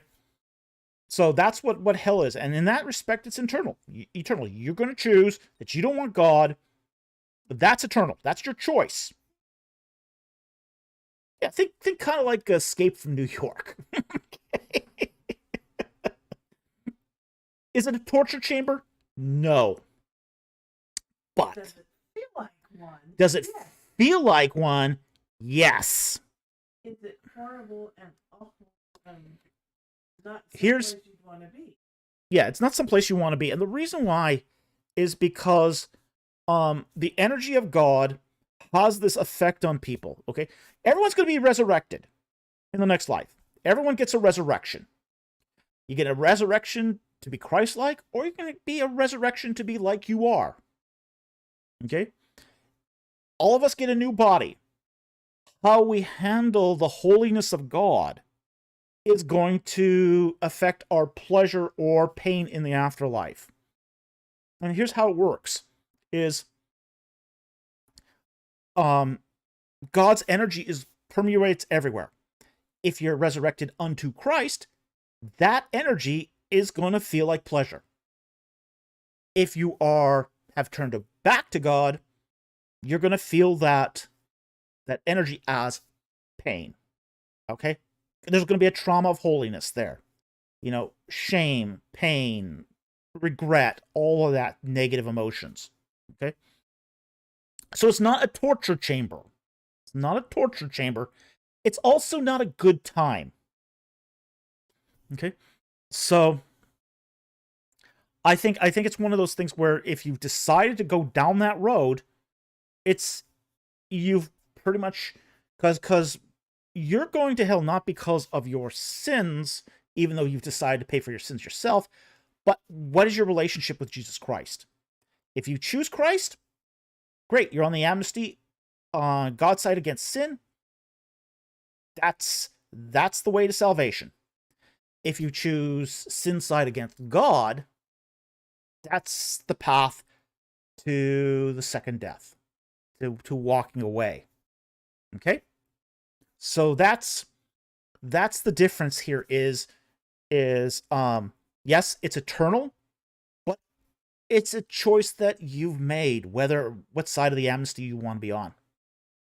So not a torture chamber, but not a good time.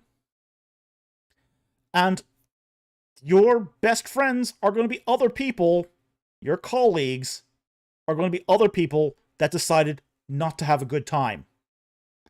Nobody's going to have a good time there. Okay? I see the follow-ups here. Thank you, Upsies, again for $6.99 Canadian. Appreciate that. Can one repent in hell? No. Now, there's a caveat to this. There's a caveat. Those people who never had a chance, there's a second chance possibility. Okay. So, if you decided you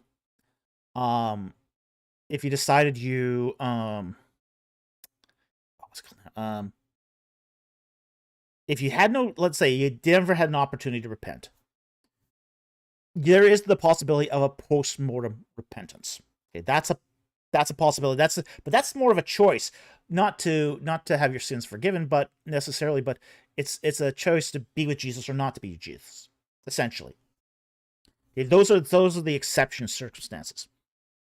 But if you've chosen hell, there's no coming back from that. Okay? It's God's a gentleman. He's not going to... Yeah, he's not going to force you to be with him. He's just not going to do that. It's not God punishing people. No. So what's the point of hell? It's God saying, find and be on your own, and what people become when they don't have God's grace in their daily life. So what's the point of hell? The point of hell is to give you a choice. You can choose to be with God, or you can go to this other place. That's the point. If all you had was the choice to be with God, heaven becomes hell. That's the problem. Heaven becomes hell for everybody. And then heaven becomes hell for everybody. We'd still be here on earth. Yeah. Those of us who want to be good people are constantly... Yeah. The point of hell was to imprison the angels. The spirit critters who disobeyed. That was the point of it. It's just the only other option. If you look at it from the perspective, we are eternal beings. Mm-hmm. So you can spend your eternity with God, or he gives you another option. Yeah. And all the unpleasantness of the other option is what people choose to be when they don't want to be good, holy people. Yeah. So, I mean, you can decide holiness, or you can decide your way. That's the choice. And hell is the option, is the alternative. You know, you don't have to be with God. No one's forcing you to be with God. But if you want. Escape from New York. That movie was brilliant. All nasty people. Mm-hmm. You need another mic. Come stand close. Come stand closer on this one. Producer's getting very animated. Okay, but so here the point of hell is to give the alternative. This is so there's just not just one option. Okay? So, you know, if you want to choose, there's the choice. Everyone gets a choice. Next one here from Upsies for $6.99. Thank you again for the super chat. So, Jesus returns, then what? We just worship him forever? Also, how could you be okay with knowing people you know are in hell? Okay, 3 questions there. Jesus returns, what? Then what? Okay. When Jesus returns, those who choose badly are already going to be gone. Okay? And you can find that in the parable of the wheat and the tares. They get taken out first. Okay? There'll be those who are still alive. They'll continue on with the human race for a while. Okay? until the end of his kingdom. So,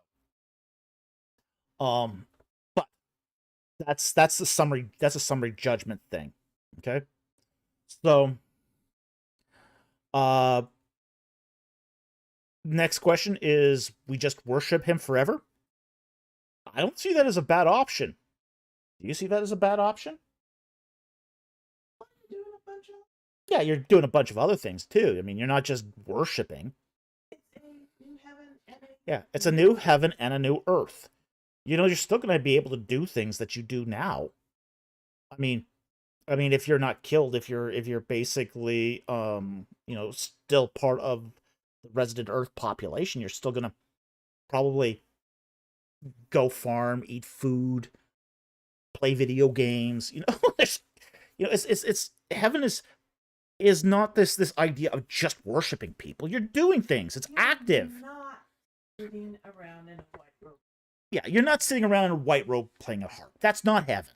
That's not heaven. That's boring. That's a medieval fantasy that you get your. Mm-hmm. Heaven is where your laundry comes out really white. Okay. My producer says heaven is just a place where your clothes come out really white. No, that's a caricature of heaven. I mean, yes, there's going to be worship. Yeah, fantastic. That's wonderful. There's other things too. There's studying. There's reading. If you learning, there's interacting with other people. Here's the thing.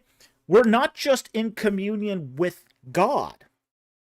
Okay, you're going to be in communion with other people in history, with angels. You get to ask Michael, hey, what was it like when you fought the devil on the shores of Babylon? What was that like? Ask Moses, hey, what was it like to have go toe to toe with Ramses II? You've got this access to the relationships of not just to God, but the vastness of the cosmos, spirit critters, the human beings, historical figures. Can we fight angels? I don't know if you'd want to, but hey, if that floats your boat, sure, why not? As far as upseas, final question here. Also, how can you be okay with knowing people you know are in hell? Because they'd be very unhappy in heaven. That's it. I can be okay with people being in hell because knowing that they'd be more unhappy in heaven. C.S. Lewis said, the biggest tragedy of hell is the gates can be flung open and nobody comes out. That's the thing about hell, is people don't want to leave it because they had that chance. They didn't want it. That's why I'm okay with it. I'm okay with it, not because I like that stuff to happen to them, but I know that if they went to heaven, they would be even less happy. They'd be miserable. They would really, really not like it very much. Because it's everything they don't want. Okay? So, in that respect, if people don't want it, I'm not going to say that I wish they did. I kind of wish they would choose otherwise, make wiser choices. I can hope that they would, come to know that, heaven is a great place. Jesus is a good Lord. God is a good God. But I can't make people want that either. So, knowing that they're going to be even less happy in heaven than in hell, what am I going to say? Yeah, it's just one of those things that, yeah, they got to make that choice for themselves. I had a friend who's now passed away, who, told me once, You know, he was an atheist. I have a lot of atheist friends. And I said, you know, if you had a chance to be with God, you know, uh, would you go to heaven? And he says, and he said to me, you know, he looked me straight in the eye and he said, I would tell that bastard off if I had the chance. Okay, this is a guy who really doesn't want heaven. Really doesn't want it. There's nothing you could have said to make that guy want heaven. Nothing. He hates God that much. So, yeah, he's not going to be happy in heaven.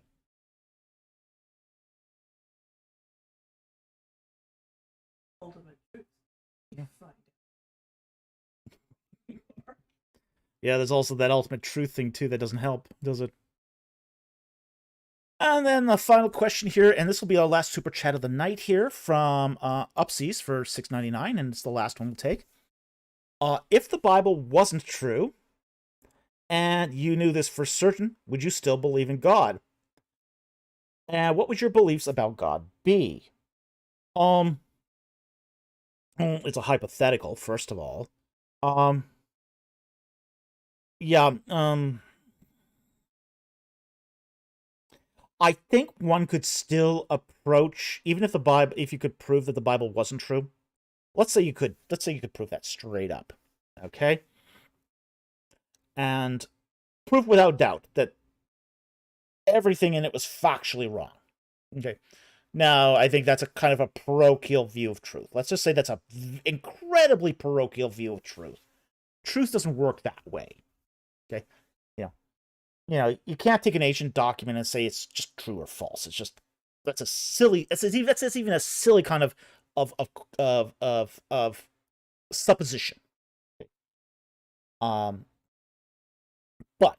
let's say for some reason, just we'll entertain the hypothetical for a moment here. Let's say we found out that some guy in 1954 in the middle of the Arizona desert wrote the Bible. Okay? Now, so it's nothing like it claimed at all. Okay? It wasn't written in ancient times. It wasn't written by Israelites. Nothing, not a single scrap of it is true. We found out this big, grand deception. Okay? That it was written in 1954 in the Arizona desert. Okay? That's about the sort of absurdity you would have to go to entertain the supposition. Okay, so let's say, does that still negate the existence of God? No, it doesn't. That's the problem. It's the RC note. Hey, I live in the middle of the Arizona desert. Sorry. Oops. How's your writing skills? Were you alive in 1954? Okay. So let's say I knew that's for certain. Okay, that the Bible wasn't true because it was written in 1954 in the middle of the Arizona desert. Okay? You could still arrive at God through other means. You know, it's not necessary for the Bible to be what it says it is to hold a belief in God. In fact, we know many religions do this. There's ideas of God in other religions. So just because the Bible isn't true doesn't necessarily mean that negates the existence of God. It just means that we have to then consider other ideas of God. So, as far as what my beliefs about God would be in that case, it's hard to say. Because then I would have to look at, say, more philosophical approaches to the idea of divinity and philosophy. So even if the Bible wasn't true, it doesn't rule out philosophical theism. It doesn't rule out other forms of, say, divinity that might be floating around. All it means is that, say, in the event of, say, the Bible being written in 1954 in the Arizona desert, that the Judeo-Christian conception of this is the result of a manufactured product in 1954 in Arizona. That's all it means. But because we know that's not true, it's sort of, again, a hypothetical question. Okay? Now, we did say he put up one more, but this will be the last one we take from you for the night, okay? So I just want to be clear about that. So this is going to be the last one, period. Okay, Upsies? But thank you very much for the support. We really appreciate it. It's already near 1 o'clock here. And we do want to answer those questions, and we do appreciate it, but but we are going to call it at this point. So he says, I fear that God is real, but not the loving God of the Bible, but some distant, impersonal, deistic type of God.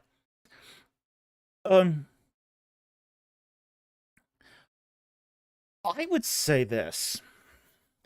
I've seen some crazy stuff in my time. I've seen a lot of stuff that's too coincidental for me to rule out that God has, say, personal relationships with mankind. So I would, if I were to take that view that God is real, but say an ambivalent God, that wouldn't square with my experiences of what I've seen, what I've been through. And, you know, how do I say this? There's a lore on this channel. Of course he did that. Okay. Oh, that's not an accident. I don't believe what I did has been an accident. Okay, what I've been, what I've seen, what I've experienced, what God has put me through, both the good and the bad, the opportunities He's given me, I don't think any of that's is an accident. Okay? So, because I don't believe that's an accident, and I've seen things that I cannot explain, in ways that are incongruent with, say, the description of God in the Bible, I'm sort of driven to that perspective that God is a personal God, and He cares about us, and He cares about us enough to want us to know Him, have a relationship with Him, and be reconciled to Him. So, you know, I would ask you this, okay? If you have this sense that He's real, pray to Him. Look, you got nothing to lose. Okay? You know, pray to Him. If He doesn't answer you, okay, that's okay. You nothing lost.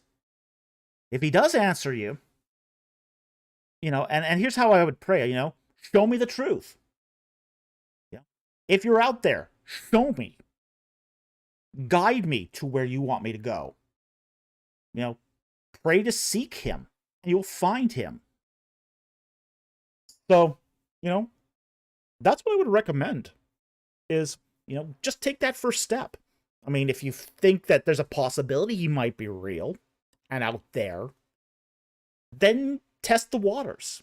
You're then just asking the question at that point, well, does He care or not? And you can take the word of the Bible here and to say, just take it on faith that Jesus died for your sins to have restored relationship with you.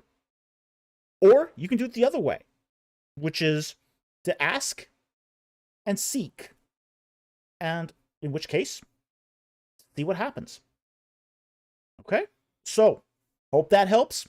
Thank you for the question and the super chat. Really appreciate it. He asks, puts in one more super chat here. Can you explain one supernatural story that you personally experienced? Please, I'll donate more. For it's Friday anyway. Oh, okay. Well, it's Saturday for me here. We're past Friday. Um, okay. There's one I have seen some paranormal stuff. Okay. I have seen shadow men. I've seen other things too, which I'm not prepared to go into. Okay. I'm gonna leave it at that. Okay. But the what I saw as far as shadow men has been already publicly disclosed. Have mentioned it a couple times. Um, but there's some other things too that I've seen that I really don't want to discuss. Okay, so Jack Ray just gave the channel 10 Egypt and the Bible memberships. So do collect those. The thing about the Shadow Men, the one of the Shadow Men I saw, was it was really weird. It was really dang weird. I saw it in a Harry Stark, what's a Shadow Man? Oh, you don't know about the Shadow Men. Okay. A Shadow Man, think of a Shadow Man like a ghost. Except it's a man-shaped shadow that's all black. It doesn't cast a shadow on the floor. It's not like a shadow on the floor. It's like a standing cloud of black. Okay. What do you mean, Shadow Man? Please discuss this. Okay, yep, sure. Okay, Shadow Man, for those of you who've never seen one, is when you see it looks like a person, like a man, but he's just think of it as like a cloud of black shadow. Okay, that's probably the best way to describe it. When I saw this, it was just a couple of years ago when I was working at West Elm. Yeah, no puns there, please. Yeah. It was 10:30 in the morning. I was not drunk, not hungover, don't do drugs, and it walked across a fully lit stock room, and I saw it dead on, and it's just like, did I just see that? Over a course of 5 seconds, I saw this thing walk across a fully lit stockroom at 10:30 in the morning. Freakiest thing I've ever seen. Now, this was a place that was known for paranormal experiences. Okay? I before when I there was a time when I saw the assistant manager. She was crying in the stockroom. People often cried in the stockroom. High stress environment. That was nothing unusual. Yeah, that's nothing supernatural. Bad man. Yeah, that's bad management. Okay, but she told me about how she had been in the other location, which was like one store down, and she had seen the ghost of a little girl, and it freaked her out. There were stories of bedding flying off the shelves. Some kind of poltergeist. Yeah, this is what I don't get about poltergeists. Can't you guys just clean up after yourself? Come on. You got the power to throw things off shelves. Can't you put it back on the shelves? Really? Come on.